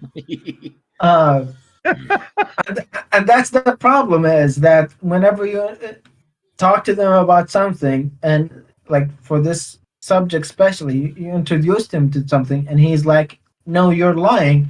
I didn't say anything from my own. I'm just reading to you the exact text and you calling me a liar. So that's just mind baffling. It's like, you could read it yourself.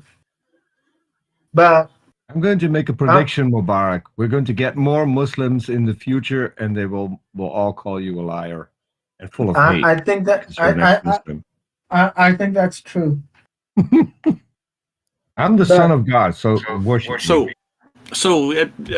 Thank you, Mubarak. Since Peter was just interjecting, why don't you tell us next what your final thoughts are? So I want to apologize to the rest of the panel, because I got a little heated about the whole liar thing. I hate it when people are called liars when there's no evidence that they are lying, because in order for people to lie, you have to have a reason to present false information. And unless you can point out what someone's reason is, and even so with what Mubarak did, just presenting a text and then just saying they're a liar, coming up here and saying you have to read the Quran in the original Arabic and then trying to convince us that we need to go to Google Translate because his translation is the best one. I don't get it. You can say that someone is wrong. Don't call them a liar, because we're not here to lie to people. If we present something to you, we might be wrong, but we're not lying. That's not something we need to do in order to keep the position that we have. We're atheists for a reason, not because we're lying, but because we don't see enough evidence for there to be a God. Now, if you come on here, you can present your evidence. Or a goddess. Yes. So you can come on here and you can present your evidence, but don't accuse us of lying, because it has no meaning. It literally, none of us is up here to lie to people, because why would we? We're atheists because we take the honest position that we can think of. So that's my thought. Anyway, we're still a good conversation, and I'm really happy that we got Mubarak on the panel, because I think that he can fill a void that we had so far. Yeah, no, this is great. I see that Wee has just joined us, so we'll just hold off on our final thoughts and just hear what Wee has to say, and maybe we'll go about 5 or 10 minutes. Hello, Wee. Welcome to the panel, and thank you for joining us. Hi. So I heard you guys were talking about so maybe the 2 topics ago, you were talking about other books and how they also make predictions and they've been shown to be true. So therefore, their idea of a god is right. So how can two different gods be right? Either one is lying, right?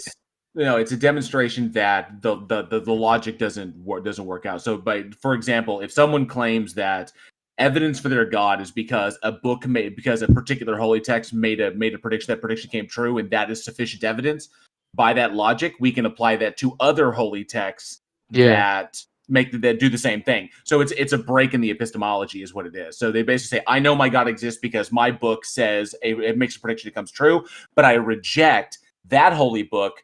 Even though it made a prediction that came true, I reject that. So it's a break, and that's what that's meant to demonstrate.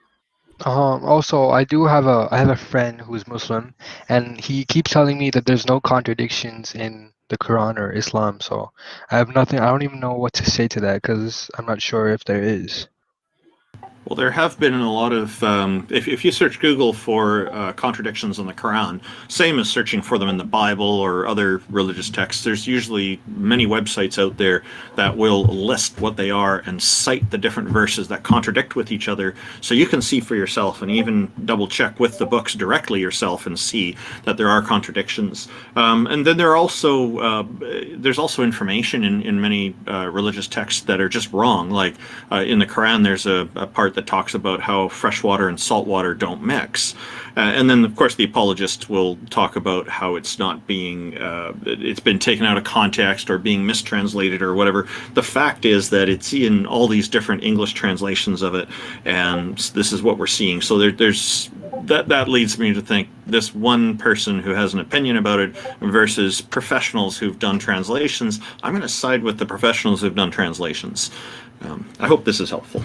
Also, we were talking about it earlier. You should bring up the chapter, The Ant, in which Solomon has not only a wonderful conversation, but he starts laughing at how silly the ants are for talking to each other, and then he gives them orders. And so if you like a contradiction, that's not physically possible as far as we can tell.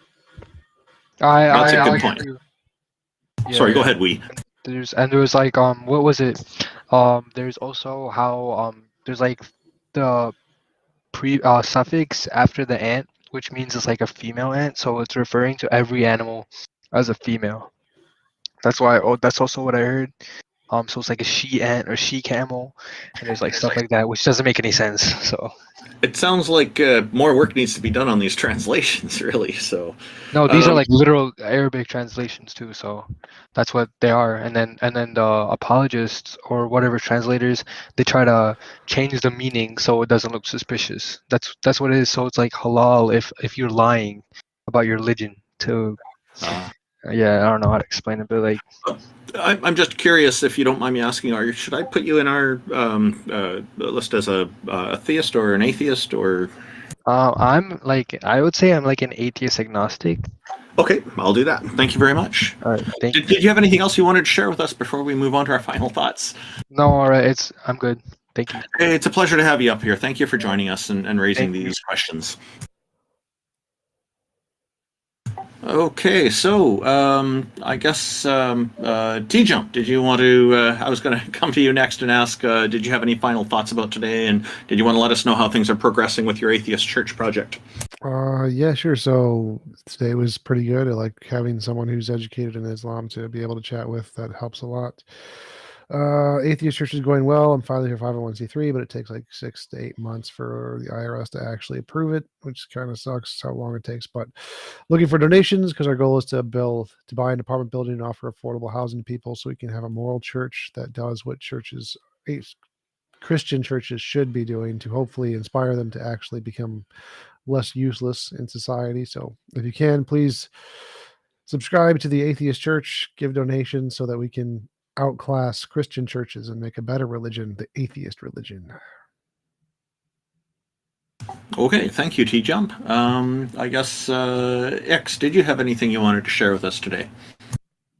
I got here kind of late, so I'll pass, but I did enjoy having Mubarak and his knowledge of Arabic and the text. That was great. So thanks for joining us. Great, yeah. It's always great to see you. JL Warren, your final thoughts. This was a fun one today. Some good quality conversations and some wacky ones. That this was a lot of fun. It's always a little interesting at the beginning, but I think we found our groove, and so the big huge thank you to Mubarak especially. So great to have you part of the panel. I think you fill a necessary gap that we had a gap there. I think you filled that up quite well. And then, of course, Ix, Jack, Peter, Randolph, TJump, Amy, Taco, thank you all so much. Appreciate that. Of course, everybody else, whoever comes on the stage. Kind of a bummer. It's a bummer, that King Xerxes won't be joining us for a while, so I hope everything works out for him. And don't forget, www.darthdawkins.com. Get your official Darth Dawkins squeak toy. Yeah, and these links can also be found in the theisthelpline.com website. If you click on About, the link at the top right corner, you'll find a link to all our hosts, including the one that JL Warren just mentioned, and also TJump's Atheist Church, and so on. Jack Burton, your final thoughts. Want to welcome Mubarak again. Thanks. Welcome to the panel. And of all the Sundays I spent on Discord in the morning, this was definitely one of them. Thank you. Amy, your final thoughts. Well, I just want to agree with Jack as a starter. It is definitely a day that ends in Y, and I'm lovely to be here with all you guys. So just very quickly, we do share common ancestry. Abiogenesis is the most likely hypothesis that we're leaning towards. Macro evolution's time. Legal and physical laws are two different concepts. We make up legal laws, and physical laws are just descriptors. It's the difference between prescription and description. We shouldn't presuppose a God. Genesis 22, even though it includes Abraham, doing the OG sacrifice, it was evil even back then. You can't have sacrificial magic, for lack of a better time. Lions can't speak English. Once again, I just want to send a lot of love to all of the people that tried to make Simba come to life in CGI and failed. So thank you for that. But the cartoon's still good. And ants can't talk either. But I will say, welcome Mubarak, and I want to send love to JL Warren's, TJump's, and Randolph Richardson streams. You guys should all be following, and subscribing. And I want to thank Ix, Jack, Peter, Randolph, TJump, JL Warren, Taco, and Mubarak. Thank you guys so much. Okay, thank you very much, Amy. I'm just going to say thank you to Politics Discord at discord.gg/politics if you're not online live right now and need a way to get to it. They sponsor us by providing this stage and this lovely audience that comes and joins us and challenges us with their ideas, and we always appreciate it. We're also, Canadian Atheists is also helping with taking care of the website and things like that in the back end for us. So we're really appreciative of all this. The work that Taco has done to organize this is so important. He's the reason we're all here and brought together on this, which is why I'm going to leave the last words with him after just saying again to our audience, thank you to everybody for tuning into this and participating in the various ways that you do. If you know of anybody who is interested in this show, please feel free to share the website with them, which is at www.theisthelpline.com. And again, the About section and the Sponsors section I'll draw your attention to. We also have the schedule of all our upcoming programs there. Thank you very much. Taco, your final thoughts. Yeah, that was awesome. Mubarak, you rock, dude. Good job. We definitely were weak there, and now we aren't. Now, Zionist Jules did have a question. Do we have time for a quick question? Just before we, sure, just as long as it's really quick, just before we do that, Mubarak, I just want to make sure that I'm getting your name correct because I'm hearing a lot of different variations on it. Is it Mubarak?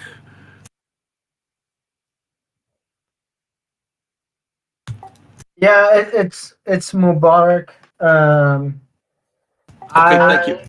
I really don't. If you are in vicinity of how my name is, I will respond. No problem. I'm just doing my best. I always try to get it right, and we're all new to you here, so we're still getting used to it. And I had it wrong when I first asked you earlier. So, Zionist Jules, welcome and thank you for joining us. We've just got a few minutes, but go ahead with your question, sir. My apologies, and I'm really sorry for doing this last minute. I'm very thankful for the guests on this panel. So I just wanted to ask a really quick question. I'll be off the stage. And this is directed to Mubarak. There's this concept that I've heard about taqiyya. Apparently, it's like the Muslims' ability to lie so they could further like their Islamic goal. Is that the right interpretation of what taqiyya is? That's complicated because they will interpret it the way that they want to. As in, you can take it as in, well, that's giving them permission to lie. They'll give the apologetic, well, it only means to lie under duress. And so it's why we shouldn't rely on holy texts. But back to the panel. Yeah, the taqiyya is more, it's complicated because it's the reason for it in Islam is to lie under duress. So if someone is standing above your head saying, denounce Islam or I will kill you, you could denounce Islam. But in later years, it has been stretched somewhat that you could lie to someone else to convince them that Islam is good. There's a story that is repeated. It most likely not true, but it's repeated among like scholarly circuit when it's a da'wah man. And it's a guy who had a neighbor who's Christian. The Christian was an alcoholic, and the guy is Muslim. And he kept telling him, if you convert to Islam, it will be good for you. You should just convert to Islam. But then he said, well, I like my alcohol. I like to drink. And the guy said, well, if you convert to Islam, will not stop you from drinking. So the guy converted to Islam. And he said, well, now you're a Muslim. If you drink, we're going to give you the punishment of drinking, which is you get public lashing. And if you want to leave Islam, now you're an apostate, so you will be killed. So basically, that is a sense of the taqiyya, kind of, if it explains anything. that you could use white lies within air quotes to convince someone, because the lie, the problem from lying is less than the benefit of converting someone else into Islam. And it differs from every scholar interpretation. Some people say you shouldn't do it unless you're real under duress, and some people say you could use it basically on a daily basis. And this is the last question. I'm done. Would you say during this whole panel where we had like Muslim people on, do you think they could use taikia under those situations? Right. I think the specific when I asked the person to translate the meaning of the word, and he totally denied it, which is like he just straight on lied. There's nothing else but to lie, and the only reason he lied is to make Islam look better. So yeah, I think there was some of that. Thank you for joining us, Zionist Jules, with those great questions. Taikia is an important concept that comes up a lot, and I think Mubarak summarized it very well for us all. Thank you, Mubarak. Yeah, when it comes to the earlier accusations about everyone on the panel lying, not everybody was even speaking at that time, but for myself, if somebody accuses me of lying, I'm going to reject it as well. That's a normal thing to do when we're actually not lying, is to reject the accusation. I don't think anybody really takes it personally, because we know people get kind of heated in these things. We're after good quality conversation, and if people can phrase things a little differently, such as in terms of I think you're misrepresenting things, or that feels to me like you're lying, you probably get a lot further with people in general than just making an outright accusation. But this is only a suggestion. You know, present yourself however you like, but my hope is that this is helpful to you. Thank you, everybody, and I guess Talk is going to close the stage now. Again, to everybody in the audience, we greatly appreciate this, and we just got a comment in our YouTube audience from Lorraine Drosophila. I'm probably getting her name slightly wrong, but I'm trying. She wrote, "Thank you, Randolph. I appreciate you posting this for us non-Discorders." Yes, we are also broadcasting this on YouTube. TJump and JL Warren are also doing that on their channels, and we are very happy to be able to make this accessible to people outside of Discord as well, and have permanent records of it on YouTube, because people do enjoy listening to these. Thank you very much, everybody, for everything. Good night. Taikia, not just assemblable furniture from Thailand. Oh, it's different than, how would they pronounce that in IKEA? I guess Taco's moved himself out of here, so I guess I'm going to have to close everything down. So sorry, I'm trying to figure this out with these new perms. I think I got it.